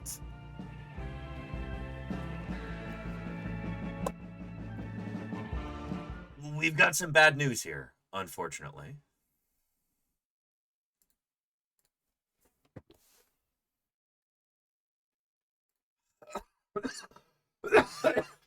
Excuse me, sorry.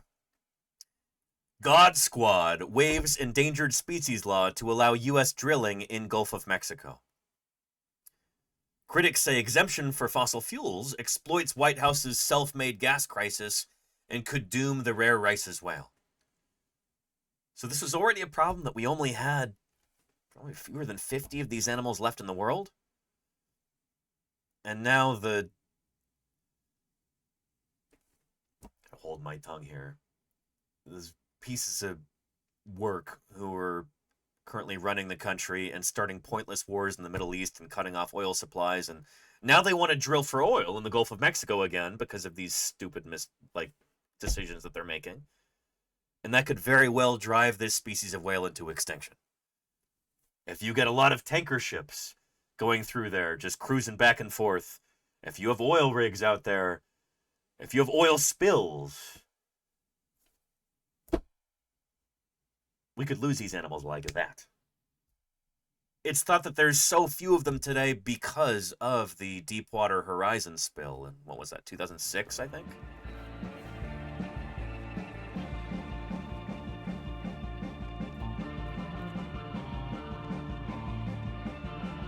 Here, this is if you want to read about Rice's whale. There's an article there.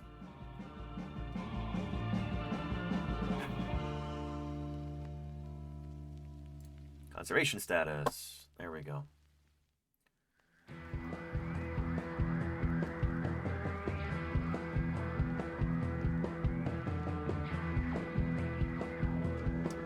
The 2010 Deepwater Horizon oil spill, the largest oil spill in world history, and the worst environmental disaster in U.S. history, released nearly 507 million liters of oil and took place within close proximity of the Rice's whale's habitat. A 2015 study to assess the damage from this event found that the oil covered 48% of the core habitat range and reduced the population by 22%. 17% of Rice's whales were killed, 22% of females suffered reproductive failure, and 18% of the whales suffered adverse health effects because of that singular event. If there is more drilling in the Gulf of Mexico, it's just a matter of time until this sort of thing happens again.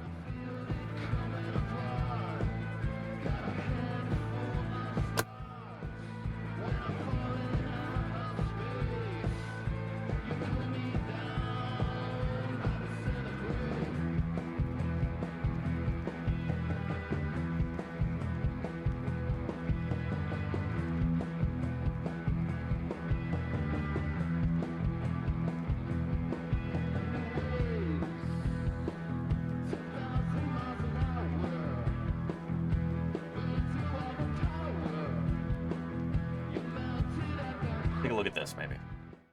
This morning, I joined my Defenders of Wildlife colleagues outside the Department of Interior headquarters here in Washington, D.C., to protest illegal action by the God Squad and to demonstrate our support for vulnerable wildlife in the Gulf of Mexico. Let me explain why we needed to show up in this way. By the way, people are going to ask, why are they called the God Squad? Because they're playing God. That's essentially what it is. These are people who are like, they hold the fate of these species in their hands, and they're like, I think pollution is the answer to this. We can play God. We can drive these whales into extinction. Nobody will notice or care, you know? People love oil more than they love whales, plant right? eaters or herbivores had as many as 2,000 teeth in their jaws at one time. Loonisaurus, thank you for the 39 months of support. I really appreciate that. Paleostigo 1, Paleostigo 2. Thank you, Loonisaurus. Yeah. You know what it reminds me of?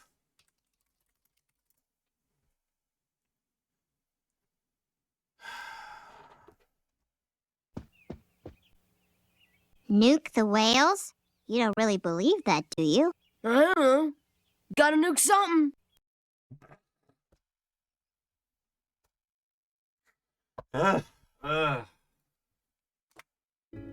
On March 13th, Interior Secretary Burgum called for a meeting of the Endangered Species Committee, also known as the God Squad, to grant an Endangered Species Act exemption for all oil and gas activities the Interior Department There you go, authorizes Patrick Douglas, in yeah. the Gulf of Mexico, because Defense Secretary Hegseth decided an exemption was necessary for national security reasons.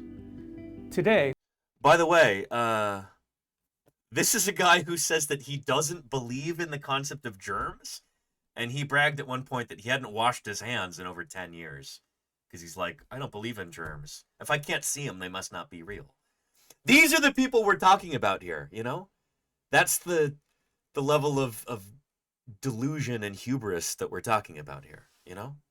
I'm not kidding, Claire. Yeah.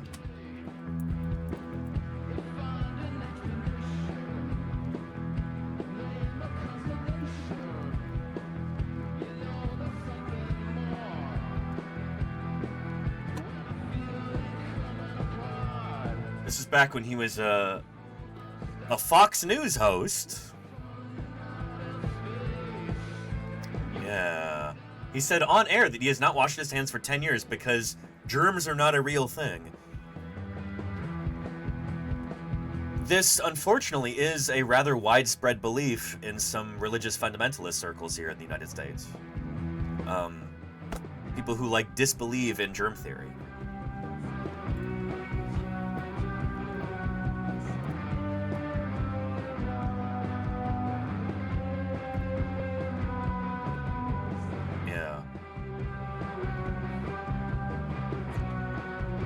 Anyhow. an exemption was necessary.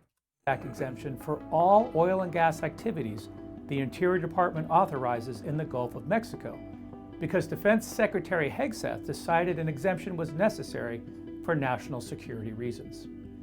Today, in a farcical piece of political theater consisting of high-level officials reading scripted remarks and engaging in zero deliberation, the God Squad convened and voted to condemn species to extinction in the name of a fictitious national security emergency. Yet the truth is that there is no emergency, and there is no evidence that the Endangered Species Act has or will slow the extraction of oil and gas from the Gulf. I cannot stress enough how unprecedented and unlawful this action is. This is an existential threat to the Endangered Species Act. No administration, Republican or Democratic, has ever tried to write itself a blank check to ignore Endangered Species Act requirements. Already imperiled by the effects of decades of poorly regulated fossil fuel extraction. What do we see right there in the upper right-hand corner? A leatherback. This is another animal that lives in this region, and there were probably hundreds of leatherback turtles who died because of the Deepwater Horizon spill. Many of them were literally incinerated because with all of that oil on the surface, one of the remediation tactics was like, oh, just set it all on fire. So you just have all of these sea turtles burning to death like that.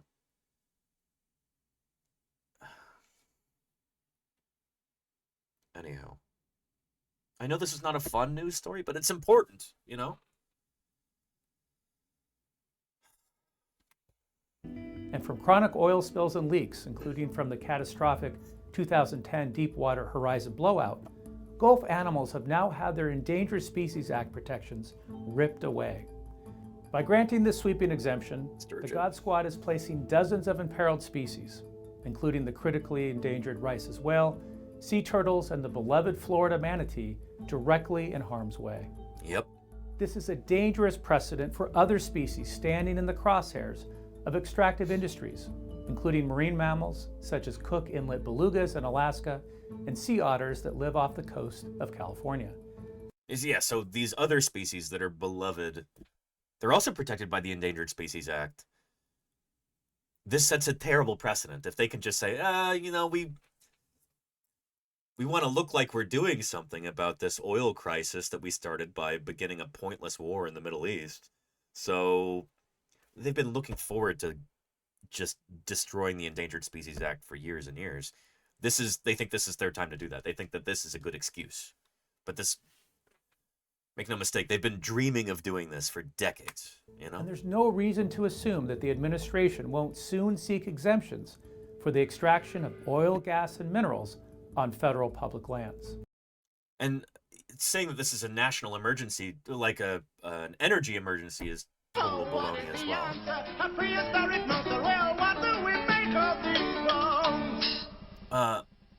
MCPTZ, thank you so much for the 5 months of support. I really appreciate cuddly, that. biting, sea otters.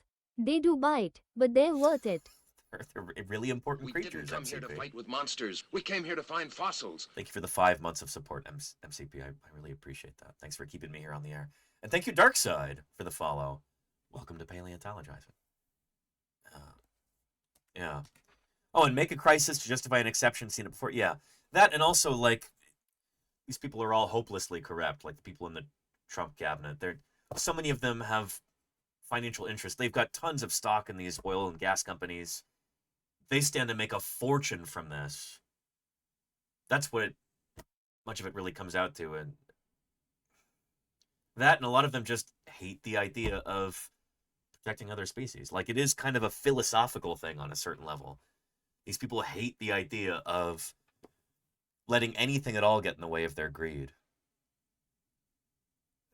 They would gladly send countless species, to their graves, just cause the extinction of untold numbers of living things. If it just means, they can afford a fourth vacation home or a second super yacht or whatever. Like, it's just, don't get me started, California. Ugh. And there's no reason to assume that the administration won't soon seek exemptions for the extraction of oil, gas, and minerals on federal public lands. They're already trying to do that. National security cannot justify pushing the Rice's whale or any of our nation's irreplaceable wildlife species into the abyss of extinction. If this administration were truly concerned about national security, it would focus on what will protect our quality of life and a secure future for all Americans. That includes healthy lands and waters that support people and the wildlife we love and rely upon. This administration cannot recklessly play God with our shared American heritage at Secretary Hegseth's arbitrary say-so. We will continue to fight this injustice every step of the way. Join us, add your voice, and help ensure that America's wildlife and the laws that protect them are not destroyed by this administration. There you go.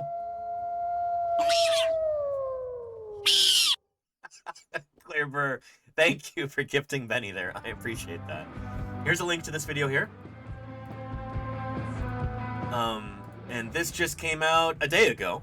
So, brand new video. And thank you, Anonymous Gifter, for gifting Luke Herman's Gaming. I appreciate that. Thank you, thank you. An anonymous user gifted a tier 1 sub to Luke Herman's Gaming. Thank you, Anonymous. I appreciate you.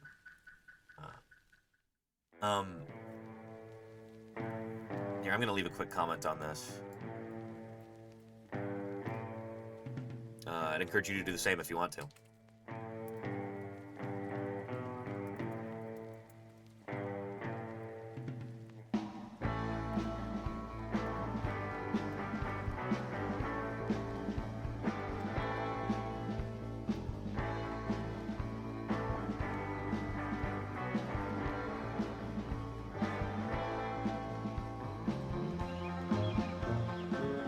Hang on. Lenina, thank you for the 400 bits. Really appreciate that. Lisa, there's a little present for you lying in the driveway. Uh-oh. Oh, boy, really? Oh.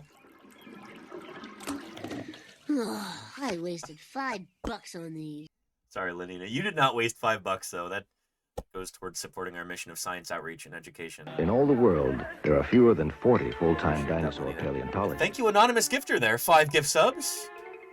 You are as generous as you are mysterious. 3 of them Anonymous are leading just this gifted. expedition. I really appreciate that, Anonymous Gifter. Thank you, thank you. Holy cow. Fantastic. And we've got a hype train going.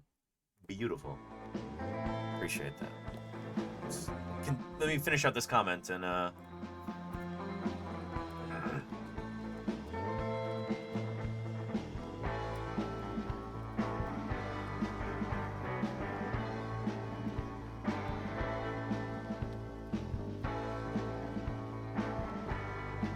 would also be seriously impacted by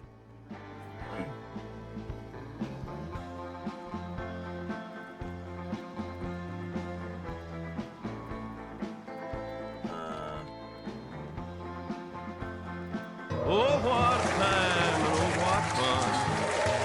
tag with your iguanodon. And thank you, Gav, for the 100 bits. I appreciate that. Thank you, thank you. Excellent. The hype train continues. We're approaching a level 3 here. So I said, thank you for making this video and helping get the word out. One species I'm particularly fond of, the leatherback turtle, would also be seriously impacted by this reckless decision by Hegseth and co.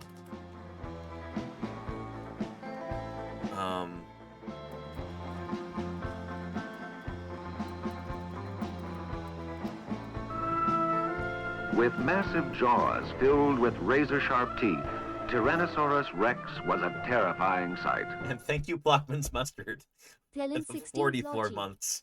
I appreciate that very much, Blockman's Mustard. Big fan of your product, by the way. Thank you, thank you.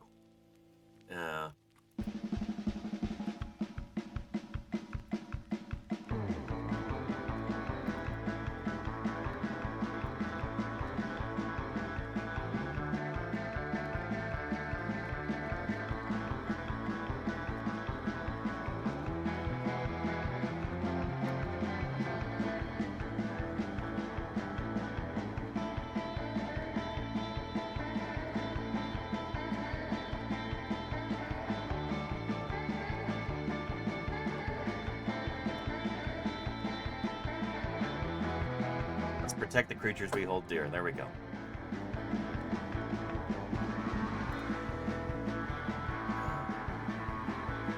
Again, if you want to leave a comment,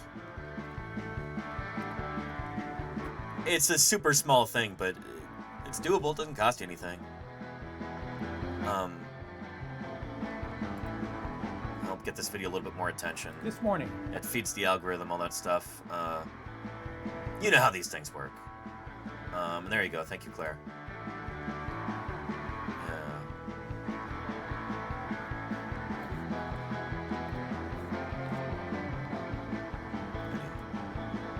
Thank you for the 30 bits there, Tolkien. I appreciate that. Yeah. And you're good, Blockfans. You're good. Yeah.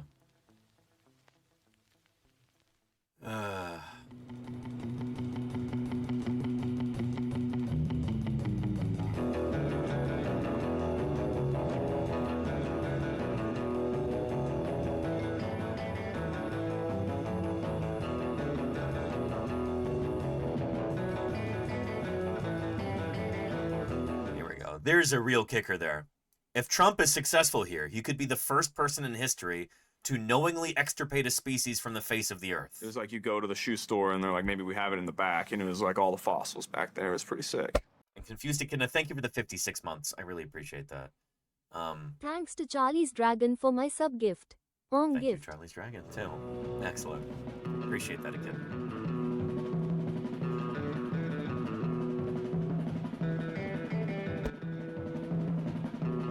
I hope there are protests over this. You know, in an ideal world, not only will this be reversed, those protections will go back into effect, the people looking to drive these species into extinction will face justice, spend the rest of their lives in the Hooskow, you know? In a just world,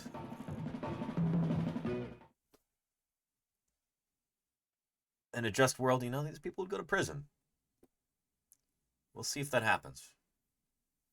One can pray, Claire. There you go. There you go. I don't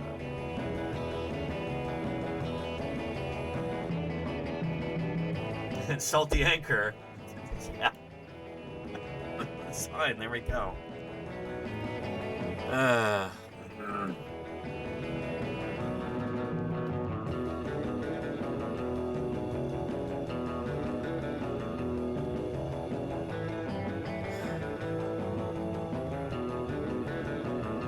It'll be a great day when our schools get all the money they need and the Air Force has to hold a bake sale to buy a bomber.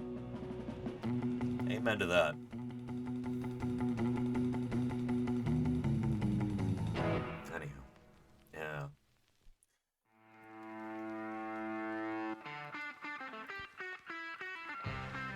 you want to read more about this? There's a link to the article, and I'm sure there is. Well, here.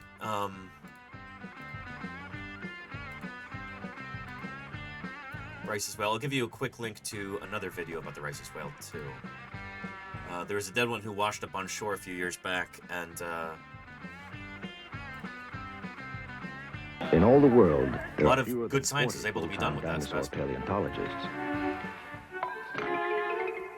And thank you, Victorious, for the 5 gift subs there. Just gifted 5 subs. I really appreciate that, Victorious. Thank you.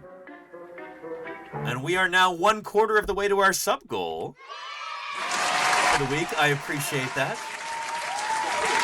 We've got tomorrow's stream, and then that's it for the week. So we'll see if we get there. But thank you, Victorious. I appreciate that very much. Level 4 complete. Beautiful.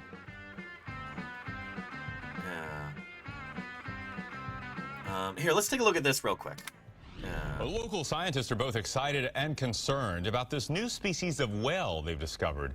It washed up on shore in the Everglades more than a year ago. And now Fox 13's Kimberly Cuisin reports that local scientists are hoping they can learn more from its remains before it's too late.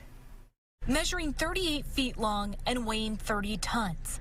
This whale, discovered dead off Everglades National Park in 2019, is a one-of-a-kind discovery. It's pretty mind-boggling. Kind of goes to show us that we don't know as much as we always think we do. So here's the thing. This was found in 2019, washed up dead in the Everglades. 2021, it was described as a new species. I don't think it was because of this specimen in particular. I think it was a different one, but they wanted to examine the skeleton. For an animal this big, what you have to do is just bury it and let the flesh rot away for a good while, and then you exhume it, you dig it back up, you clean off any remaining soft tissue from it, and then you can really examine that skeleton. Originally identified as a Brutus whale, a necropsy was performed, and the whale was buried at Fort DeSoto Beach to allow for further study. After unearthing the whale's skull, NOAA announced a remarkable discovery of a new species called the Rice's whale. Between the genetic work that's been done on the wild populations, as well as Kleber says, but beetles, think how many beetles you would need for a whale, you know? Yeah. You know, beetles can do a lot.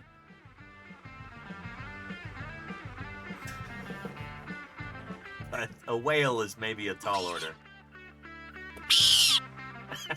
Golganek, thank you for gifting Harry Vetch. I really appreciate that, Golganek. Thank you. Yeah.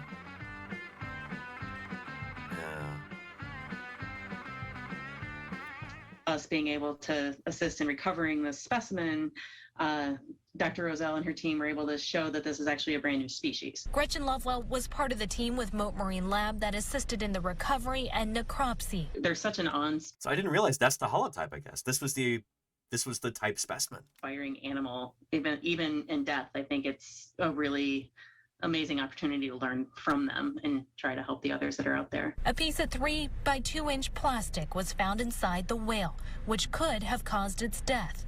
In 2009, a similar whale washed ashore at Fort DeSoto. It had been hit by a ship. With fewer than 100 alive, scientists are working to learn as much as they can in hopes of saving the Rice's whale. I think it's a pretty stark reminder of, how careful we should be in the environment, making sure that, stuff is getting disposed of the right way because, there aren't very many of these animals out there. We don't want to contribute to more of their deaths. In Sarasota, Kimberly Cuisin, Fox 13 News. So, I don't know. Some people don't care about contributing to their deaths. In fact, I think that's a good idea. Like the people who are currently in charge of the Department of the Interior and the Department of Defense. I hope I live to see the day that those folks face justice for what they're doing. But anywho.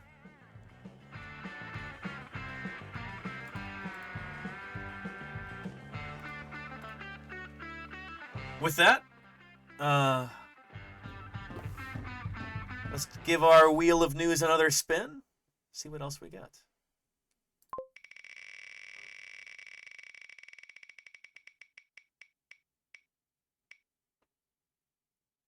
Ooh, Is Alexander Morrison here? If not, we might save this for later. Are you here, Alexander? Because this is right up your alley.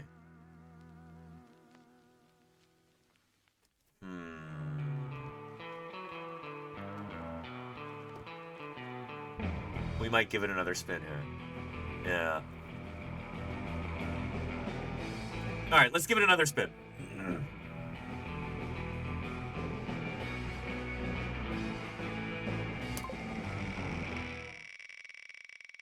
What have we got? Oh, right on. Oh. Well. The key to ichthyosaur preservation. This is really cool, I thought. And it's something that I've wondered about for a while.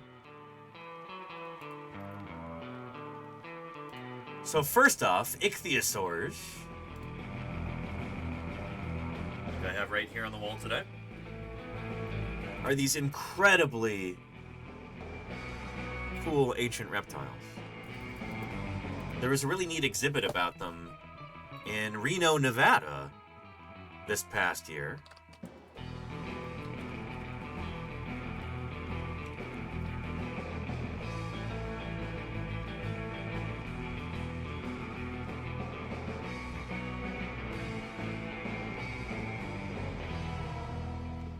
Here's a news story about that.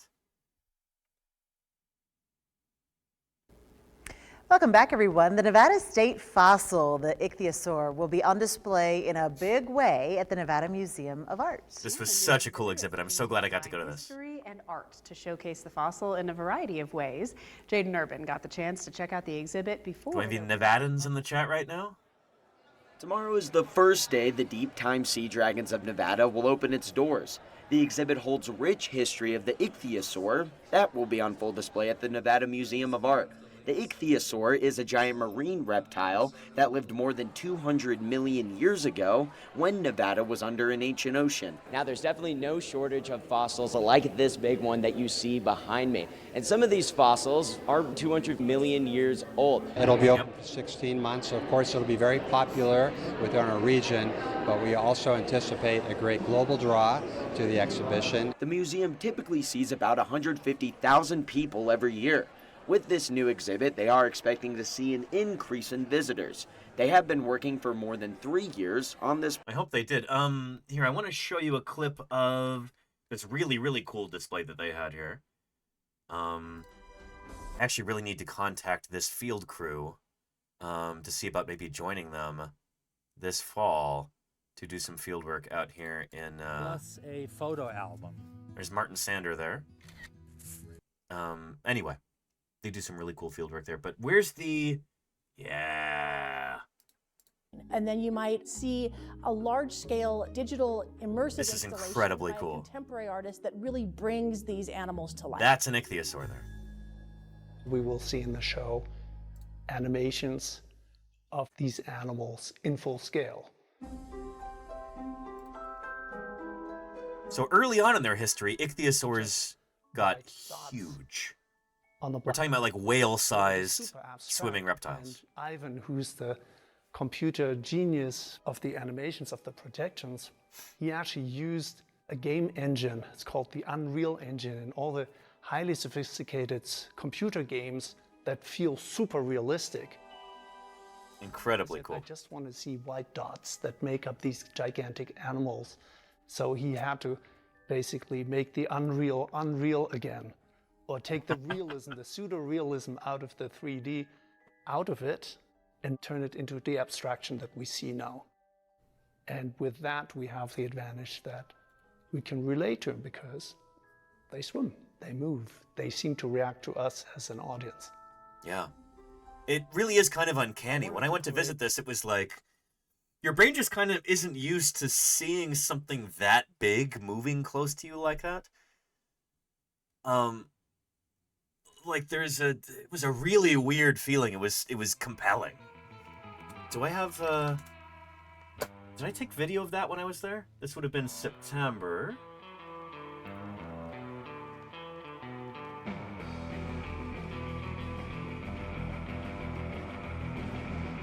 know if I took video. Shoot.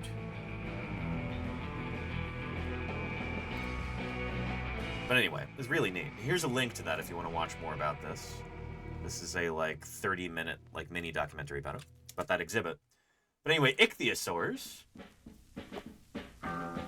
this is me in the exhibit there, are these incredible ocean-going reptiles that lived from the Triassic through, like, the early Cretaceous period.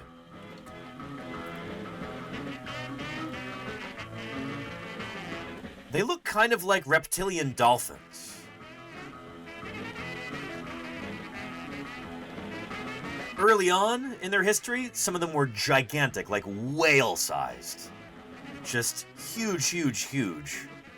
These are not dinosaurs, I want to make very clear. They're a kind of earlier reptile. And they were already swimming around before the first dinosaurs evolved. But some of them were extraordinarily swift in the water, very fast swimming. Think like a swordfish or a marlin, like that. And some of them even had really long jaws like that to match. Some of them were constructed almost more like baleen whales. And some of them actually lacked teeth. We don't quite know what they were eating. Maybe some of these guys were eating, like, gigantic squid and things like that. We don't think they were fish eaters, but...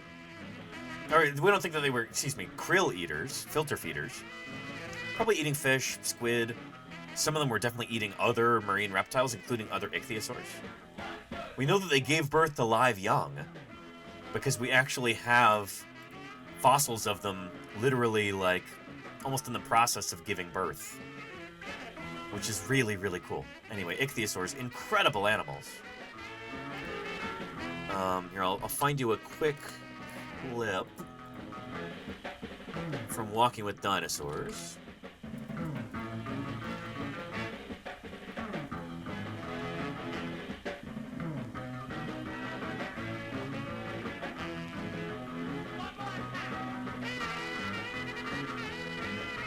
There we go.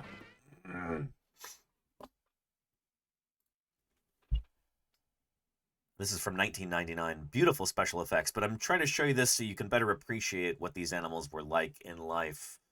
And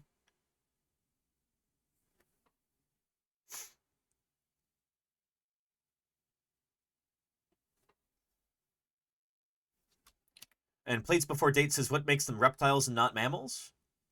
Because they evolved from reptiles. Like, they evolved from a land-living reptile. Hang on. Kyrox7TV. Kyrox7TV and their 15 raiders are about to get flattened by dinosaur Get back to your content. question in a minute, but thank you Kyrox for the raid. Welcome to Paleontologizing. Dinosaur raid, well, you came to the right place.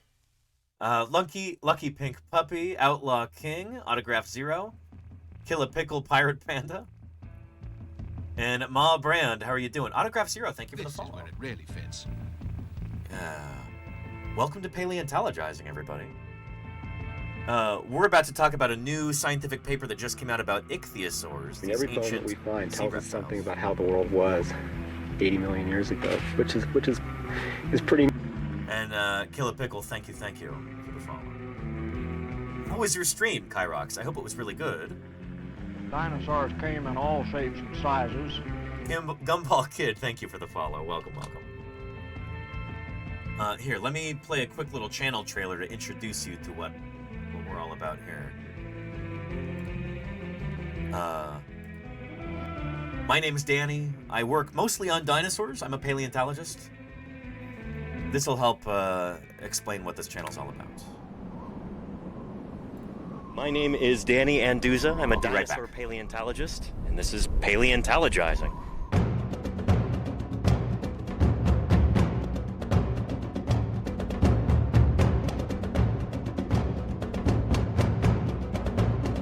Science isn't just test tubes and beakers and white lab coats. What we're doing out here is science, too. We're testing hypotheses by excavating these fossils. Join me for museum tours, interviews with other paleontologists, audience Q&A, 3D printing. It's pretty big. Who thought this was a good idea? And of course, live dinosaur digs. A limb bone from a new duck-billed dinosaur. I invite you to tune in and experience the adventure of fossil Who science. ruins a movie by telling you how it ends? Well, I say there are some things we don't want to know. Important things. Pixel Bullets, thank you for the follow. Welcome to Paleontologizing.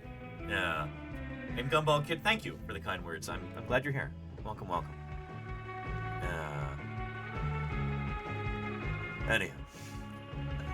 And that is a big part of our stream, Zero Ninja, no joke. My landlords, all three of them, do have a tendency to show up here on my desk and demand treats and cuddles and stuff like that. So, yeah. Anywho, we're about to take a look. Well, we were just going through our wheel of fossil news. Some paleontology and natural history and conservation discoveries and publications that have come out recently. The one that we landed on was about ichthyosaurs. And you might ask yourself, what is an ichthyosaur? Well, I got you covered. They are these ancient sea reptiles who,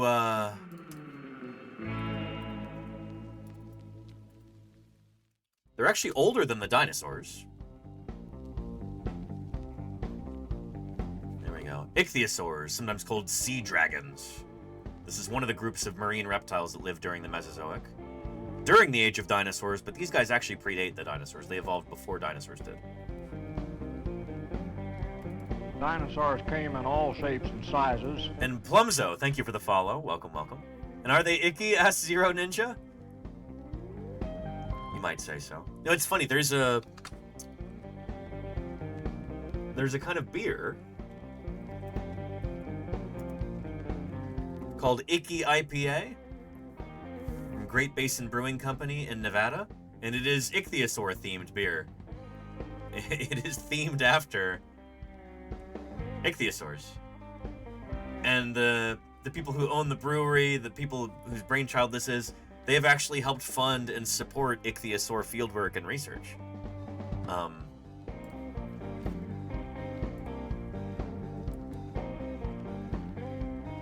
Here.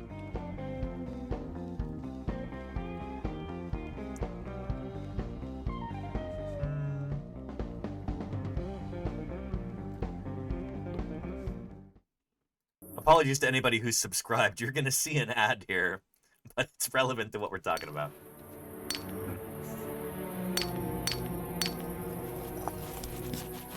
Wait, what is this?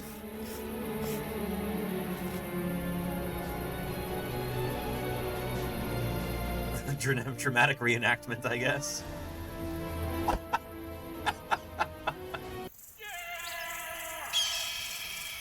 Oh boy.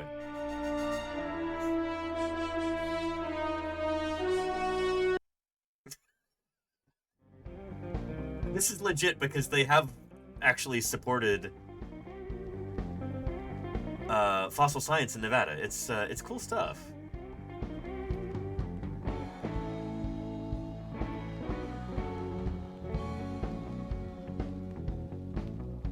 Anyhow, Icky IPA, named after ichthyosaurs. Nevada State Fossil. Anyway, what is an ichthyosaur? Here you go. This is from 1999's Walking with Dinosaurs. Although these are not dinosaurs. They're from before the time of the dinosaurs, almost.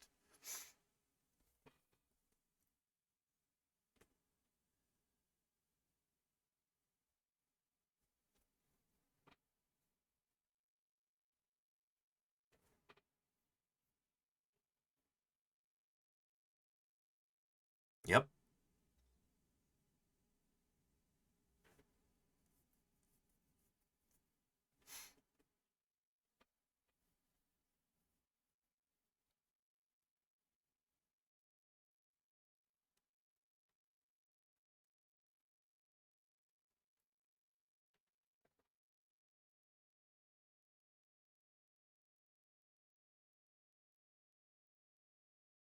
They're so cool.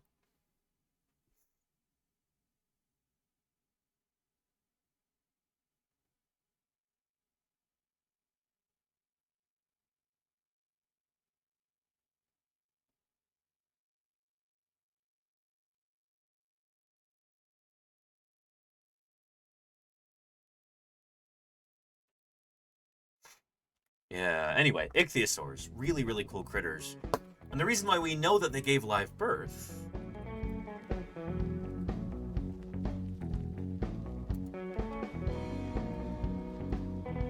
is from these extraordinarily well-preserved fossils. Here's an ichthyosaur. I think this is Stenopterygius right here. So this is a mother ichthyosaur. And there, emerging from the birth canal, is a baby. Baby ichthyosaurs have been found within the rib cage of larger ichthyosaurs before. And originally the thought was, well, maybe they're just eating them. Maybe that's stomach contents. And then you started finding ones like this. It's like, oh no, that's a fetus. Incredibly cool. And some of these are so incredibly well preserved that details of their anatomy that wouldn't otherwise be obvious, like the fact that they've got this dorsal fin. There's no bones in that, it's just soft tissue. And the upper fluke to the tail, those are preserved in these fossils. Just extraordinary. So how in the world do you get that kind of preservation? Soft tissue, just flesh. How does that get fossilized? Well, that brings us to our news story here.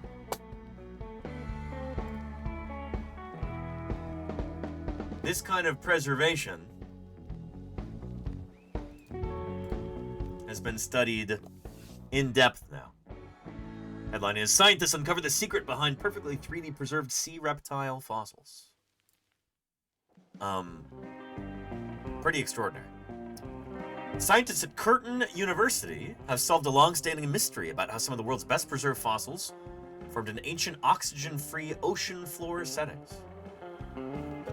The research, published in Communications, Earth and Environment, focuses on a 183-million-year-old ichthyosaur, dolphin-like marine reptile, preserved three-dimensionally inside a carbonate concretion from Germany's Posidonia shale. And why is this sea reptile in quotation marks? They are sea reptiles. Yeah, you're right. Why did they put that in?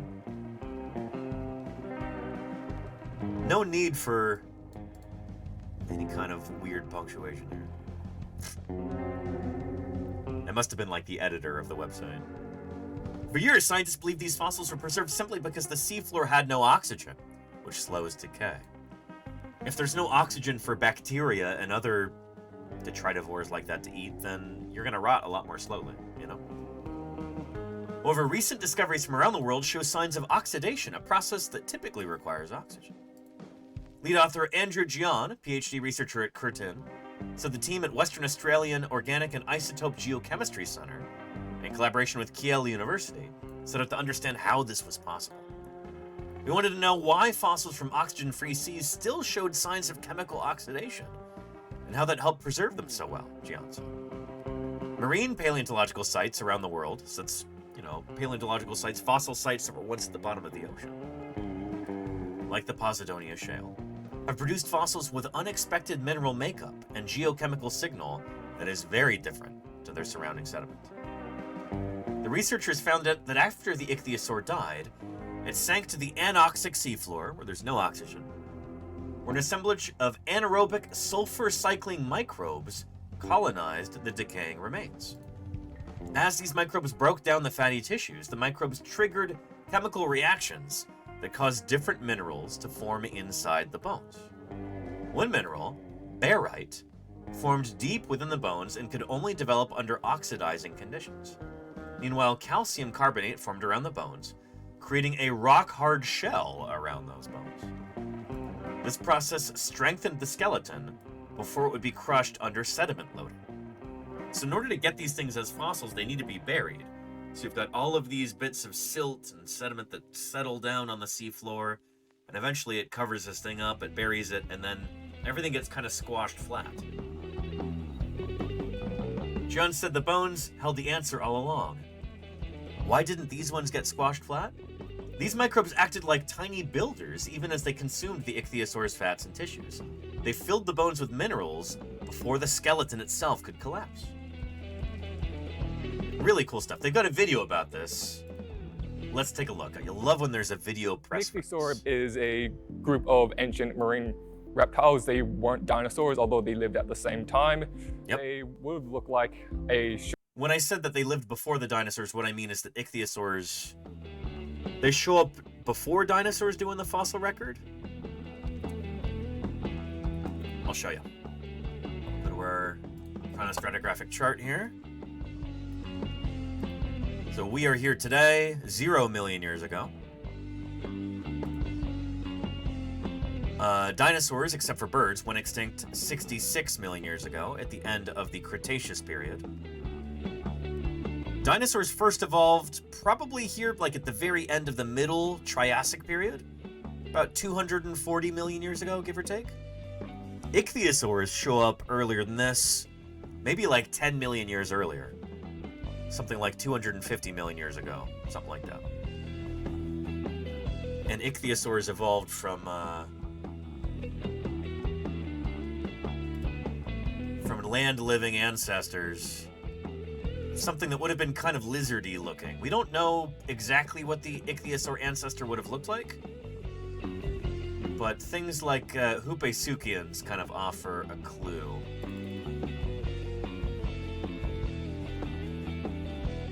Yeah. This is a close relative of ichthyosaurs, and it might point to what the ancestors would have looked like. And Dark Tarkanus, thank you for the 61 months of support. Really appreciate that, Dark Tarkanus. Thank you, thank you. 61 months, holy cow. That's a long time.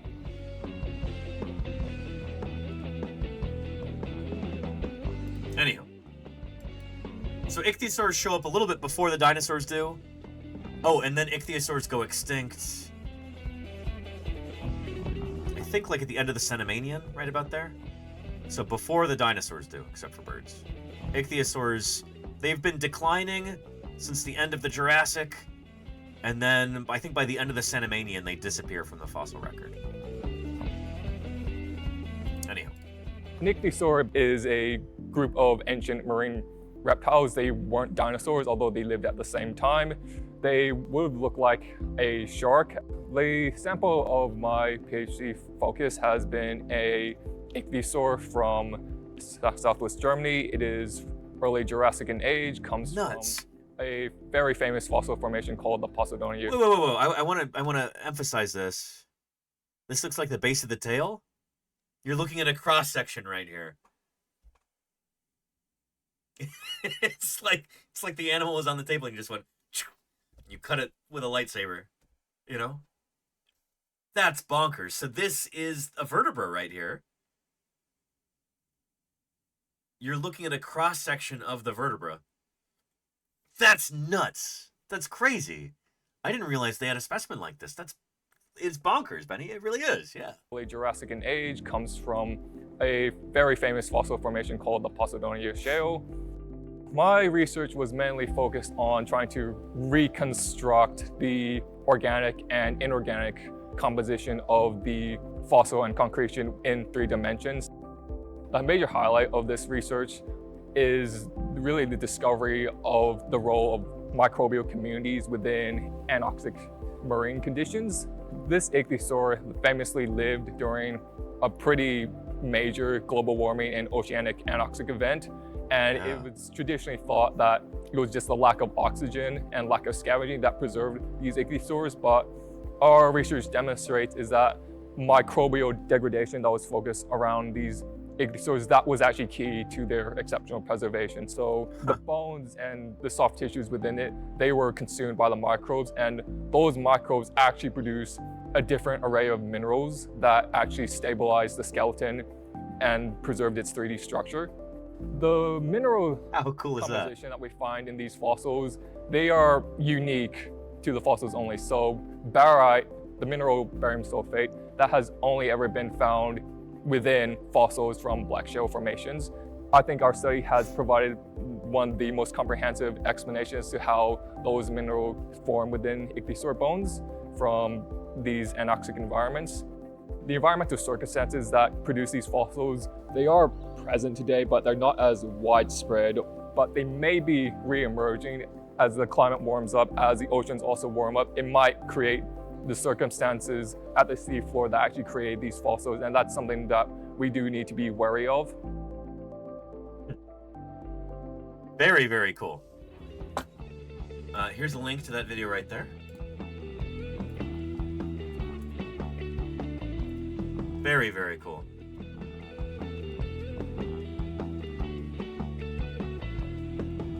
That's awesome.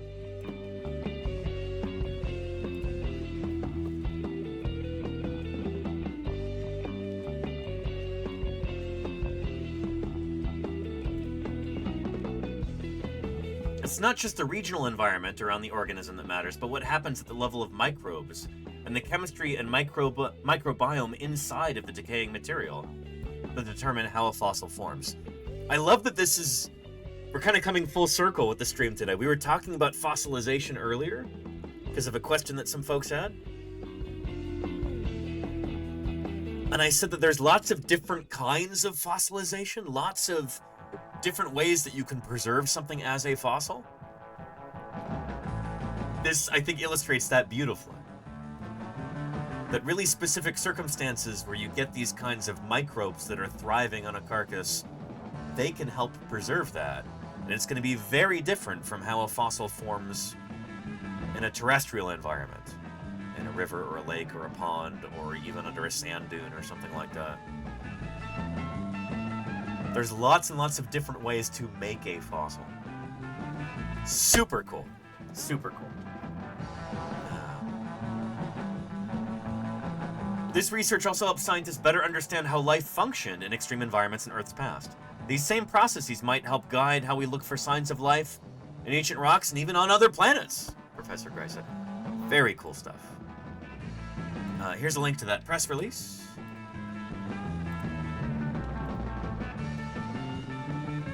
And, yeah. Here's the paper, and that is also, we got lucky, open access. Access granted. Very, very cool.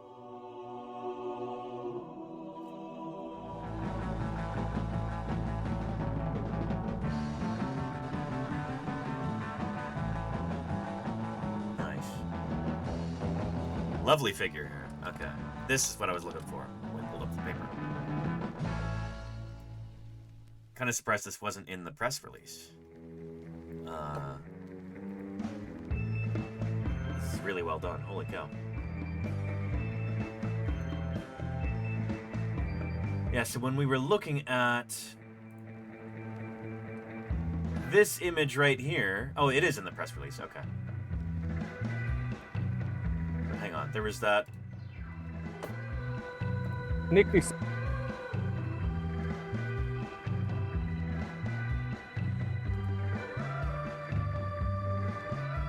this right here, I said this was a cross-section of one of the vertebrae. These are the ribs right here. Cross-sections of the ribs. Sliced like that.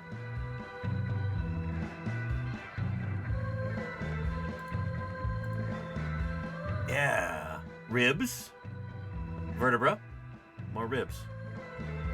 So, critter dies, it decays, it kind of flattens out like that. But then you get this, I guess, barite exterior shell that forms around the bones. Preserves them there. And then keeps the whole thing from being squashed flat, which is why you can get that kind of 3D preservation. Really, really cool. That is pretty awesome. Yeah. Really cool. And I love how they suggest that, hey, if we're thinking about life surviving in extreme environments like anoxic conditions where you don't have oxygen, this can help us understand that. And maybe that could even be applied for trying to understand how, if there is life on other planets, microbial life, would be something kind of like this, existing in an environment with no oxygen. Very cool stuff. Very cool stuff. Anyhow.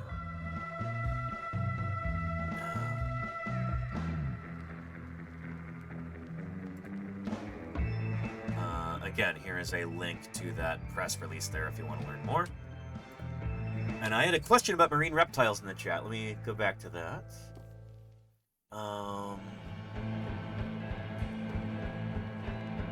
Zero Ninja says, so to check, none of the sea reptiles from back then are considered dinosaurs, right? Hadn't actually realized that until now? You are correct. Yeah.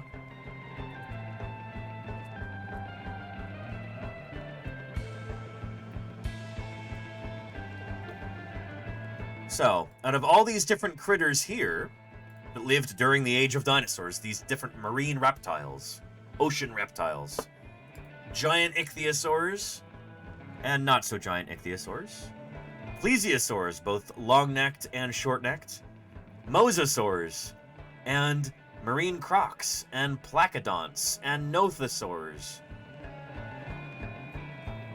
Not a single one of these critters is a dinosaur. Not a single one. These are all different branches on the reptile family tree. Mosasaurs here are actually a kind of lizard. Marine crocs are, well, crocs. They're related to modern crocodiles. Plesiosaurs and ichthyosaurs, we're still kind of trying to figure out where exactly they belong on the reptile family tree, but we know for a fact they're not dinosaurs. And when I say this, what I'm talking about is the concept of phylogeny. The way that we classify living things as scientists, it's not based on vibes, it's not based on what they look like. It's not based on, oh, well, this one is blue, or this one is warm-blooded, or this one is tall, or whatever, so it has to be a mammal, or reptile, or amphibian. The way that we actually classify living things is based on their ancestry. When we say that two living things are related to one another, we mean that literally, you know? In the same way that you're related to your siblings or your cousins. What do we mean when we say that you're related? We mean that you share a recent common ancestor. You're related to your siblings because you both come from the same parent. You're related to your cousins because you come from the same grandparent. It's the same thing with all life on Earth. So we say that something is a dinosaur if it comes from that first dinosaur ancestor. If it does, then it is a dinosaur. That's why birds are considered a kind of dinosaur, because we can trace their ancestry back through the dinosaurs to that first dinosaur. So birds are dinosaurs, but crocs are not. They're close. They're like cousins to the dinosaurs. Pterosaurs, aka pterodactyls, are even closer to the dinosaurs. Plesiosaurs, nothosaurs, turtles, they're related to dinosaurs, but they're not dinosaurs. Same with the ichthyosaurs over here. They're a kind of reptile. All the reptiles evolved from this ancestor. That's why all of these are reptiles, is because they come from that ancestor. But that's why mammals are not reptiles, because they did not evolve from that reptile ancestor. So classification in science is based on ancestry. It's based on what you're actually related to, literally. Does that make sense? That being said, this is one of the things I really appreciated about the new Netflix The Dinosaurs series.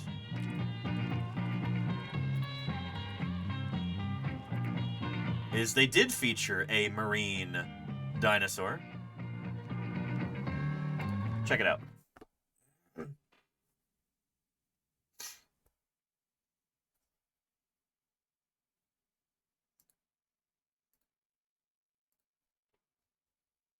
Uh-oh.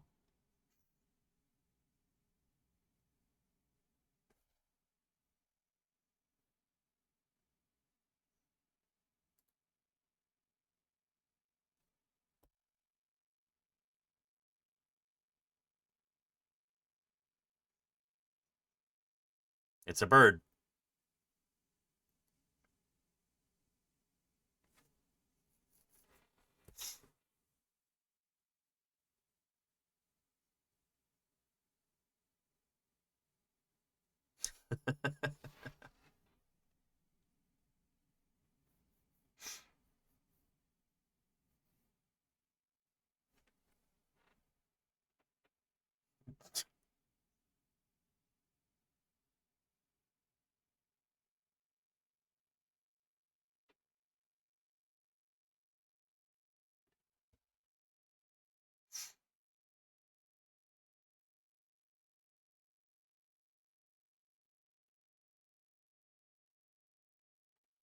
There we go.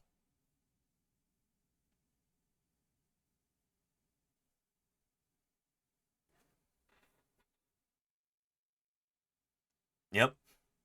The only ocean-going dinosaurs that we know of are these guys. The Hesperornithid birds. This family of birds.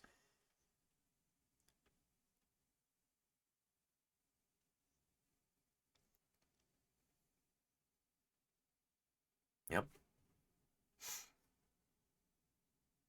They are a lot like cormorants. Or loons, even. Loons, I think, are even a closer analog. The way they kick out sideways with their feet like that. Yeah.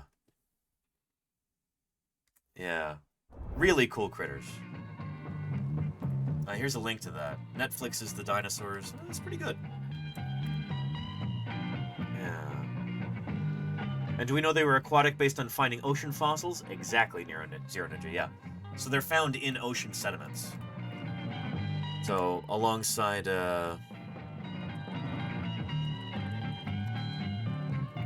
alongside fishes and plesiosaurs and sharks and marine turtles.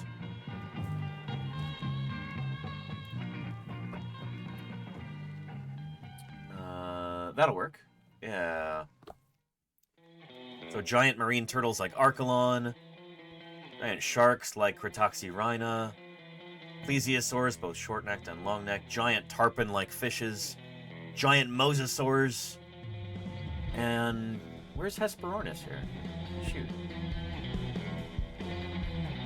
Oh, there it is. There's Hesperornis right there. Yeah. So it's found alongside all of these other ocean animals in ocean bottom sediment. It's very clear that these were marine strata. That's because these guys are from Kansas and Nebraska and Montana too.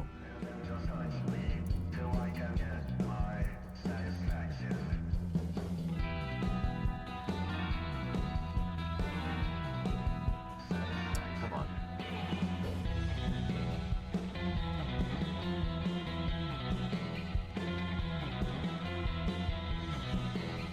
There we go. Now it's loading.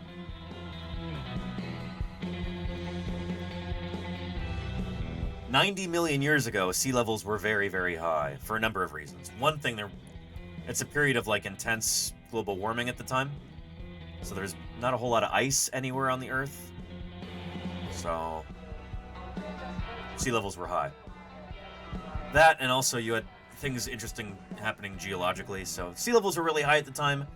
Nebraska, Kansas, South and North Dakota, and part of Montana all inundated by this shallow inland sea, what we call the Western Interior Seaway.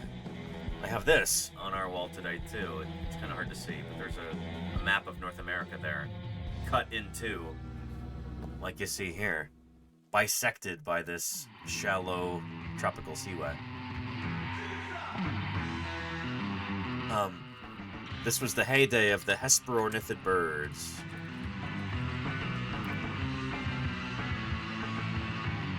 No, not Hesperornithoides. Let me search Baptornis. That'll work. Yeah, this is another, it's a relative of Hesperornis. But, yeah. Oh yeah, I have this book. Here, there's a lovely illustration. Right here.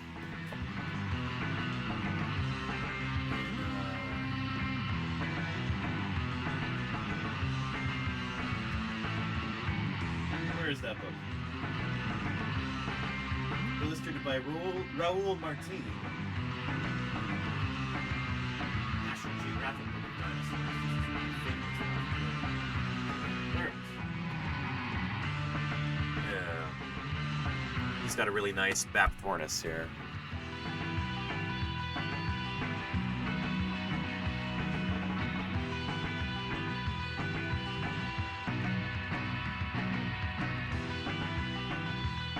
Bingo. There we go. Teeth in the mouths of these guys.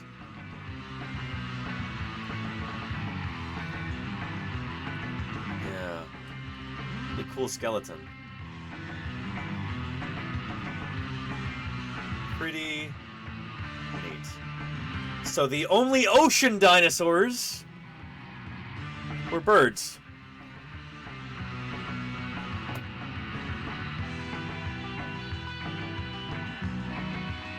That makes sense?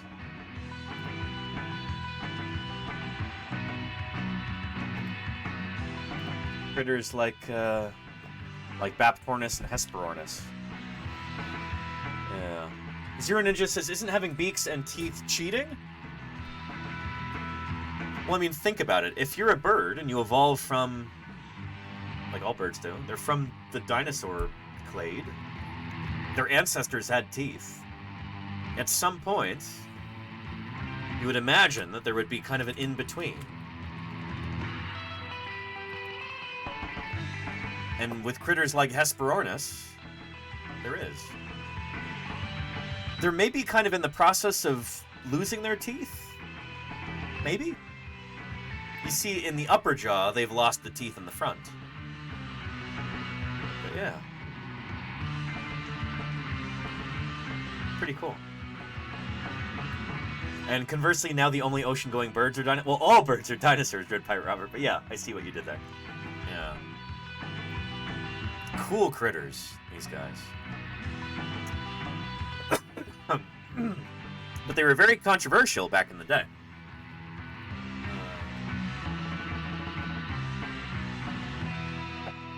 A lot of people were like really offended by this idea back in the late 1800s. Right, I mean, a lot of people are still really kind of offended by this idea today. The idea that living things change over time.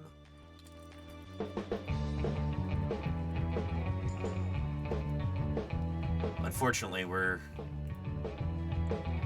I don't know, here in the United States especially, a lot of people just seem to have a big issue with the idea of evolution.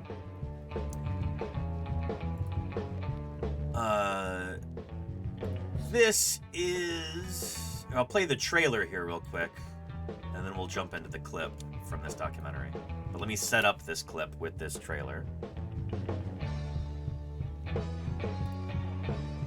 There we go. Just ask this scientician. He'll tell you that in nature... Luna Smoke, thank you for the follow. Welcome to Paleontologizing. Yeah. Every iconic dinosaur every kid grows up with. These guys went out and they found that stuff. Oh, hang on. What's the advantage for no longer having teeth? Asks Harry Seldon Foundation. Oh. Think about it like this. Birds, well,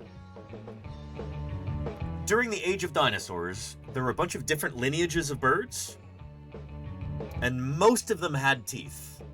Some of them were kind of losing their teeth to a certain extent, usually at the front of their jaws. Over evolutionary time, they're doing away with those teeth, but some of them hold on to them. Anyway, most birds had teeth during the time of the dinosaurs, but a few lineages evolved that got rid of their teeth. They're primarily eating seeds and stuff like that. Those are the birds who happened to survive when the rest of the dinosaurs and the rest of the birds went extinct. There's kind of a filter there, you can think of it, at the end of the age of dinosaurs. When the asteroid hits... Hang on, I'll show you a clip. Show, don't tell, right?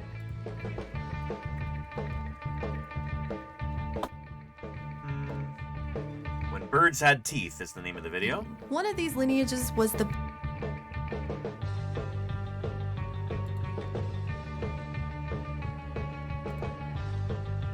Here we go.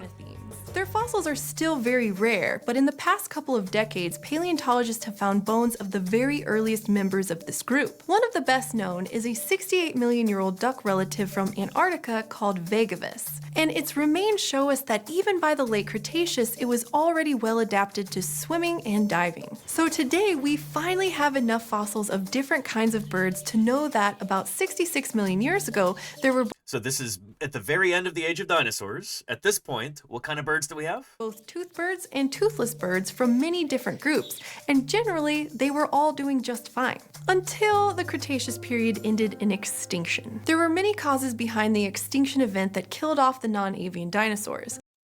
You don't really have to hedge like that much. Like, there's a pretty strong consensus that it was an asteroid what done it. But when it came to birds, and most everything else, the worst was probably the asteroid impact in the Gulf of Mexico. The impact set off huge fires that destroyed entire forests and vaulted dust into the atmosphere, probably blocking much of the sunlight for years. We were talking about this earlier with turtles, remember? And remember the groups of turtles that survived? What were they eating?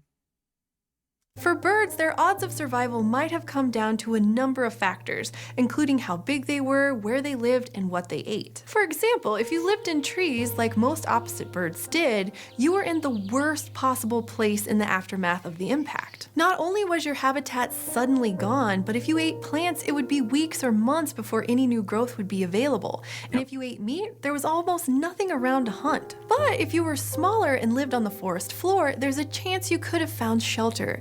And it might have been a lot easier for you to find food, like seeds on the ground. Likewise, if you were aquatic, your habitat and your food supply might have been less disturbed by the fires. And that's the wrong image to put there because these birds did go extinct.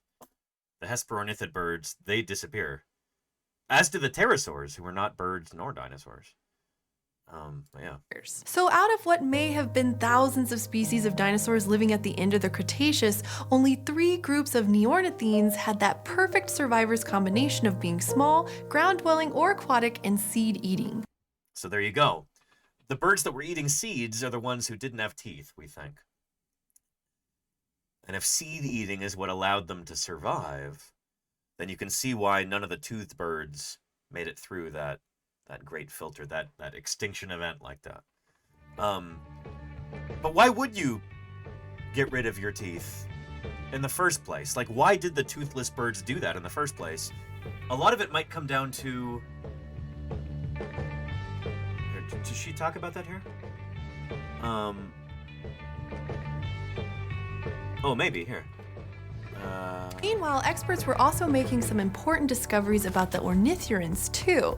Especially what happened to their teeth. Here we go. For example, in the early 2000s, Chinese researchers reported finding the oldest fossil evidence of a toothless bird.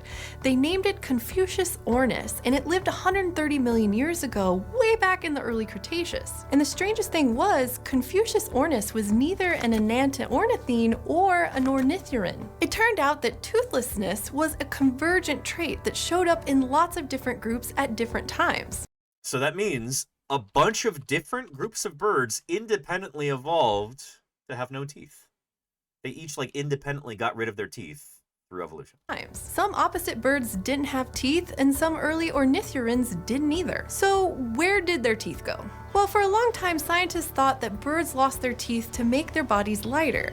But now we know that some toothed birds were able to fly, so it wasn't like having teeth was keeping them on the ground. As more fossils of Mesozoic birds were found, more clues started to present themselves. For instance, experts began to notice that even though most ancient birds had teeth, they tended to have fewer teeth than their dinosaur ancestors. And fossils also revealed that birds started to have fewer teeth after they developed gizzards. Gizzards are a muscular part of the stomach where, with the help of swallowed pebbles, birds can grind up their food. So with the advent of gizzards at least 120 million years ago, the need for teeth started to fade.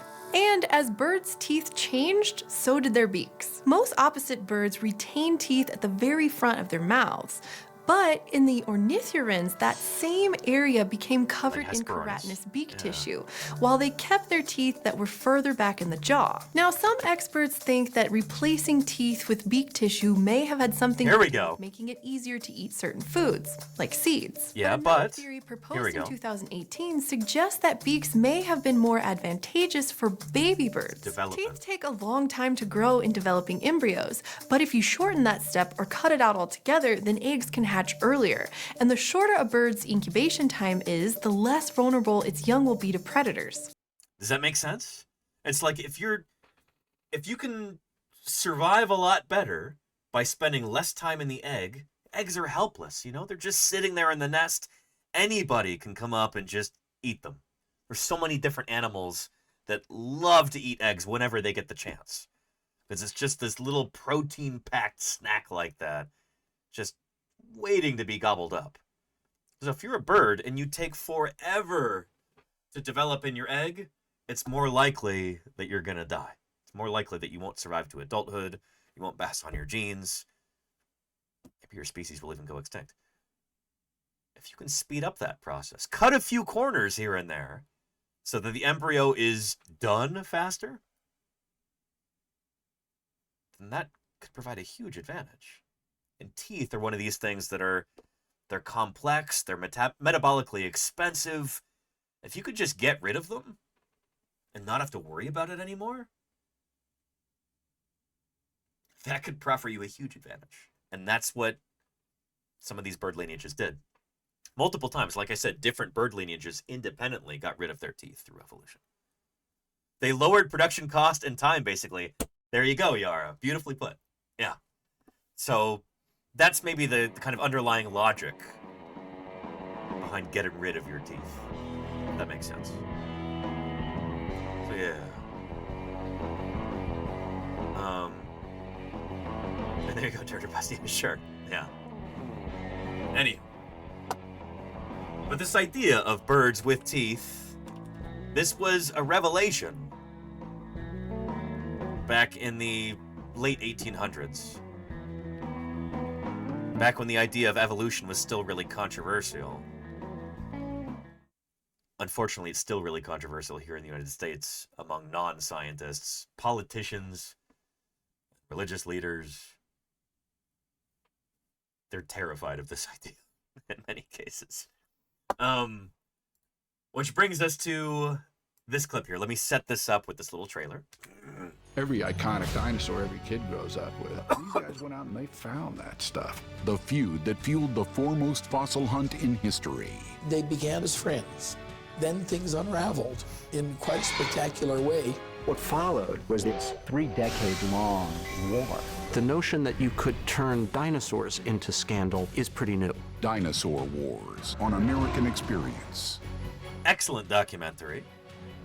And we'll watch a clip from it right here. Let me find the appropriate spot. And here we go. So these two paleontologists, Marsh and Cope,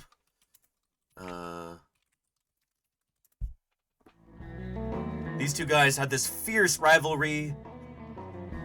They were America's second and third professional paleontologists. This is back at kind of toward the dawn of fossil science here in North America. They hated each other. They were each trying to outcompete each other to find the most and best fossils. It's a whole thing. The Bone Wars is what we call it. Famous time in the history of fossil science. Here's a link if you want to read more about that. Here. But at the end of their lives, they're both just destroying each other's careers and like trying to get each other in trouble with the law and yeah. Cope managed to hang on to his fossils, but now he wanted revenge. Cope went ballistic. I mean, Cope became hysterical. Cope just completely went off his rocker. Over the years, Cope had been collecting bits and pieces about Marsh and Marsh's ill doings, what he called his Marshiana. And he finally took his Marshiana and handed them over to a freelance journalist. On a Sunday morning in 1890, the long-running feud between America's top paleontologists spilled onto the streets of New York City. In the pages of the New York Herald, Edward Cope accused O.C. Marsh of plagiarism, incompetence, and fraud, spanning more than 20 years. Cope's criticisms are very scattershot. They're sort of all over the map. Maybe some that are true, maybe some that are half-truths, maybe some that are not true at all. He also accused John Wesley Powell of corruption and misuse of government funds at the U.S. Geological Survey. So here's the thing. John Wesley Powell is this guy who is a hero.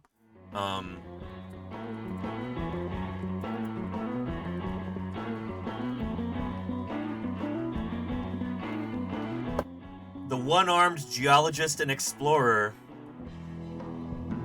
who he had this comprehensive plan for basically living in harmony with nature in the American West, using water properly, not building towns and cities in areas where there were no water. He wanted to get along with the native peoples of this land. And he managed to rise up to a prominent position in the U.S. government, head of the U.S. Geological Survey. He was building this grand, beautiful plan for... Looking back, it was almost like a utopia, you know? He was a geologist and a Civil War veteran, so he fought for the Union, lost his arm. He was a war hero. And just a good guy overall, you know?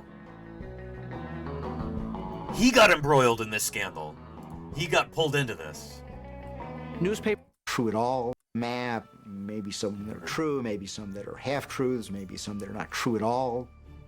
We'll see, Crimson. He also accused John Wesley Powell of corruption and misuse of government funds at the U.S. Geological Survey. So Powell was kind of allied with Marsh, and so he gets dragged into this whole Newspapers thing. have always loved scandals. They've always loved political scandals, but the notion that you could turn dinosaurs into scandal is pretty new. Marsh and Powell fought back, calling Cope a liar and a thief.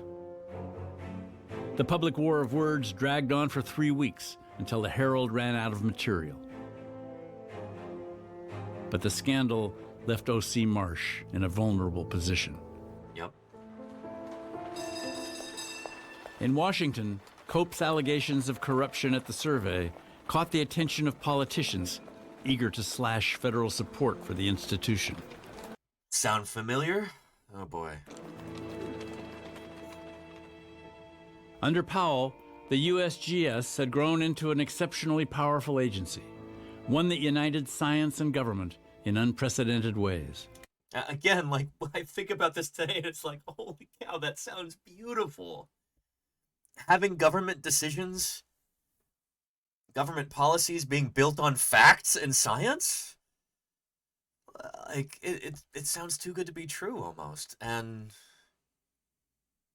well, other people really didn't like this idea. They were very scared of it. It was an alliance that worried many in Congress.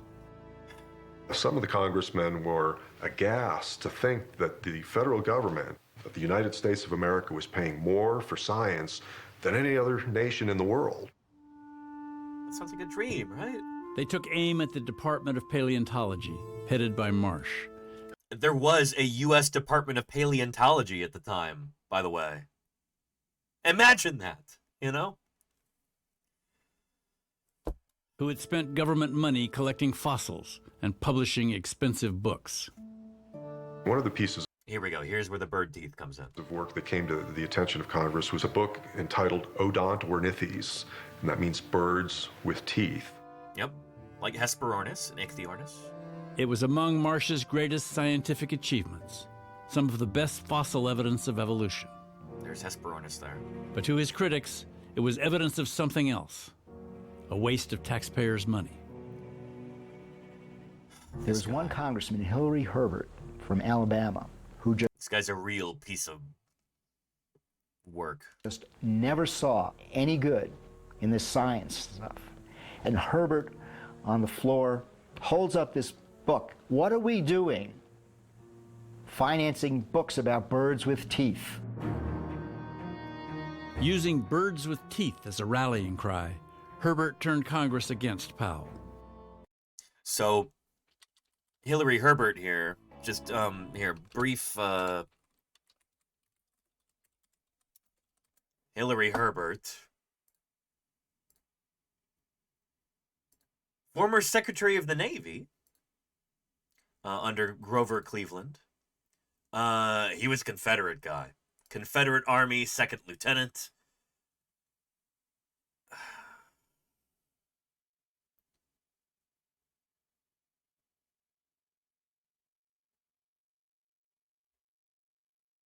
Prominent segregationist, too. He espoused racist views during his tenure in Congress, namely his opposition to the Reconstruction Acts. Herbert vocally opposed the acts and any granting of suffrage to African Americans. He did not want black people to vote. He was violently opposed to the idea. Claimed that African Americans were unfit to have such rights. He claimed that the granting of universal suffrage to black people was the mistake of the 19th century. So, like I said, just a real piece of work, you know?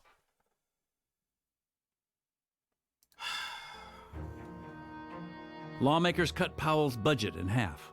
So anyway, Birds with Teeth was his rallying Holds up call. this book. What are we doing? Financing books about birds with teeth. Using birds with teeth as a rallying cry, Herbert turned Congress against Powell. Lawmakers cut Powell's budget in half, eliminating the Department of Paleontology. A terse telegram to Marsh delivered the bad news.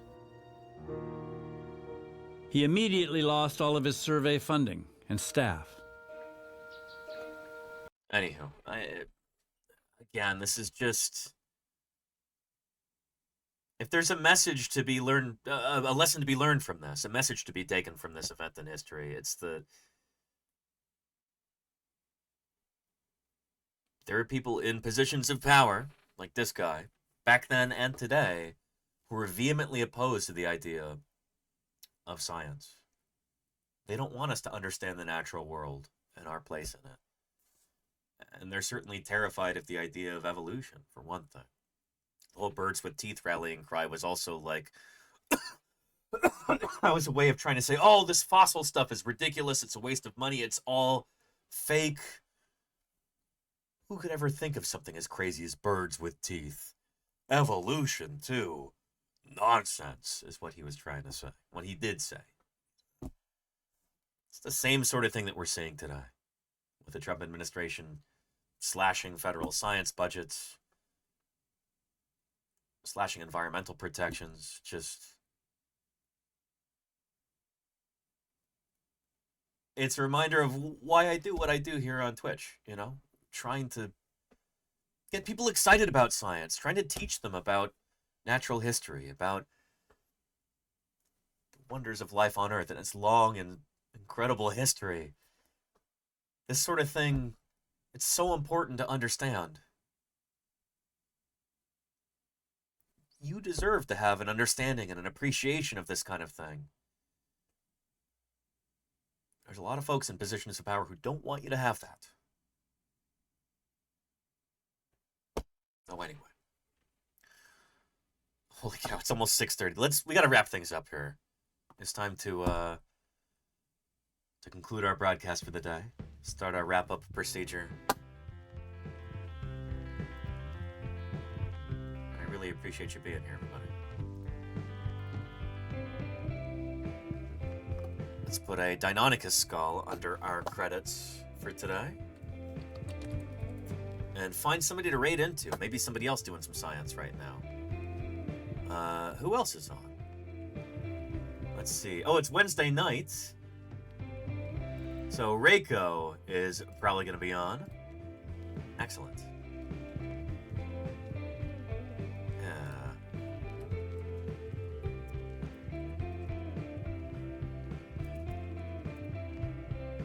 Beautiful.